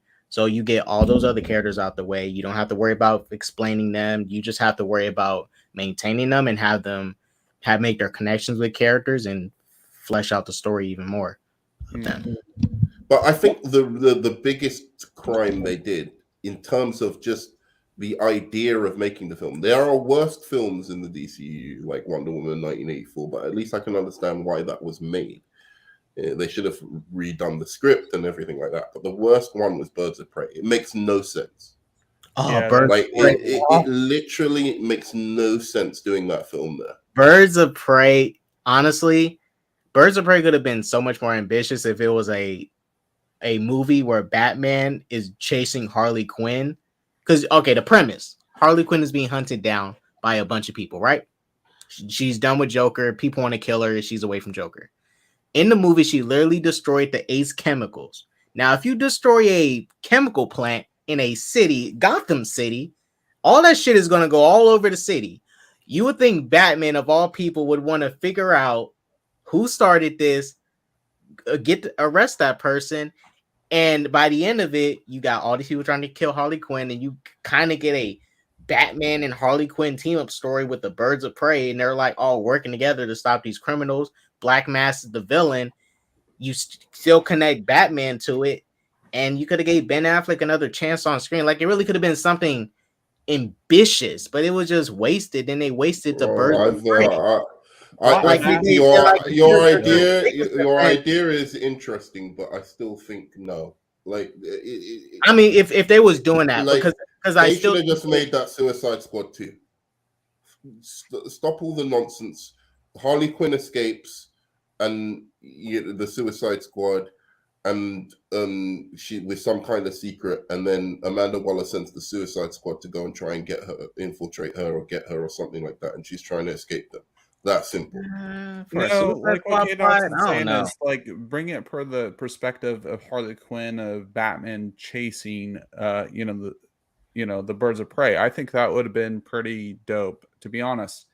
But like, my major issue with that whole film, they made Ewan McGregor, Obi-Wan Kenobi, hello there, a biatch, and he didn't seem like Black Mask, and like, the character, they broke that character. He was not that character. So that's my major issue with the whole film, man. And it didn't even seem like they did butcher Black Mask. They butchered. I don't care about Black Mask like that. To me, he's like this villain from Black Widow that everyone talks about, and I'm like, that's Marvel. No, I know. Like, who cares what they do to Taskmaster? It's like it's. They've messed that character up too. I know, but it's like they messed up the Guardians of the Galaxy. Those characters don't matter. I'm sorry. They're like, if you're a C/D list character, I don't give a shit about where you come from or what. Nah, you can't. When they mess up A-list characters, because Taskmaster's an Avengers villain. You cannot. Taskmaster's an Avengers villain. You can't. They butchered him. They butchered her or him. They can always do another one, bro. It's just like, I don't. But MC's not going to reboot. Yeah, that's true. Yeah. Anyway, look. I get what you're saying, and some people do care about those characters, but in general, I just think, what was the guy who he's fighting Captain America in the elevator? Crossbones. Oh, like a character like that, to me, I'm like, I don't need like straight up comic book accuracy with the character like that. Frank Gorilla. Yeah, I mean, if it's like super obscure, like Peacemaker, and like Peacemaker, who's like super, he's even more obscure than I think Taskmaster and him are the same. Peacemaker is even more obscure. James Gunn actually elevated Peacemaker than what the comics have done. Right. He's the reason Peacemaker is back in the comics, anyways. Yeah, I know. Oh, but he's not. He's not worthy of being. I personally hate Peacemaker. Look. John Cena and his comedy sucks. Yeah, I don't. Look, in any case, I'm just saying that you had somewhat of a coherent universe if you just took a couple of those movies, if you just pluck them out and rearrange them. And I don't mind that they're a bit slower. I think they could just do a bit faster. At least have one movie a year or 2 movies a year. And right, but like having 4 or 5 movies a year, I think is stupid, and I think it's just going to lead people to be fed up with DC. So I don't mind that DC took its time, but it just took too much time. And then when they got to a point where, you know, you've gone in this direction, you have to see it out. Like you've teased Darkseid, for God's sake. You have to do a battle between Justice League and Darkseid.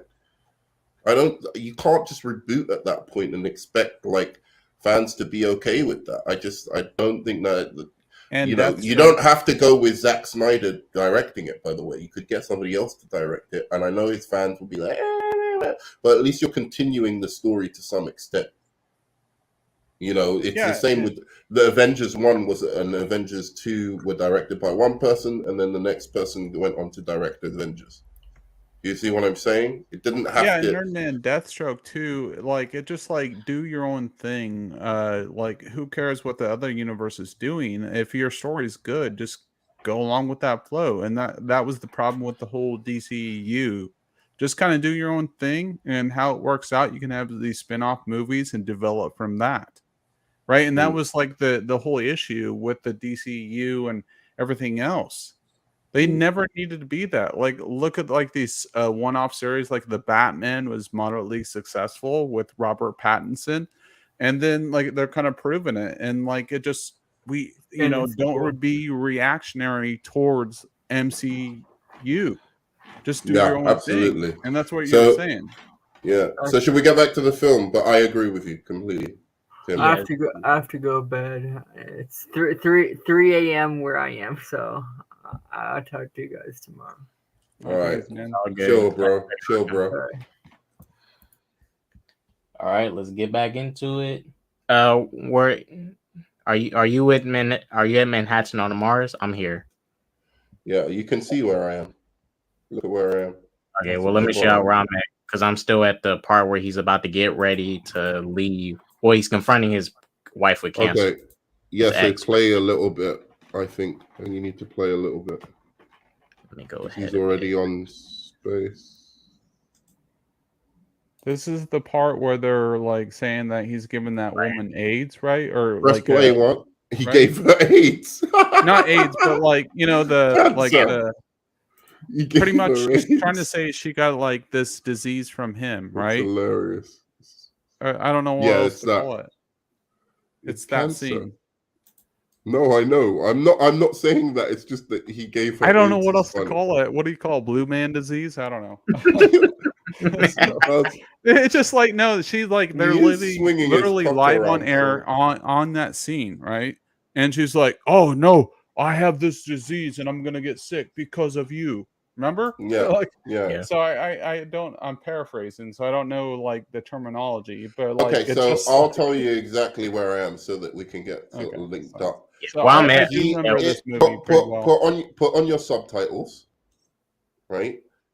Mine's are on. Say all we ever see of stars are their old photographs. Yep, I see it. All right. Yeah, you there? Sorry. Okay. All right, we're synced up at here. On go, we'll. Yeah. Okay. So 1, 2. Wait, Tim, you synced up Tim, with you got it? I'm watching from this side. Just send me a link to watch, or what's going on? Or I can still watch it from here. I mean, we're watching on. I'm watching on Max right now. I'm watching on HBO Max. Do you want my HBO Max code? I can send you my HBO Max code if you want. No, that's fine. I remember this whole movie. So. What, you're just not going to watch it? I don't understand. What are you saying? Well, no, you're playing the clips, aren't you? No, we're not playing the clips. Okay, whatever. Yeah, then send me a clip. Darn it, Nerd Man. I'll send you a link so you can watch it.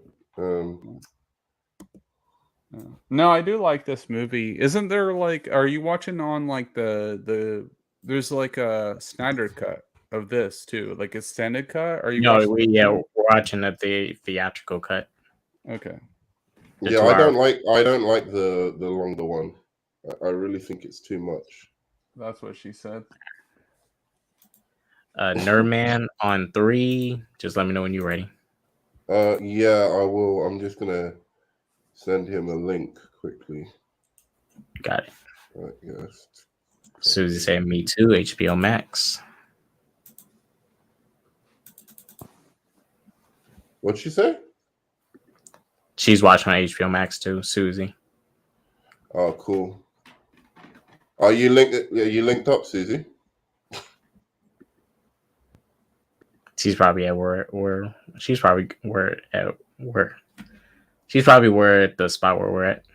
Yeah. Well, so we haven't started yet, but we're at where he's on the Mars, Dr. Manhattan, and he says all we ever see of the stars are their old photographs. So let us know if you're linked up. All right. Sure. I was kind of sending you the link now. I was kind of blown away that Dr. Manhattan actually wears underwear under his pants. You would think he would just put on. I hate the people who are like, "Oh my god, he's got his dong out." It's like, it's so dumb. So dumb. I mean, I know it's stupid. It is true. He could have just put some pants on him, but like, come on, bro. How old are you? No, but because this is funny to me that he puts on pants and then still puts on the underwear. Yeah, because you would think he would. You would think he would just put on the pants out of like just like, oh, okay, I got to put it on so I can look presentable. Can't walk around with my penis out. Yeah, I know. It's weird. Like, it's a choice, you know. Zack Snyder made a choice, and it's a choice. But I would have probably just put him in pants, like.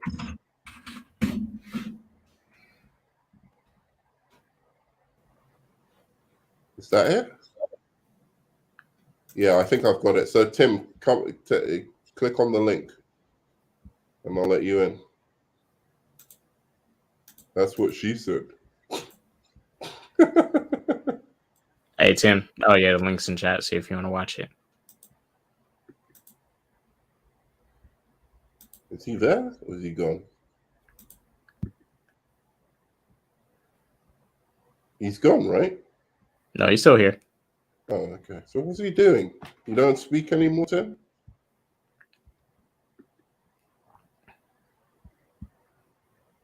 And maybe he is in the StreamYard and it probably took his mic. You know, sometimes you open up 2 StreamYards and it might mess up your. Anyway, let's play because like it's there go anyway. Ahead. So he'll be able to watch it whenever he gets on. All right. So on 1, 2, 3, go. Go.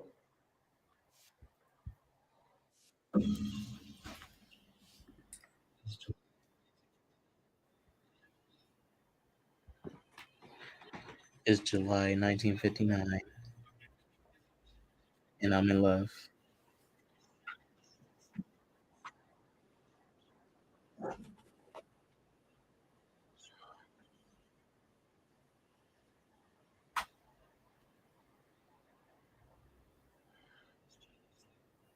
He's a really good actor. This guy, man. Such a good actor.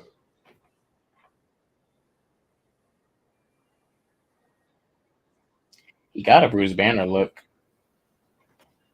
Oh, he would have made a sick Bruce Banner. That's actually good casting, bro. He would have made such a good Bruce Banner. Yeah. He has to look. He looks perfect for it. Just make him look a little bit stressed out, messy. Yeah.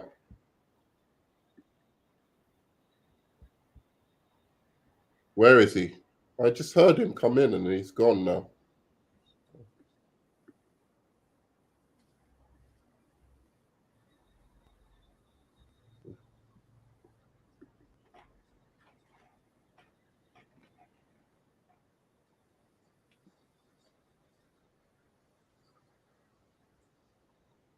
Are you on the accident?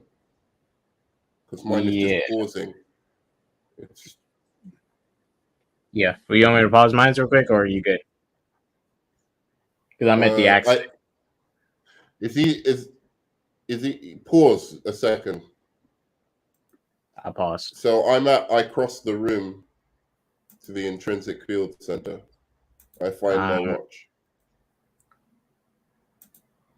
Yeah, well, he just locked himself in the room. He's about to lock himself in the room. So let me see where you're at. Sorry about this, guys. Oh, okay. Give me a second and I'll get there. Okay.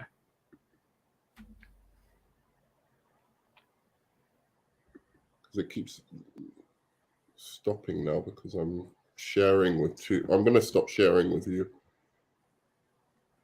Got it. I think that's you. I hope so. No, I'm still sharing with you. Let's stop sharing with you. I'll share with Tim in just a second when it starts rebooting.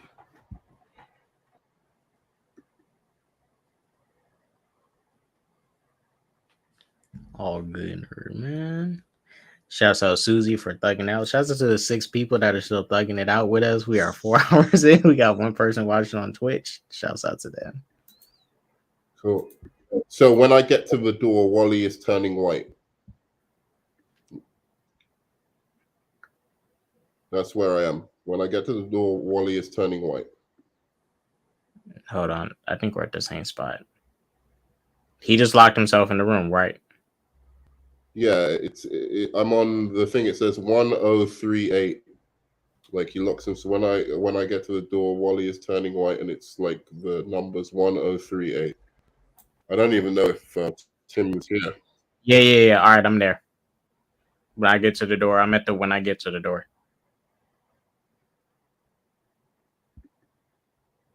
Are you playing?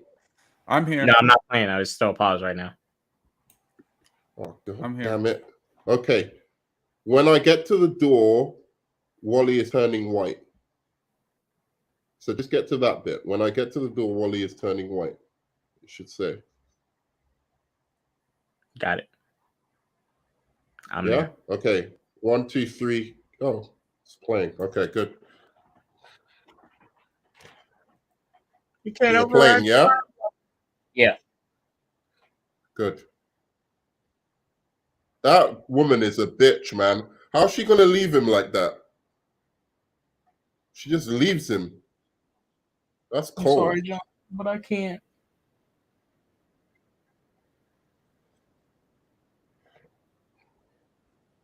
I don't know why she walked away. Would you be okay with them updating the Flash's powers to come from something like this instead of like the chemicals with the lightning? Like, but it's still connected to the Speed Force, right? Yeah. Oh yeah. Because it's really just the electricity from the. Well, it's the chemicals. It's the chemicals as well. It has to be the chemicals and the lightning. Right. And because in the Flash TV show, right?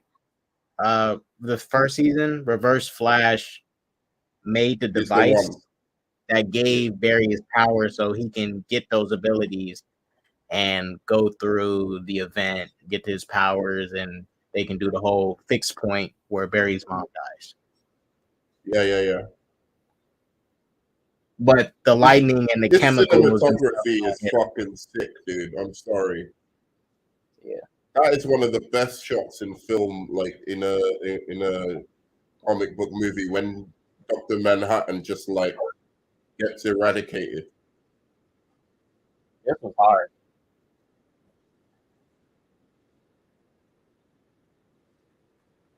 Better than the scene in Zack Snyder's Justice League. They're trying to pay homage.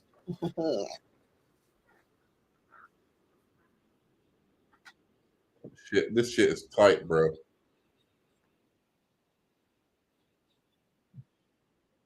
His body rebuilding itself is a freaky bit. Holy shit.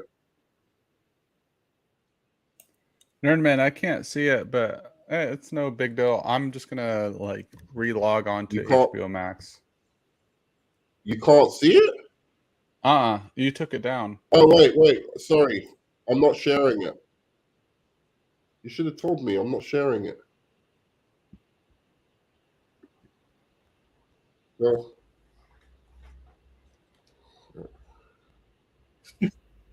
I like how they're just casually eating after he dies.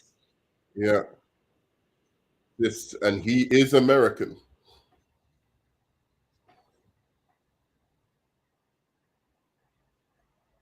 Oh man, my fucking shit is pausing. They call me Dr. Manhattan. I'm way behind you now, but fuck it. Whatever. This reminds me of The Boys before it even came out, right? Like, because this was so edgy for the time it came out. Yeah. The Boys is really good, man. That last season was sick. Dude, I love that show, man. Honestly, that show is better than the comic in some parts. It really is better for the most part. The show is way better than the comic. It's not way better. I think the comic has some really funny stuff. Yeah, it does. But I think some of the changes they did compared to the comic was cool. Yeah, the comic's really graphic in times. Yeah, it's funny actually, like how the show actually holds back some of the graphicness of the comic. It's kind of weird. It does in Invincible too. Yeah. I don't know. What do you all like better, Invincible or The Boys? Because they're kind of the same esque. I think The Boys. The Boys. For Invincible, I gotta see more of where it goes. But that first season and that ending of season 1 was like insane. Yeah. I mean, Omni-Man calling his wife a pet to his son was so raw, bro. And like his son, like being like his only human connection, dude. That was like so savage. Like, oh my gosh. In the comic, I'm not going to spoil it, but it's even more fucked up when he moves on from Debbie. It's kind of anime, almost anime meets superhero, isn't it? And like the way it is.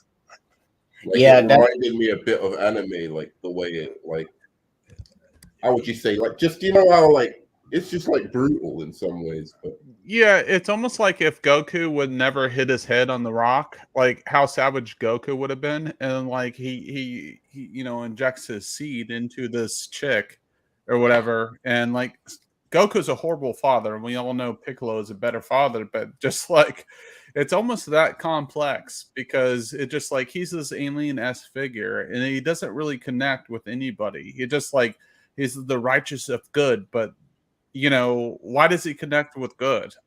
Piccolo or Vegeta and Piccolo that were more alien than him are the more relatable characters. So I don't know. I love this bit of this movie, man. Just this whole origin story of Dr. Manhattan is like a short film in its own. You could have had this literally as just a short movie.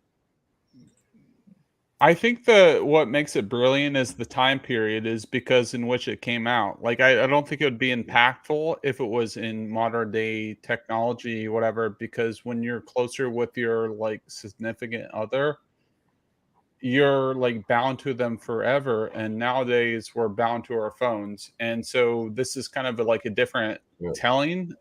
I could be wrong about this, but do you think Kick-Ass and Watchmen would have made more money if they came out after the Avengers? 100%. Well, I think they would have. Watchmen, yeah. Kick-Ass, I don't know, because it's not DC or Marvel. Well, it's not that. It's not that because people like The Boys and Invincible. I think if it came out right after Avengers, people wouldn't go see it because it's like a low level superhero type of story. No, I mean like a year. Like, do you know what I mean? When all the comic book movies, like after Dark Knight, it started the ripple effect. but then it was the Avengers that kind of like everyone wanted to just watch superhero shit, and they would give it a chance. I think if Kick-Ass came out like around phase 1 before Avengers, it would have been safe because Kick-Ass could have been one of those like genre defining movies. I think it is because it did come out before them, but yeah. If it came out like shortly after Avengers, that MCU stuff would have blew it out the market. Well, even Man of Steel much better than most of these. It is. I'm not saying it's not. Well, another thing we got to consider too is like, you remember Daredevil? That was a sleeper hit on Netflix, right? That like Netflix season 1 and 2 were pretty dope in my opinion. And then we move on to The Punisher season 1 and 2 was dope. Then Nick Cage, I loved. I don't think The Punisher season 1 and 2 were that dope, to be honest. Though. I think they were a big step. It was one of the better Netflix shows. Yeah. Punisher. So it's just like, if we're gonna we're moving on to cinema, that's the question. That's the big question we're trying to ask, right? Would it translate to cinema? That's a whole different question. Like, something can be like successful, right, on Netflix and streaming, but would it be successful like actually in cinema today? That's a big question. Like, as far as the time when we wrote that. That's why I think Netflix could have probably jumped on doing a Kick-Ass TV show. Yeah, dude. Like, I kind of wish they did a Kick-Ass TV show instead of Daredevil. Yeah, Daredevil's cool, but like Kick-Ass would have been perfect for Netflix. No, Daredevil was amazing. They could have done both. I don't think. Yeah, but I still think Jupiter's Legacy is underrated. You guys were full of shit with Jupiter's Legacy. We was right about that shit there. We was right. You were fucking bullshitting, man. You just didn't like because the action wasn't good. It was not the action. It's what was wrong with it? The show. I want to do a watch along with that. Because I think you're full of shit. Well, you watch stupid stuff like Power Rangers, right? I love Power Rangers, but like that, that works as a series, but would it work as a movie? Right. The best part of Jupiter's Legacy was the past. Yeah, I agree. How they got their powers, all that present day shit. Yeah. No, the present day shit. One thing that was good about it was that Lex Luthor episode where he's talking to his Lex Luthor like he's a psychologist. That shit was amazing. I can't say much for the rest. Yeah. No, I think the argument. You're just playing wrong. I mean, you have to watch that show again. That show was. I was hooked. Like, I had to watch it almost all in a day. The only problem was that they had 30-minute episodes and 45-minute episodes, and like they needed to just have one, thing where it's like an hour long.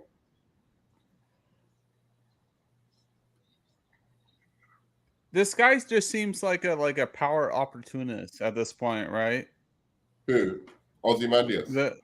Yeah, we're talking about the movie. I know we got on tangent about other things, but we're talking about. Yeah. We're talking about like the main character right now. Where like he seems like a Thanos figure. Maybe a bad thing to say that he's not quite Thanos, right?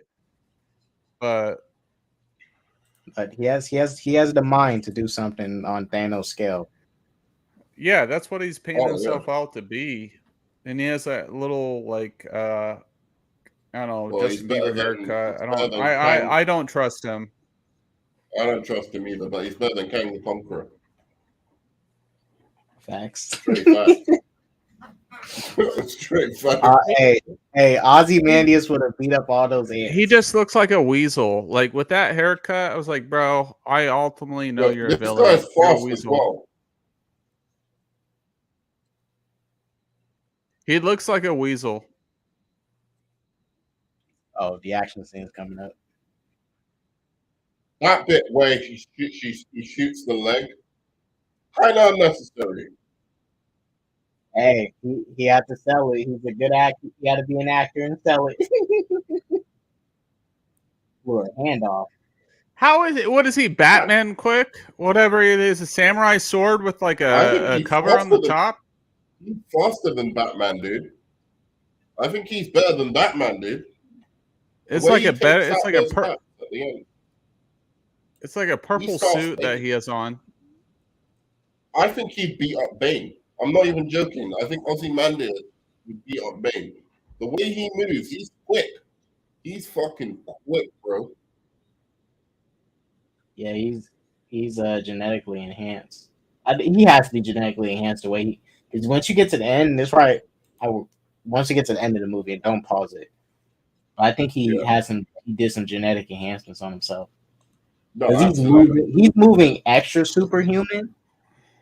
I mean, Batman does move like he's superhuman. I think you need like a Spider-Man or like Wonder Woman or something like that to beat his ass. Because like even he's smart enough to fuck up Dr. Manhattan even.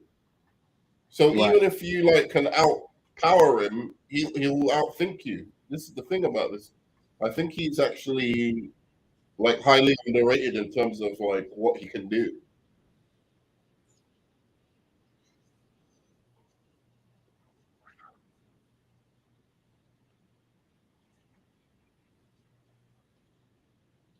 Man, this guy got some balls on him. Still fucking Dr. Manhattan's chick.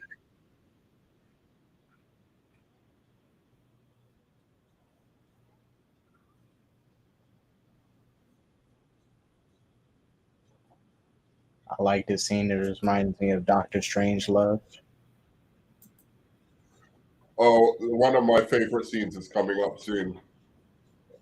Give me my face. Not that one, but it's not that one, but like that is actually. I just remembered that's coming up. Give me my face. I think my favorite part from the scene is him opening up the door when the cop tries to slam it in, and then he looks at him and just kicks him. Yeah.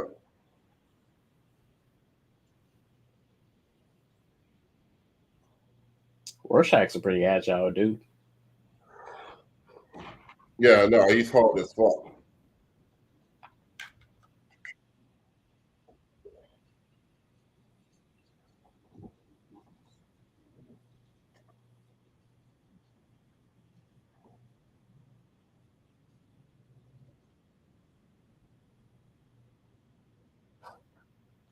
Him just freaking out was insane.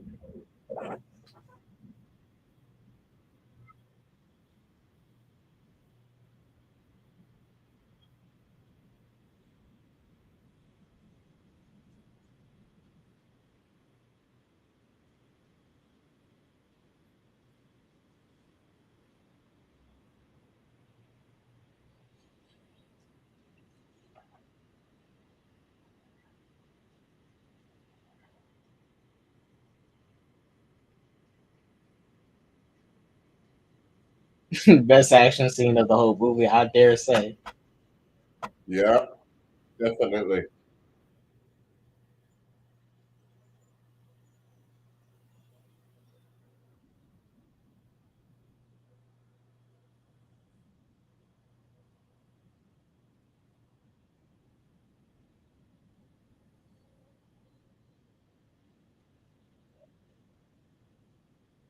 Nice.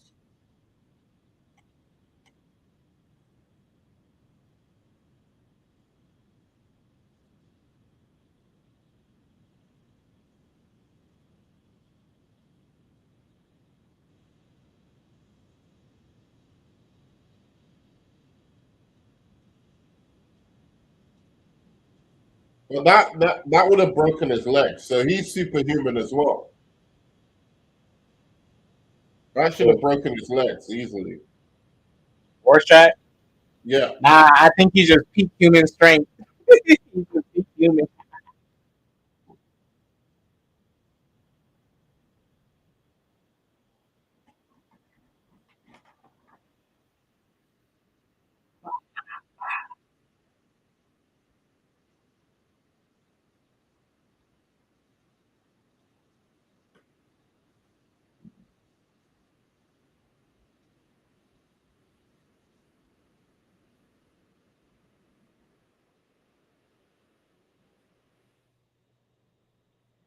I'm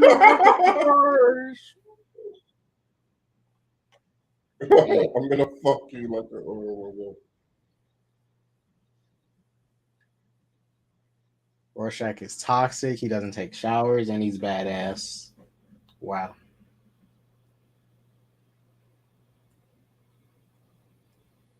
See, that's the one thing I do like about Watchmen in general. Like, if you look at Rorschach, no need to pause. No need to pause. But if you look at Rorschach's character, he has very like right wing views about. Yeah, no, absolutely. Because that's another reason he likes Comedian, because him and Comedian shares those same views. But in fact, what's his name?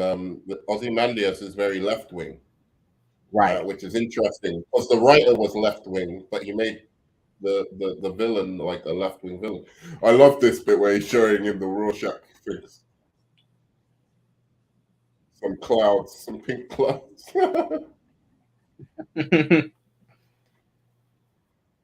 I wish they showed in the movie how his mask gets created too, because it's an interesting panel in the book of how his mask gets created.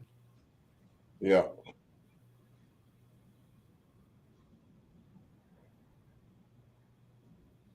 Pretty flowers.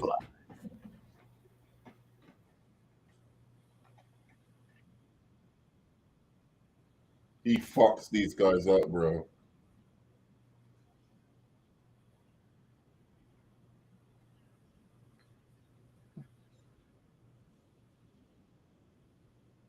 His mom kind of looks like the previous Silk Spectre a little bit. I'm on the bit with the bullies. Oh my god. Ah, that's fucking hardcore. See, that's what I mean. This is the thing. You see where he bites the bully's face off or bites his cheek? That's where you need the gore. Like, because I've seen all this gore with the other characters, it doesn't have the same impact how violent Rorschach is. Hey, Nerdman, and how well did this do in the box office? Like, it didn't do well at all. I think it bombed. It was like 100. It only made 185 million. To be fair, I didn't know about it. I just saw one trailer and I was like, "Oh, that looks kind of cool." And then I went. The same here. I didn't really know. I think the marketing was really bad for it too. Because honestly, when I first seen it, until I seen the movie, I didn't know it was a DC movie. Until I actually seen the movie and it said in the credits DC at the time. Yeah, and I didn't even watch it the year it came out. I think I watched it 2 years after or a year after. Oh, really? Yeah, no, I watched it in cinema, but I think like a lot of the characters who are bringing up actually have like, some character depth. And I think they're actually good characters in this, to be honest. I don't think this is a great film, but I think it's underrated. I think it's a great film. Yeah, but I think it has some flaws with just how violent he makes it. I think he just should have made Rorschach the violent one, and the rest of them, like, kind of just like they just beat people up, like Rorschach and Comedian. You know what I'm saying? Like, So there, like what you're bringing up, there's a way to do like cinema, and there's a way not, and like obviously comedy, and like obviously you like comedy like I do, but it just like there's a certain way to do things and not, right? And that's what we're kind of talking about. Yeah.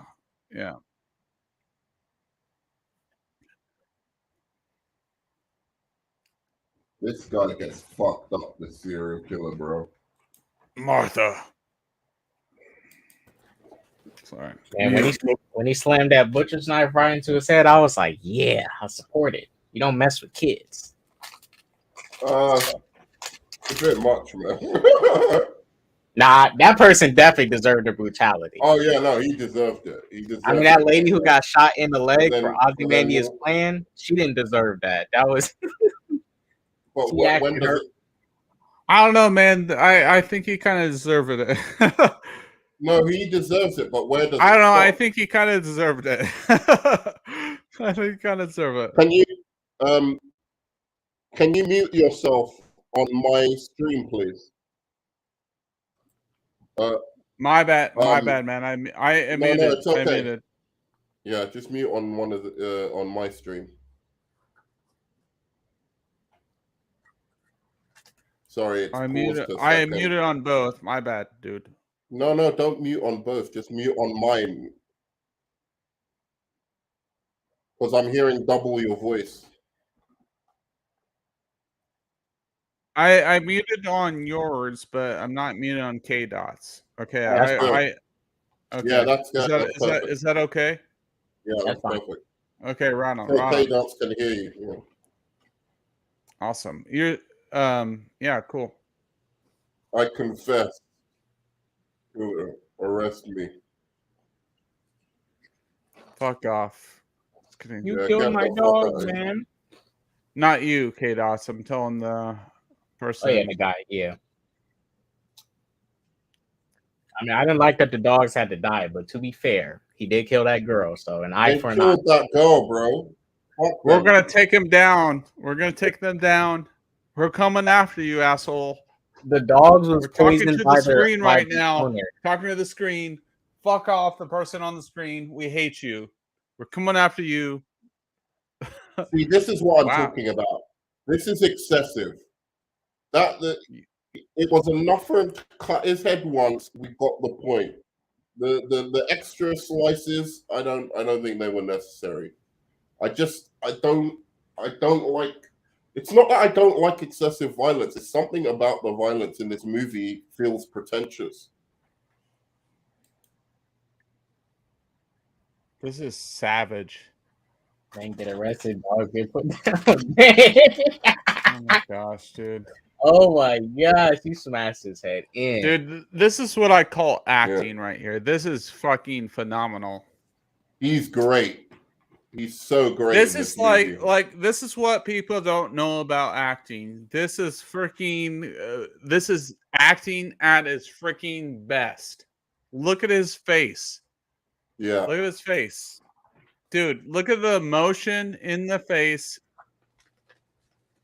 The way he does this guy, dude. Oh, dude. Yeah. Wait, we've got to sync up on this, man. Oh shit! Oh my god!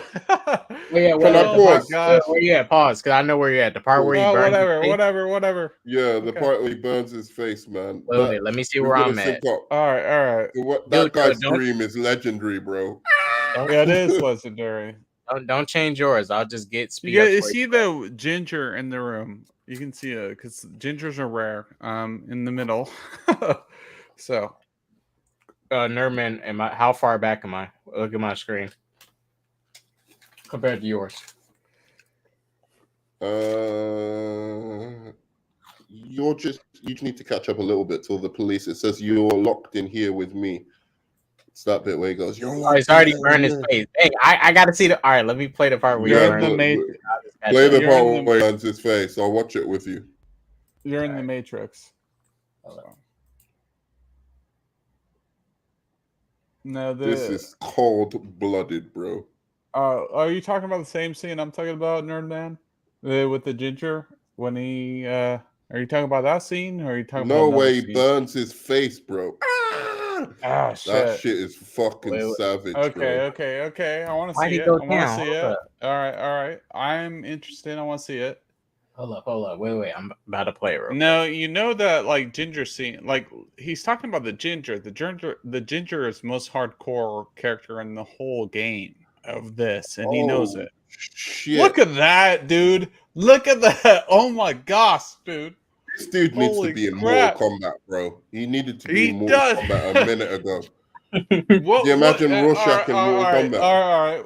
Hey, Nerdman, what would his character called? Ginger Combat? I don't know. What the fuck would his name be called?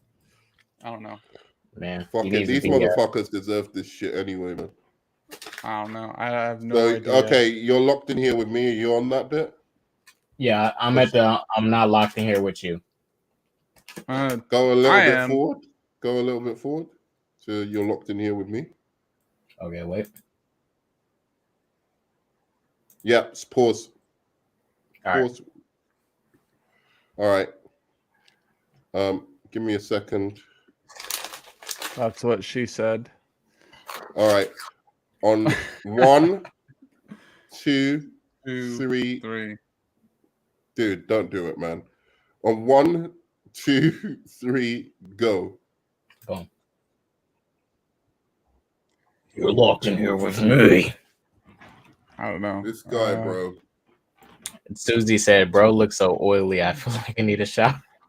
All that grease that hit dang.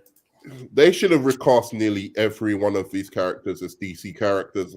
I could see him playing Dr. Savannah or Joker, Rorschach.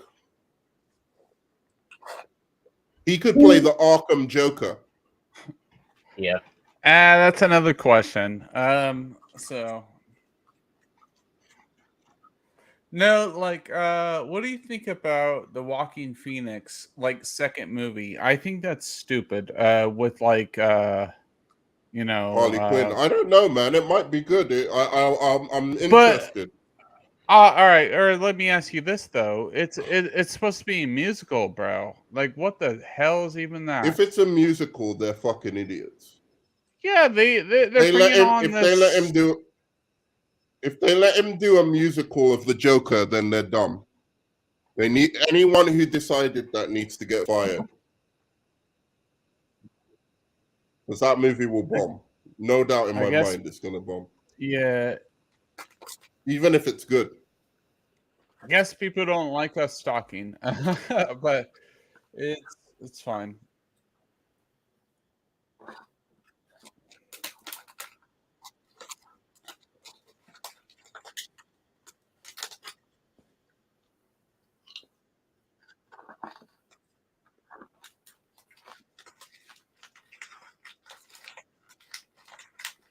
Damn. Can these two just have sex already? Gosh, the chemistry is there. Freaking.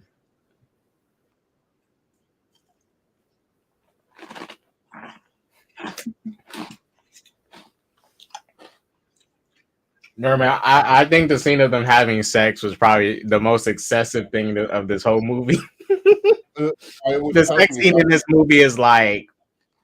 That's what I was about to say. I might get my cock out and jerk off to it, but you won't see. Don't worry. No, on a serious note, I'm not going to do that. On a serious note, that was the scene I was talking about, which is the worst scene in the movie. That is like truly the worst scene. Can you hear me, or you can't hear me? I can hear you. Yeah, we can all hear you. It was like the sex scene in 3. Shit. Oh my gosh. Or taking over. Whatever. It was like the sex scene in 300, but worse. Because the sex scene in 300 was passionate. No, but he's just excessive.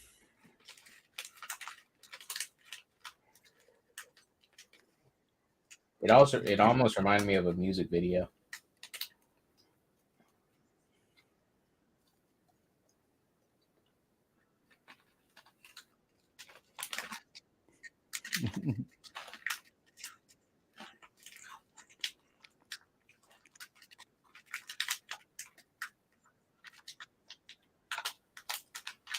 Oh no, he's hurt.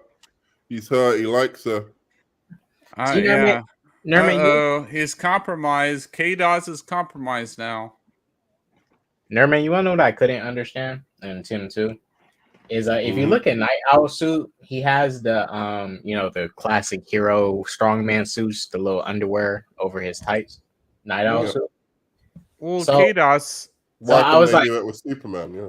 Yes, I was like, and even Ozymandias suit has it too. He did it with Ozymandias in Night Owl, and it worked because you can barely notice it. I was like, when you just do it? It's clear he just respects the source material of this so much more than he does Superman. I don't even think it's the Justice League. I think it's Superman specifically with Snyder. Well, spoiler alert, this is like the multiverse Batman, and like if you look at the Injustice comics, it's Owlman, yeah.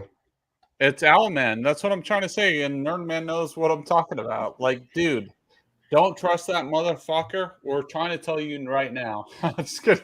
I don't know. This is our man is a savage, bro. In that he's Justice a League fucking Crisis liar. on 2 Earths. Injustice Superman is a beta bitch, and we're about to tell you about it right now. And I have these arrows, and I'm about to go Super Tim, Saiyan. don't get excited, bro.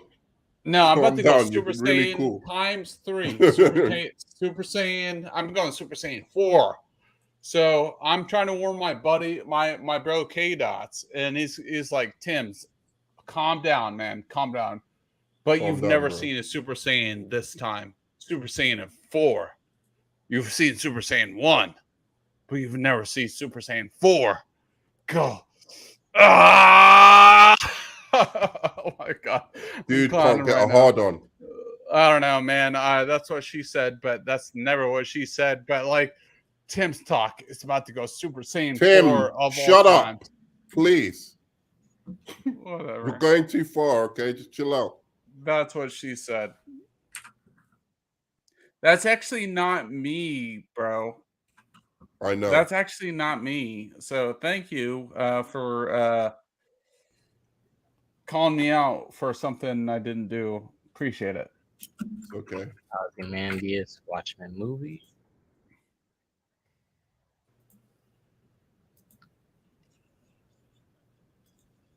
Wow. I love this midget dude. What? So funny.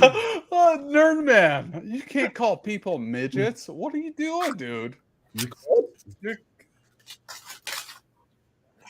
Why? Yeah, you got to be respectful for everybody. If you're a midget, that's okay, dude. What's going on? But wait, what are they called nowadays? Little people. Dude, I think that's more offensive. You know what, I don't understand what's offensive about. I'm not your translator right now, okay? No, I'm being serious. I've heard this thing about the M word. I actually didn't mean to say it. It just like I just don't think about it because I honestly don't know what's offensive about it. Okay. What the fuck is happening here? Are you watching this where they tore their skin off? Yes. Well, they're on they're on the moon. Look like they're having sex. Hey, Dots, are we still watching the same movie? Yep. I've never seen that scene before where they tear their skin off. That is weird. This scene's new to me. Oh Jesus. That's kind of cool though. That was a cool transition. It's pretty cool. But what were we talking about? Yeah, no, I honestly don't. I don't know. The problem is now I don't know what to call people with that thing. Because is little people okay? Because that sounds offensive to me. Pretty cool scene, by the way, there. And I've heard also that the dwarf, because it's dwarfism. Yeah. So they're dwarf, but it's like that's a mythical creature. Like I don't get it. Nerdman, why are you not hip right now, bro? I don't understand why you're not hip. So I'm hip to Blair, man. I just don't understand, bro. Why are you not hip with the language? You know, you'd be hip more than anybody. So whatever. But that little guy is like funny as fuck, man. The way he gets taken out is hilarious. He actually was a villain in the Watchmen video game.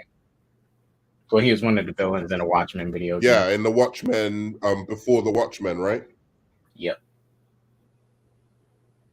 It was him and I think Moloch.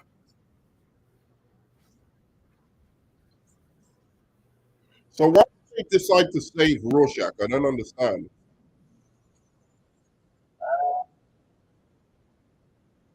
I think because they still want to. Look at her. Oh, I need to get my girlfriend that.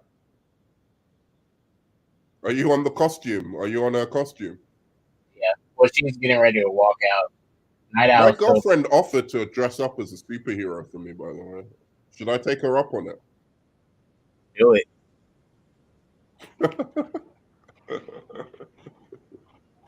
dressed up as classic. Which one do you think I should choose? Because I think I've got one go at this. So which one do you think I should choose? Catwoman? Either do Catwoman, Power Girl, Classic Supergirl, or Wonder Woman. I feel disrespectful with Wonder Woman though. Maybe Mary Marvel. Mary Marvel. Well, you can have her do Wonder Woman. Have her do like the classic with the skirt, like the OG Golden Age Wonder Woman. Have her do Golden Age. You're right, but because I like Wonder Woman so much that I feel like it's disrespectful.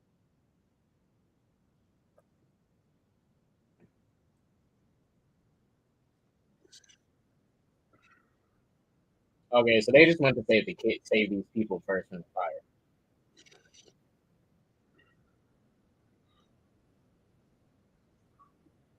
Oh, all right. I see what they did there.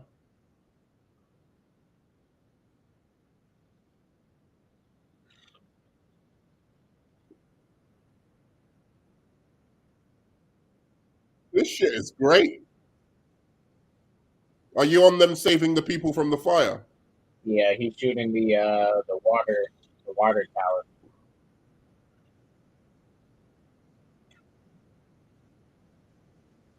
So those people didn't want to leave until she came. Well, they couldn't open the door.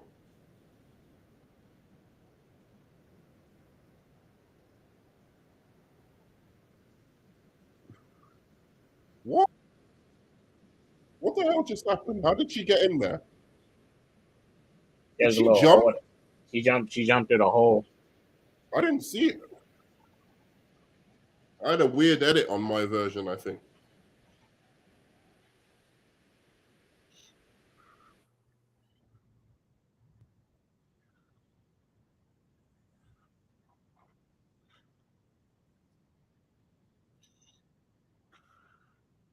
This is too much, man. Wait, Nerdman, I think after this we should watch it real quick. Do you remember the first Watchmen trailer with the Smashing Pumpkins song? Oh yeah, that one was really good. That was an epic trailer.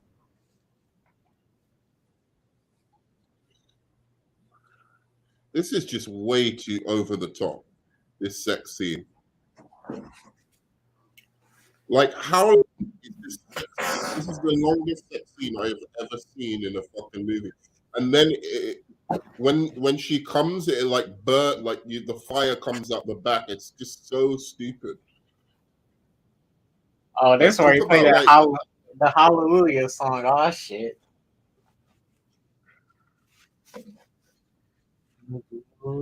This guy gets turned on by like fucking being a superhero.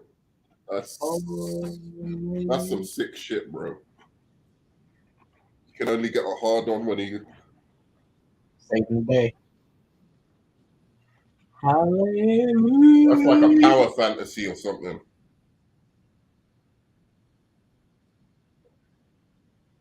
Damn, she got ass.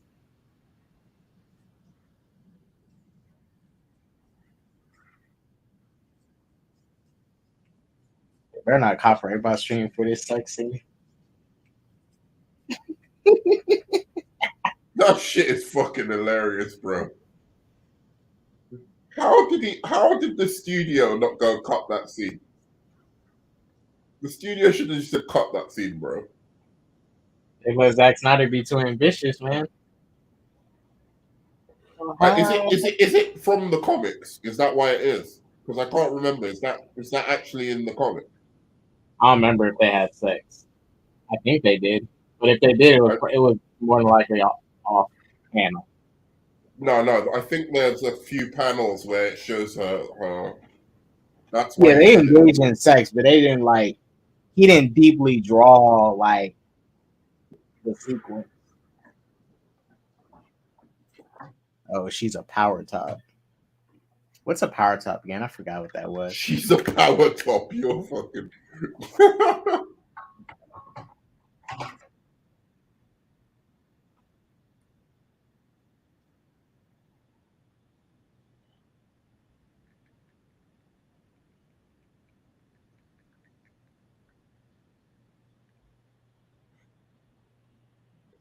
This is cold.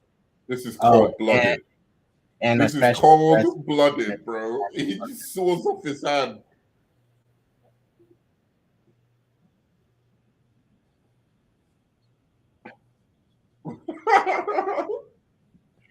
This is savage, bro. This is purely savage. Was savage as shit. You're dead. James Gunn ain't got nothing on that, bro. Sorry. Damn. No, I think it was perfect because like we're all like marinating in it, and then we're like, oh, what the hell they're doing? And then they're just like, damn.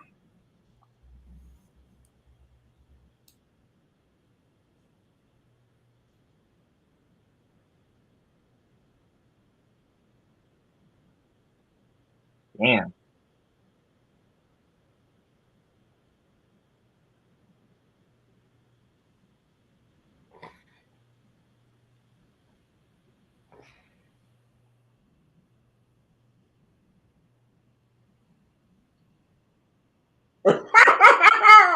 I want to smell the son of a bitch cooking.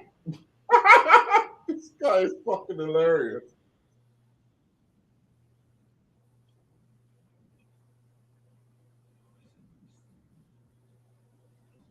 Okay, this one he convinces him to get Rorschach.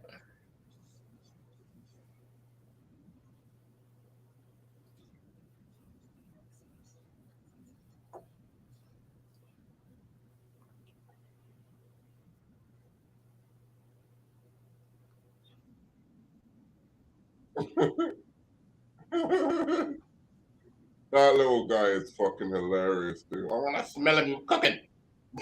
Did you get to that bit yet?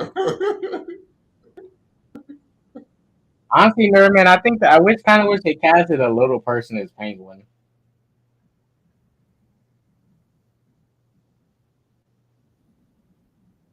Oh shit.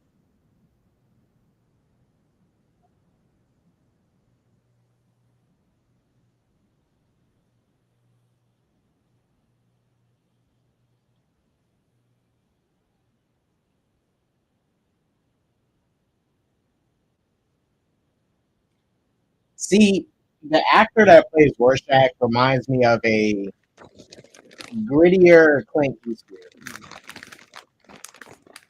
Don't you get that vibe? Of like grittier what? He reminds me of a grittier Clint Eastwood. The actor that plays Rorschach. I don't understand. What a wittier what? A grittier Clint Eastwood. Clint Eastwood, yeah. Totally. Where's my face?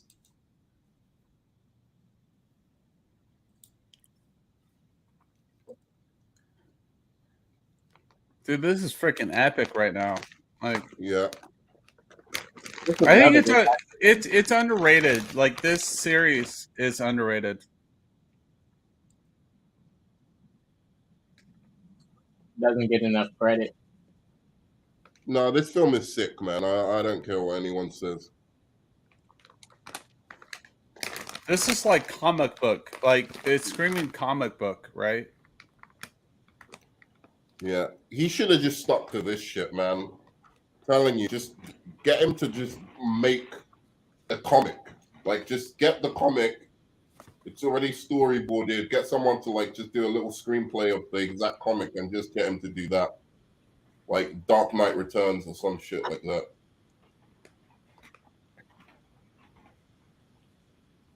Daniel. Oh fuck! He fucks up this. Yes. This small person. This is cold-hearted. You know, man. People have to go to the bathroom. Come on. You know what I mean? We all gotta go to the bathroom. Martha. All right. Give him a break.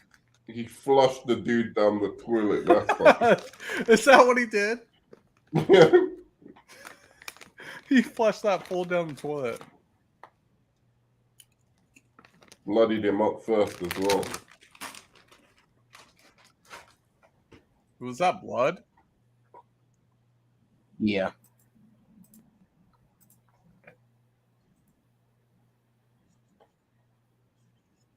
What the hell is even that?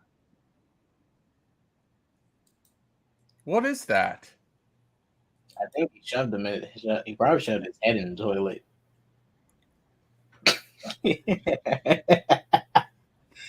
He must have. This is based off the characters that there was a bunch of characters from a particular comic line, including like the Question, Blue Beetle, and all of those guys. But it was like this right-wing guy who wrote all these characters. Yeah. What? He can literally see everything.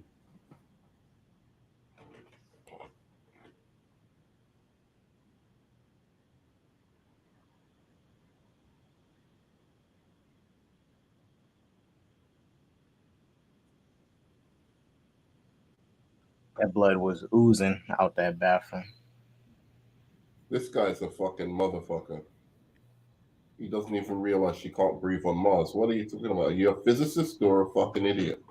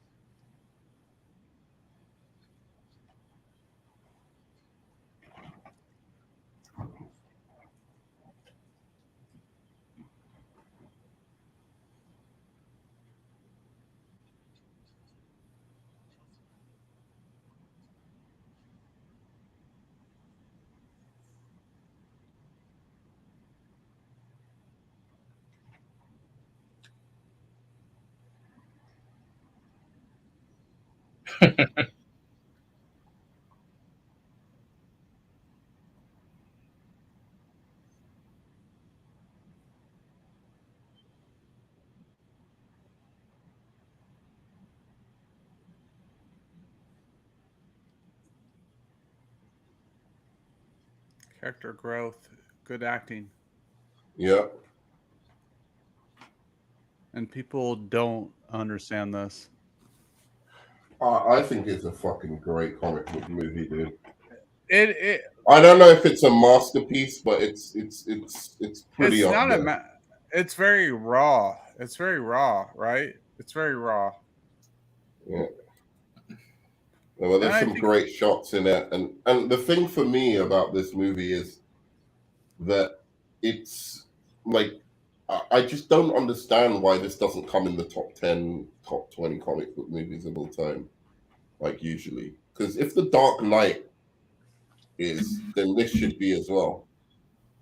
I think this was like released at a period where we weren't ready for it, how good it was, right?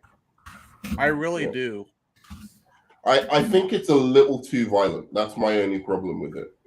Yeah. As I said, like I think they should have left the serious violence to just Rorschach or comedian, because some of it seems, as I said, just a little bit pretentious, like the way he. It's everybody's bones have to crack. He should have focused on good fight choreography rather than having to break people's bones. I think it was just like too nuanced for the point, and people weren't ready for it. I honestly think that. It was too like this was too ahead of its time. I think people like 10 years from now will be like, "Damn, this is a really good film." I agree.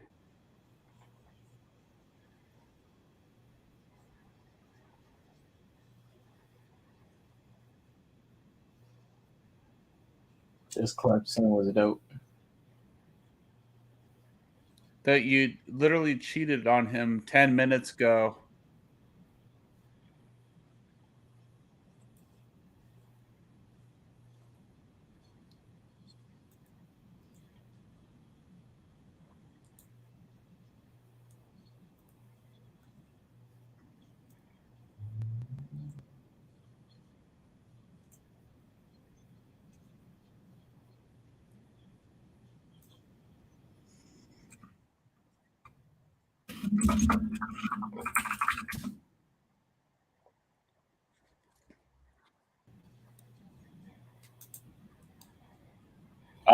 I wish they kept in the bit where he beat up, where Night Owl started beating up the people. That was in the 3-hour cut. Yeah. To me, it just like it's one the it's one of those things. How do you reflect within the world? And that's the ultimate character right now. Is asking the question, "What is to be human?" So, yeah. And she was the last person to keep him human, but she was cheating on him. So now he's moving across. He saw that she was cheating on him. So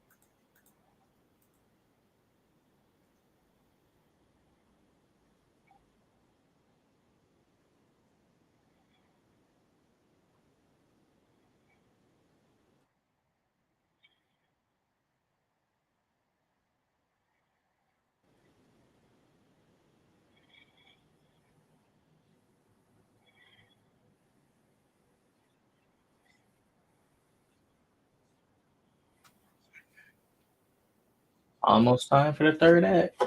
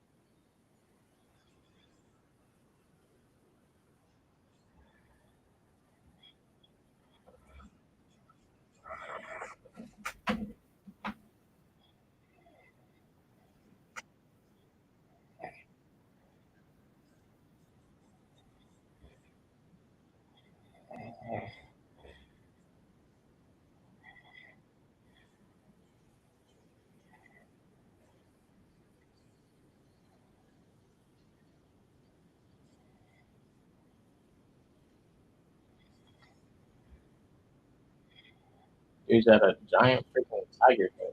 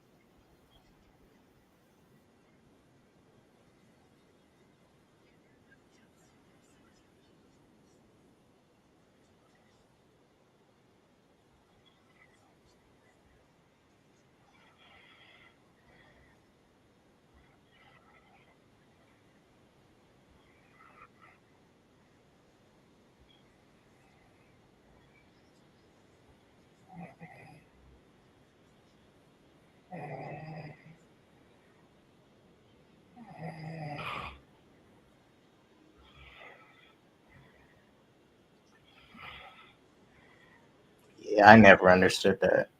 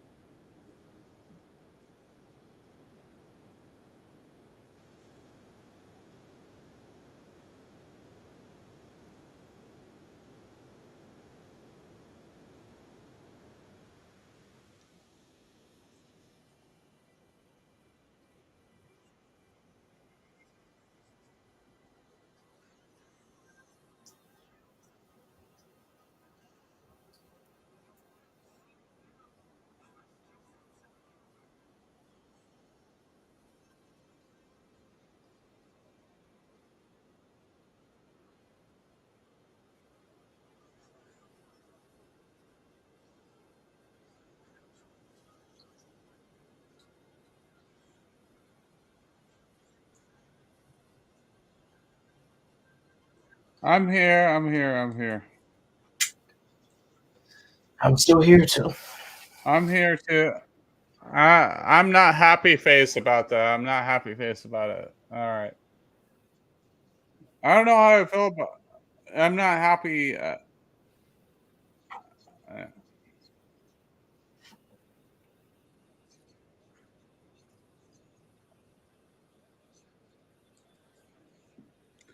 I'm not okay with that. With what?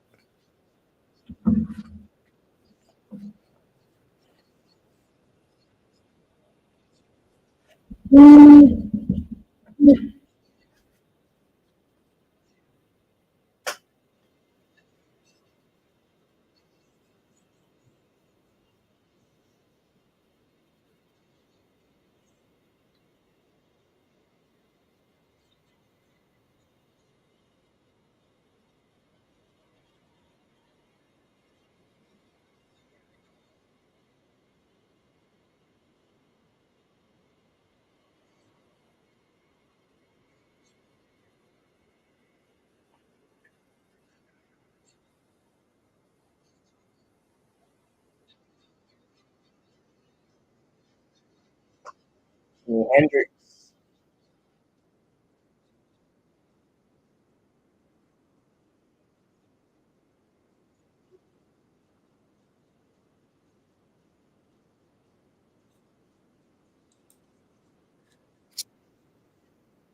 Damn.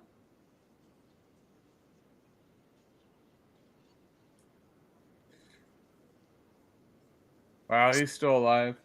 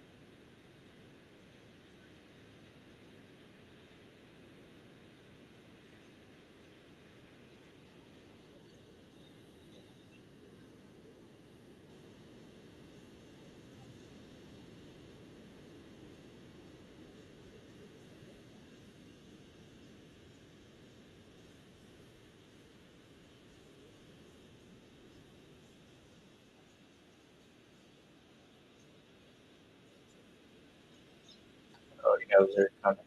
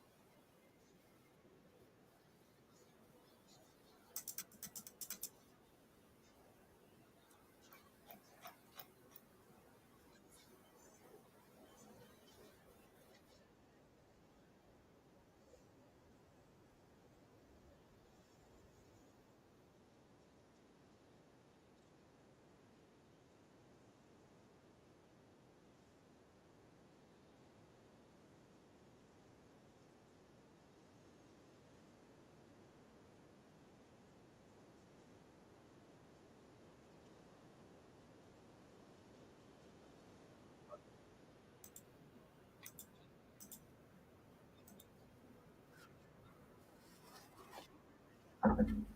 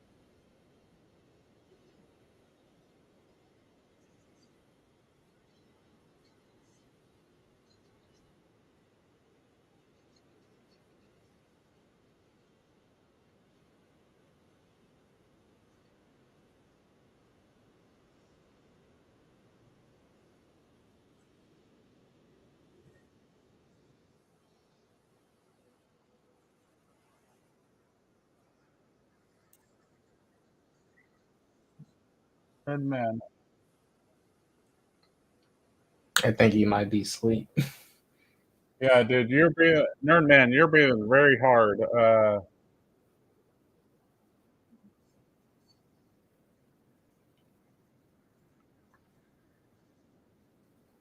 He fell asleep. Yeah, he was breathing very hard. Movie's almost over, anyways.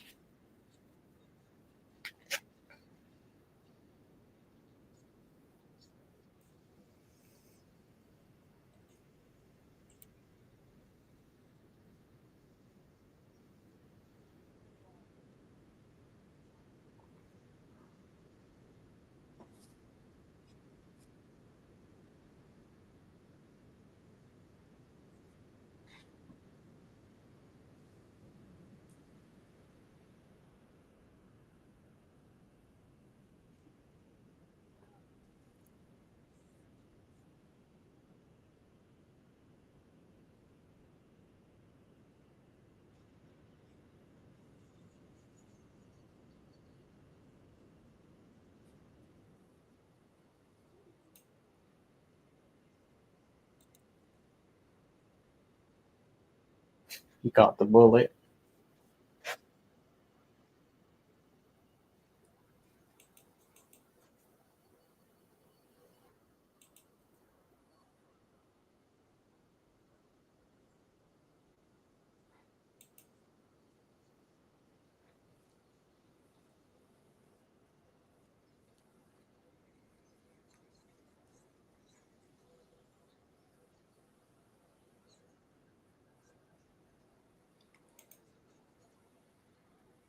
Nerd man. You fell asleep. Wake up.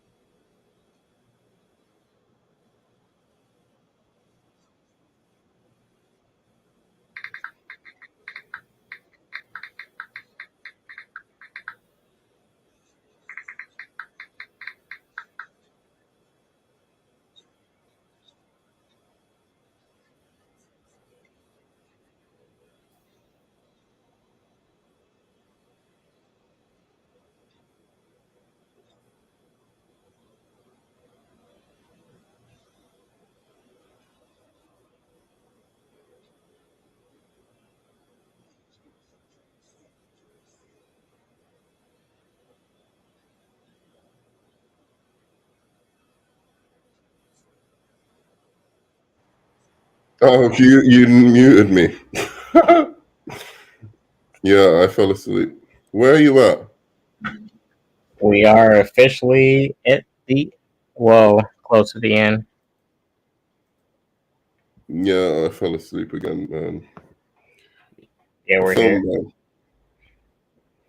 About to end up in the news outlet where Rorschach left his book to expose Ozymandias, just in case.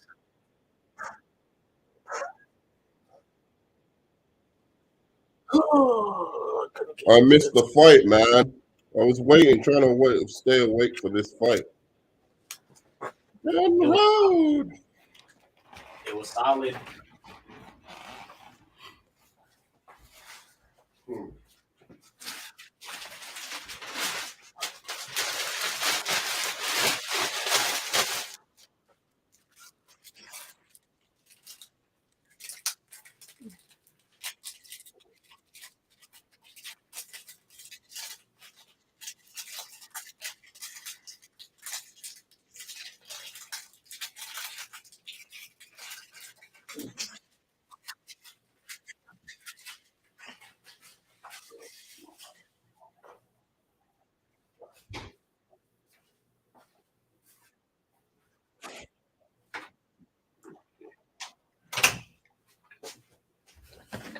So it wasn't just Captain America then. Yeah. I was saying it wasn't just Captain America then that put me to sleep.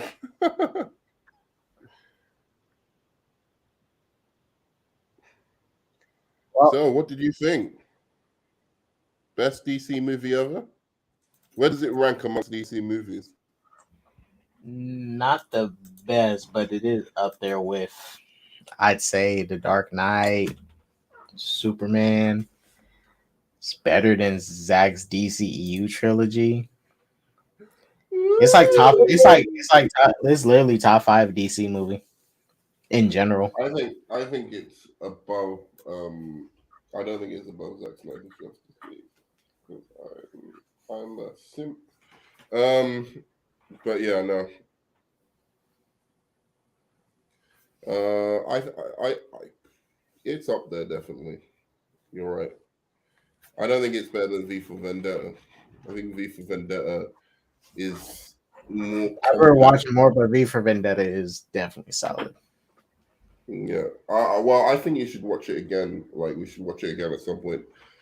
Is the funny boy there? Tim possibly. He's not there. Yeah. We'll get ready to close up in like 5 minutes. Yeah, definitely.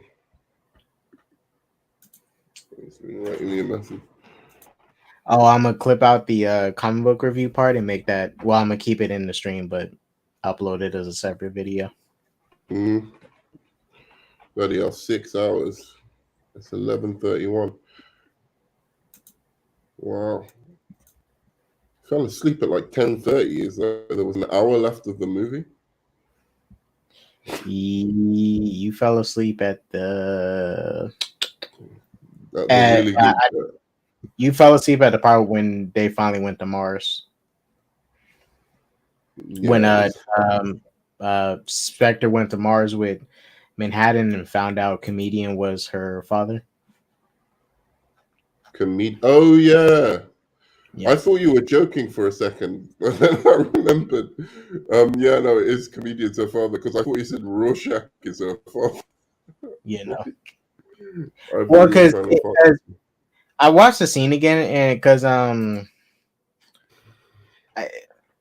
it's okay, because so Dr. Manhattan showed her mom and Comedian's interaction, right? When remember the part when Comedian runs into his daughter Silk Spectre and he's talking to her, then the mom shows up and says, you know, get away from her, blah blah blah. Yeah. But she was in the car when they had that conversation, right?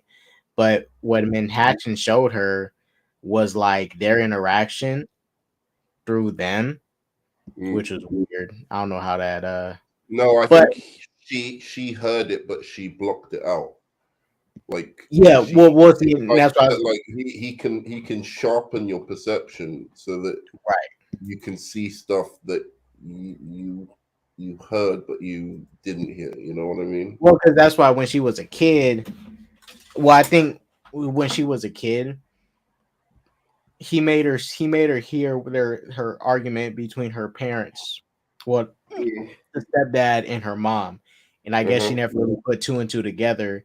But then when she looked back at her from the car, looking at her mom and comedian argue, she goes like, "Oh, now she put two and two together."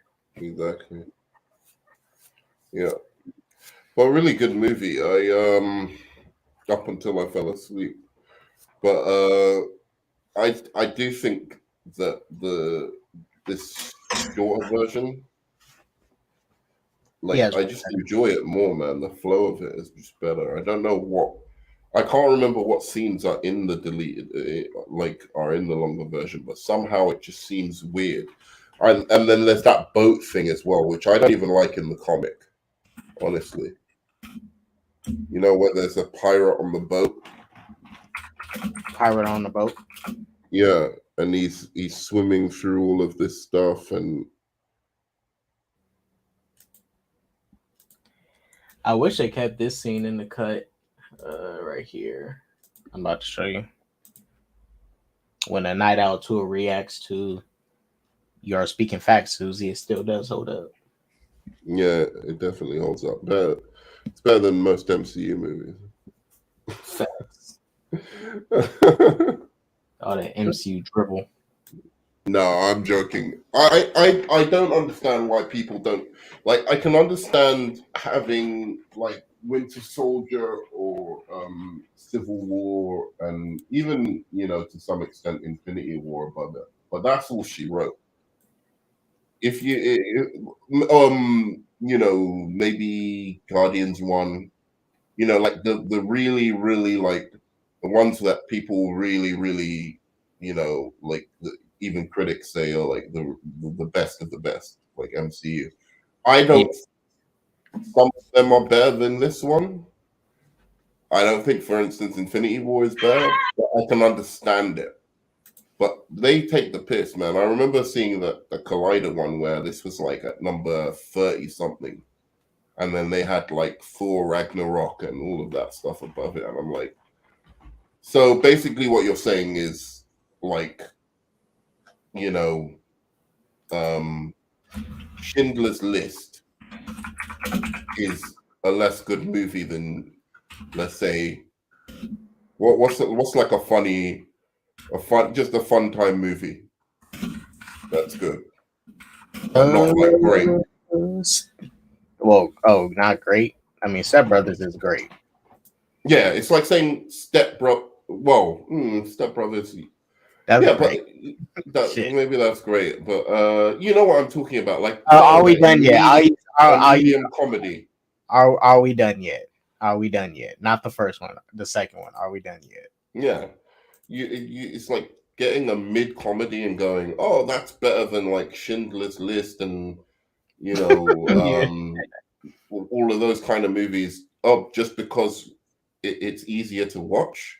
Yeah, sure, it's easier to watch, but like, that doesn't make something better. Like there are certain movies that are like clearly better movies, but somehow with comic book movies, if it's a serious movie, people like, like this, that's hard, a little bit harder to watch. They like take points off it or something, and that's bullshit. Like you don't do that with normal movies. You don't go like, oh, Seven is like a worse movie than Dumb and Dumber, right? Right. Like I like Dumb and Dumber. It's funny as shit. I probably, if you caught me on an average day, and you go, what would you rather me watch? What would you rather watch? Schindler's List or The Seventh Seal or Dumb and Dumber? Like maybe 7 times out of 10, I'm gonna say Dumb and Dumber because I'm not gonna be in that mood to sit through Seventh Seal, right? But that doesn't make You're gonna pick something more fun to watch. Yeah. But I mean, there's movies that's like fun and also good at the same time. Like, you know. Yeah, but that Thor Ragnarok ain't one of them. Right. I'm sorry. But like, you know, the Mummy and the Mummy Returns. Those are like exactly fun and they're like freaking amazing movies. So for instance, something like E.T., I would put up there because I think that is such a good example of a fun movie. I don't really like E.T., nerd man. Okay, fine. I'm not saying you don't like Goonies either, right? I like Goonies. Although I wouldn't count that though. I think E.T. is better. But I would rather watch Little Rascals more than any of those stuff. I'll die on the hill watching Little Rascals. The Mummy's fire. Let me think. I'm trying to think. Like Spider-Man 2 and 1 are great fun movies. Yep. You know, they're not just fun movies. They are actually solid, great fun movies. And outside of comic books, like a great fun movie that I could probably stick on any time would be like Doctor Strangelove or something that you would watch. I don't know if you've seen Doctor Strangelove, but it's fucking hilarious. I've not seen it yet. It's hilarious, dude. We should do that one day. It's a comic book movie? No, it's a comedy. It's just a really funny comedy. What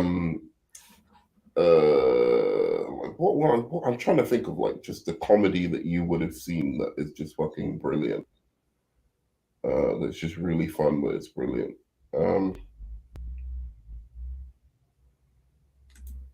What one would you give me? Like a comedy that's like really like it's super clever, but it's and fun to watch, but it's also like quite like it's got some deep ideas and really good directing in it.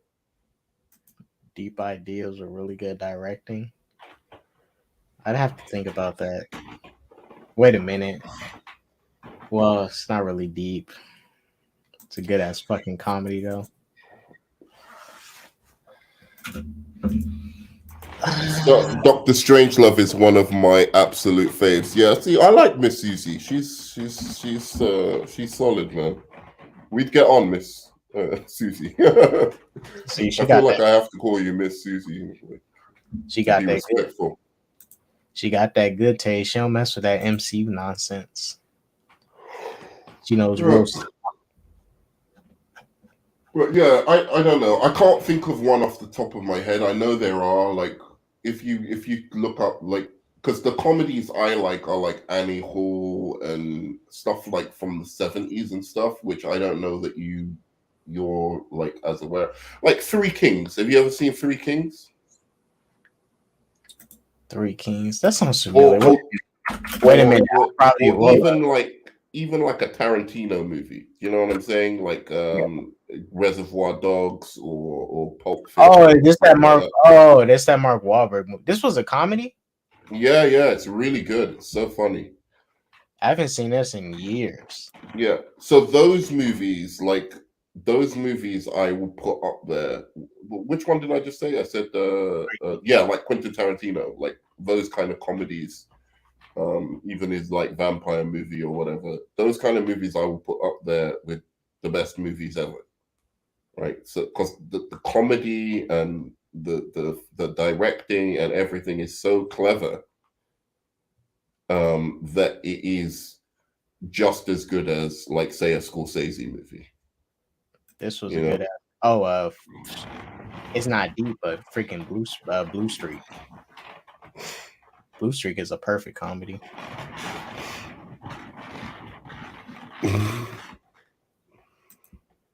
Double Take 2000. I've never seen that one. You never seen Blue Streak? You know what I love? You know Mo Money, Mo Problems? You ever seen that? That's just funny. Wait, you never seen Blue Streak? I've never seen Blue Streak, no. What? Oh, I can't believe you haven't seen Mo Money, Mo Problems. Nerd man, you need to watch. This is probably Martin Lawrence's like best comedy. It's a good cop movie too. This shit is funny as hell. It's literally on Netflix. Let me see. Oh my god! I'll watch it. Fuck it. I'll watch it probably even. If you're not doing nothing right now, Nerdman, watch this shit. Yeah, I might do because I've Don't got to believe clean that up. Rotten Tomatoes nonsense. Rotten Tomatoes is trash. This shit is Rotten Tomatoes used to just diss black movies, bro. I'm telling you, like there was a point that Rotten Tomatoes, or not Rotten Tomatoes, critics, because Rotten Tomatoes wasn't there back then, wasn't around back then. But they've just compiled the critic scores from those times rather than update it with new critics. And I'm telling you, man, there was some racist shit going on with some black movies where they were literally very, very harsh on them. And they just deserve more. Yeah, because I don't know how these 404 page not found. So Mo Money, it's called Mo Money from 1992 with I'll definitely watch your one. And you've obviously seen The Great White Hype, right? The Great You've White seen that Hype. shit, right? No. If you haven't seen that, watch that right after. That shit's funny as shit. You ain't my daddy. Oh, this Damon Wayans movie. Oh, I started this and I never finished it. Okay, I'm gonna add this to my list. Hold up, let me say. Yeah, I'm gonna add this to my list. Wait a minute. Was he working at like a computer place trying to get at this girl? Nerdman? Which one? In Mo Money, wasn't Damien Wayans' character trying to get at this girl and he like started working at her job just to get at her?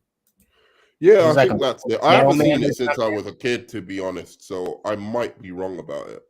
Well, I used to watch it. I think you might, because I think I started watching some of this movie, but I never finished it. Yeah, it was definitely he's like a poor dude and he wants to get like a good job so that he can impress some girl basically. And then he gets the job but the guy who's running it is a bit of a like he's a con man basically. And then there's Low Down Dirty Shame, another movie highly underrated, I believe. I might be wrong again because I haven't seen it since I was a kid, but I used to love all those black movies, dude. But there were ones that I know definitely, like I've watched them more recently. Is Robin Williams in it? No. I've watched them recently, and their IMDb scores are ridiculous. Like it was a bunch. Look at Eddie Murphy's Rotten Tomatoes. You're going to see why Eddie Murphy started just making silly, stupid movies. It wasn't his fault. He wanted to do serious shit. I'll show you exactly what I'm talking about if you just pull up Rotten Tomatoes. I got it up now. Because my Rotten Tomatoes is really silly. Nerdman, what time is your Succession watch party? Oh. As soon as it drops, I'm gonna do it. So go down.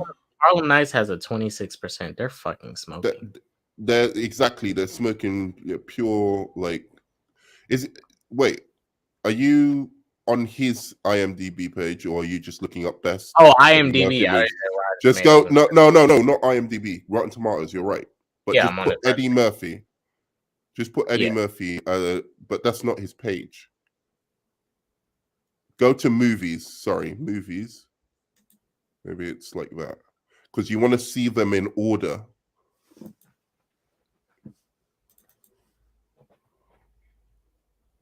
Shit. It's not, you don't want to see them all mixed up like that. You need to see it in order. Let me send you a link because I don't know what you're doing. Eddie Murphy Rotten Tomatoes and it should come up. Imagine that. What's that? Yeah, WZ, as soon as it drops, I think I'll do it. I think that will be like 3-4 o'clock in the morning. Oh, Nerman, I sent you that link to that Firebreather movie too if you want to watch it. It's a free link to watch it. I sent it to your DM earlier. Oh yeah, no, I definitely want to watch it. I'll send you the cover of Blue Streak so you can find it and watch it later.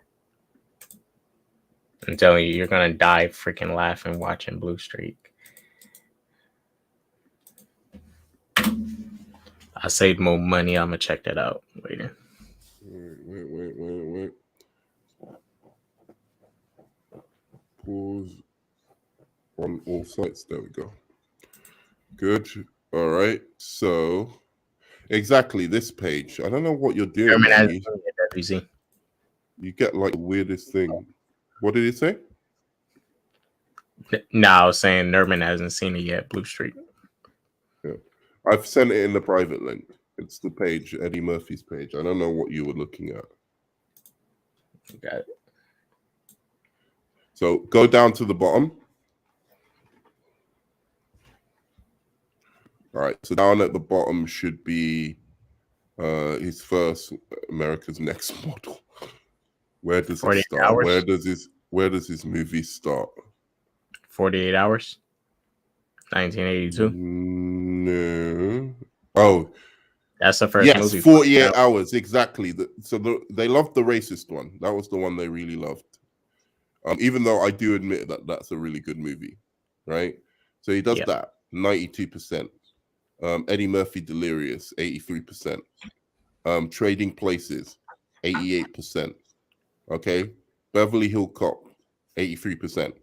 I'm in agreement so far. Haven't seen Best Defense. This is where it gets stupid. Yeah. What is The Golden Child doing at 22%? Like, even if you don't really love the movie, 22%. Have you ever seen The Golden Child? I think I see part. Was that a movie with the little Asian boy? Yeah, it's the movie with the little Asian boy. Then you've got Eddie Murphy Raw. I seen some of that and finished it. 77%. Beverly Hills Cop 2, I can deal with 46%, although I think it deserves a little bit more than that. Coming to America, fine, 85%. This is where it gets super ludicrous. So Harlem Nights, 26%, 80% audience score. So the audience aren't smoking crack this time. Another 48 Hours, 20%, which deserved better. Then he did these romantic movies, Boomerang and Distinguished Gentleman, Beverly Hills Cop 3, Vampire Brooklyn, all of them getting like slammed by critics. Now, I don't remember some of them, but I know another 48 Hours is good. Boomerang, I don't think it's that bad. Like, I don't think it's like 48% bad. Distinguished Gentleman, again, I'm not sure how bad that one is either. But look at the next one he gets a good score for. The Nutty Professor. I never really liked him. I hate it. It was alright. It's an alright comedy. There's some bits that's like funny, but overall, I don't think it's a funny comedy. Like, it's not consistently laugh out loud. And this is when he started doing the silly shit, right? Because you see the box office there for Nutty Professor in comparison with all the rest of them, because they were giving him like really bad reviews. Yeah. So he does the Nutty Professor, they give him 64. I remember it being higher. I think the critic score was actually higher back in the day. Like, most of the critics were like, yes, this is Eddie Murphy back on form, what we want to see. Of the, top black male lead at the time. Like, he was the biggest one. He was bigger than Denzel. Like, straight up. And then, he starts doing Holy Man, Dr. Dolittle. Life, is Life good? I've never seen it. Bowfinger's actually excellent. I don't know why the score is bad for that. But as you see, it just, as soon as he did Nutty Professor and that like blew up, he just started doing silly shit afterwards. Yeah, a lot of movies are low ratings, like Dr. Dolittle 2. Then he got 88% for Shrek, but that's a collective film. That's not his film, but he was solid as donkey. Shrek 2, 89%, solid film. Haunted Mansion, weak. I haven't seen it. I think it's another silly movie though. But when he was doing the more serious stuff, it was actually a Disney movie, The Haunted Mansion. when he was doing the more serious stuff, or like The Golden Child, as I said, Beverly Hills Cop 2, Harlem Nights, another 48 Hours, Boomerang, The Distinguished, like he was trying to, like, you know, I just don't understand how The Nutty Professor, even if you don't like Boomerang, how that gets a better critic score than, you know, Boomerang or The Distinguished Gentleman. And I think the reason is they like to see black men like Tyler Perry, you know, like that's what they like to see, some critics, and especially back in the day. Well, actually, let's take a look at Tyler Perry's just to see real quick. Tyler and Perry, they're tripping on Norbit. Norbit was fucking funny. They're tripping really? about Norbit. Norbit was funny. What's it? Out of his watch it, man. Okay, if we look at since Nutty Professor up until from Nutty Professor to Norbit, that's probably the funniest movie he dropped since the Nutty Professor one. Well, it's funnier than Nutty Professor. But going from Nutty Professor to Norbit is way funnier than Nutty Professor. I still haven't seen Dolomite. He got an Oscar nomination for that, right?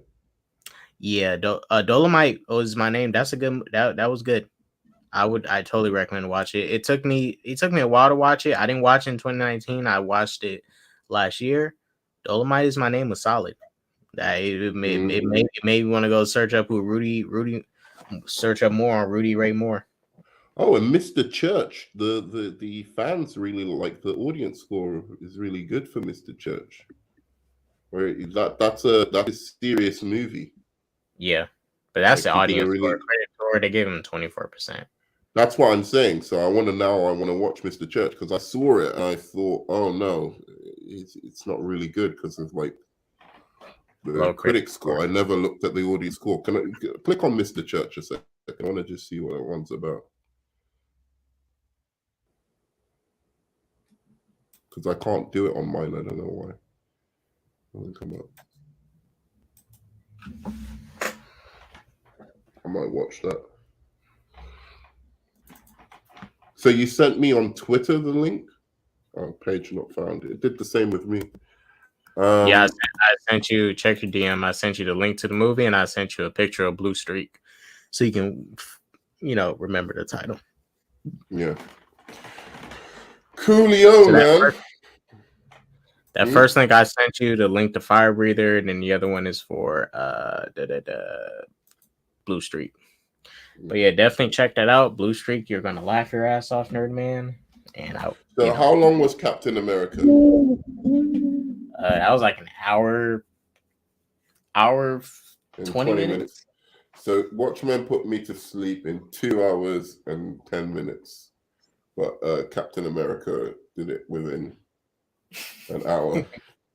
It's just like, this movie was so fucking boring. At least you made it to the third act. Yeah. Captain America just running away was like the funniest thing, though. Like running out of the car, pretending to get sick and then leaving in the car. That shit was hilarious. That guy was a criminal. Straight up criminal, bro. All right, guys. So I think that's it. If I have time, guys, I might be doing a Shazam, as I said, read along. So I'll be reading the comic, but online, and you'll be able to see the panels and follow along with me. And the idea is just to look at different versions of Shazam, compare it to the film. So I'll be talking about that. And then I'll do a next one on a different character. Like, I think the next one might be on Generation X, a comic I used to like back in the day.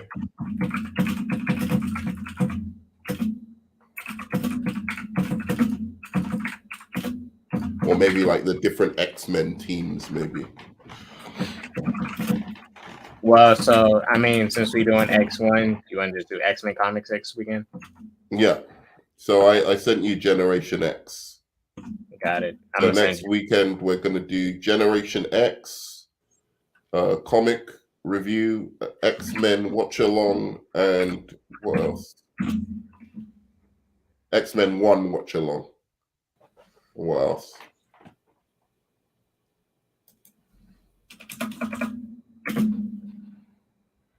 You're gonna send me the X-Men book that you want me to read, right? Yep, I'll send it to you. Probably, if it's something more recent, I definitely wouldn't have read it because I read a lot of the 90s ones. I'll surprise you with something. Okay, cool. It's like I've read the one like where Magneto tears out Wolverine's spine, which was hilarious to me. I was so yeah. happy. The one I got it. The one I get you more like would be like the most popular story. I hate Wolverine, man, with a passion. He's the dumbest character. Like, he's one of the dumbest popular superheroes I've ever seen. Like, really. It's only because he's a. You know what it is with superhero fans? They are into like I don't use this term a lot, but I really do think they're into like these toxic masculinity superheroes. Like they are. They love like the big male. Hey, you know, just because Wolverine was trying to get at a teen, Gene. You know. Sometimes in life. No, but the good thing about the X-Men was about how the diversity in the team, like that there was like a character for every person, and that the women were like super powerful as well. And then they just make this fucking movie, and I'll save that for next week. But they make this movie, and the women are shit, and it's just like a Wolverine show. Wolverine saves all of them. He's like this toxic masculine. Oh, I've got like these huge problems because I'm a dude and I'm big and hot. You know, it's just like that's what I'm saying. Exactly why Shazam didn't work. He doesn't fit that mold that people are familiar with, which is funny because they call that generic when in fact, you know, those Thor movies are far more generic. You know, in terms of, oh, he's got a love interest, and then he's got like, you know, he's this big buff dude with his problems because he's so fucking hot, and we're supposed to like feel sorry for him for some reason.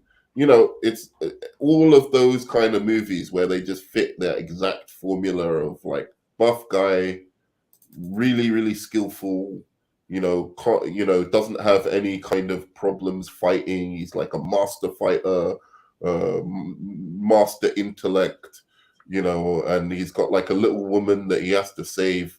That's the kind of movies that comic book fans love, and comic book fans celebrate more than actual movies where, you know, they do something a little bit different. Like, you know, say for instance, Kick-Ass, right? You got a hero, doesn't know really what he's doing. You know, his issues are actually relatable. He's not just some fucking hot guy. The girls are more competent in the movie. You know, that kind of stuff. I don't know why. I think there's just a lot of latent unconscious sexism within comic book fans, especially when it comes to the movies. Well, I'm not saying it's not part of it, but I think just because we remember when we hit that edgelord era with comic stuff, and Wolverine was pretty much fits in that mode of like these edgy, dark, gritty characters and stuff. You know, like Frank Miller's Dark Knight Returns, a little different take, even. But hey, I like that underlying. Yeah, I'm not saying dark, but it all bled. Funny how we together. It all bled together because, you know, when DC was going to do like, because look, I ain't gonna lie to you, you know, when we got the news for BVS and stuff, and that Batman was going to be based off Dark Knight Returns, guess what? Everybody was like, yeah, wow, that sounds cool, Dark Knight Returns. Then when we got it, we realized, yeah, this isn't the.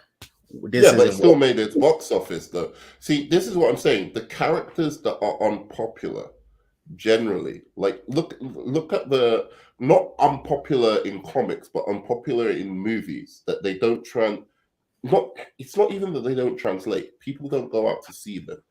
It's if the male lead isn't attractive, right? Like super buff attractive, right?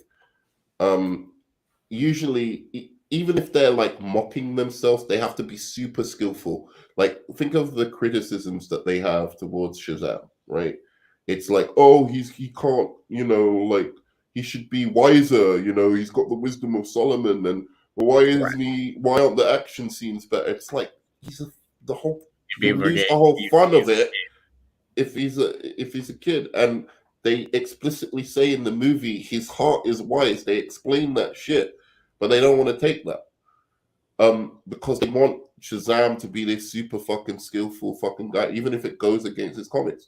Whereas if you get a silly character like Deadpool, right, who's super silly, but he's got his hot girlfriend, he's really skillful at his, fighting and all of that kind of thing, that takes off. They like that kind of mold, and I've watched it even in recent times. It's even got more so. Like they like that John Wick, these kind of characters, like that's the things that people are trying to like, go, oh, see, these movies aren't woke. This is what we want more of. Like, we fuck all the woke shit. It's like, oh, because they have characters that don't fit like a specific, kind of thing, then it's a threat to the other stuff.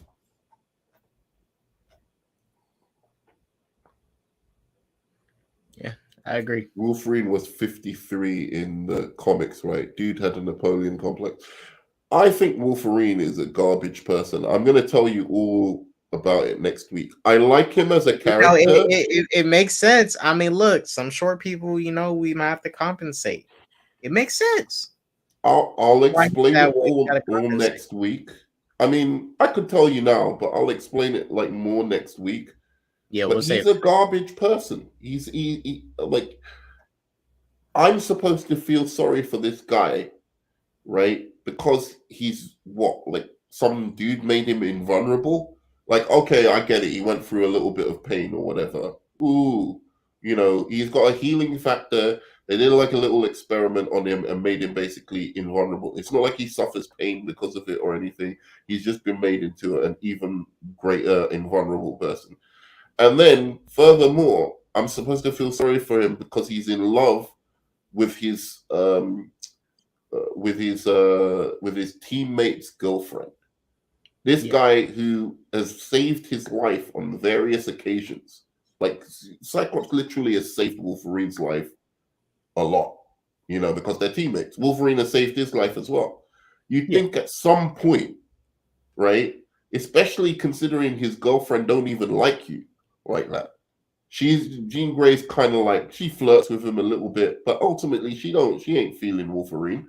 She's feeling Cyclops. Even when Cyclops cheats on her, she still goes back to Cyclops, right? So he's just he's an incel. He's not even an incel. He's worse. He's like a little stalker guy.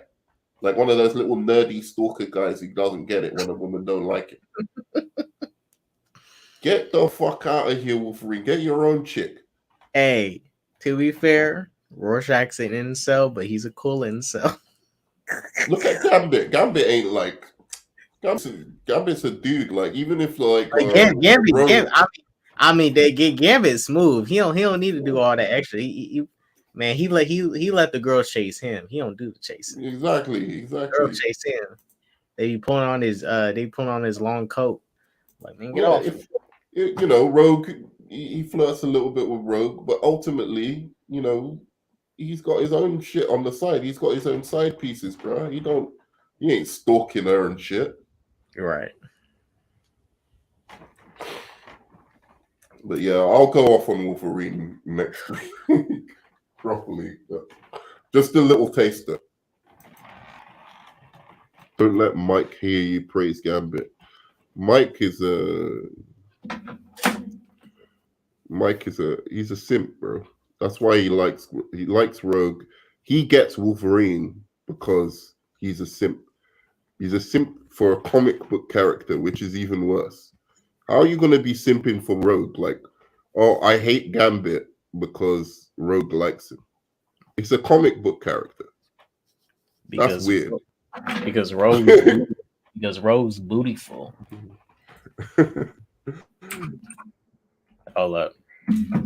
Before we leave, I guess we'll close it on this note. Yeah, we'll close it on this note. Yeah. To show everybody the beauty that is this woman. He's a stalker cell, yeah, exactly, miss. Just don't touch her. It's no touching fee. Her opening scene in the X-Men is my favorite opening of any. It's my favorite opening. It's my favorite opening of any character in the scene. Like the way they introduce her in the TV show, or the movie, in the animated series, man. Okay, that shit is great. Did you ever watch that? Yeah, I seen the '90s show. It's funny. I thought you was about the movie. I was gonna say, oh, she had it came out before you were born, bro. Like I'm surprised you saw it. Did they do reruns or what? Yeah. How did you? They just used to do. Yeah, I seen pretty much all the '90s Marvel cartoons. The Spider-Man, Silver Surfer, Batman. Did Justice League come out like while you were? I think it came out after you. Yeah, Justice League came out in the 2000s. So look at that little baby boy here. He wasn't even born when the X-Men came out. You guys kill me, bro. Millennials. Anyway.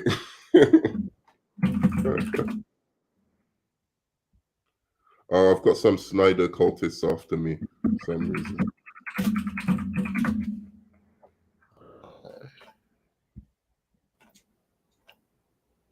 Where the heck is it at?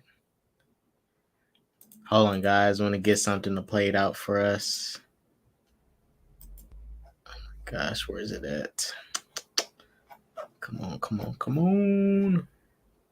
Found it. All right, guys. All right, you guys. We're out of here. Holler at you. WZ. Miss Susie. Hope to see you next week, dude. I'll see you next week. I want you guys to remember big money. Deuces. Oh, man. What is this? And you're not even putting the volume on. You fucked it up. Oh, no. The volume is... No. Gotta play the volume. You fucked it up. That's going to be our closing. Shit. All right, guys. Come on, big money. Bring us through. Money. Big money. Big money. Big money. Hey. You got big money. You got fancy cars. Everybody knows you. It's like you a trap star. You're breaking down bricks, chopping up O's, breaking down bricks. This is the worst thing I've ever seen in my life. Deuces, you guys. Big money. It's like you a trap star. You're breaking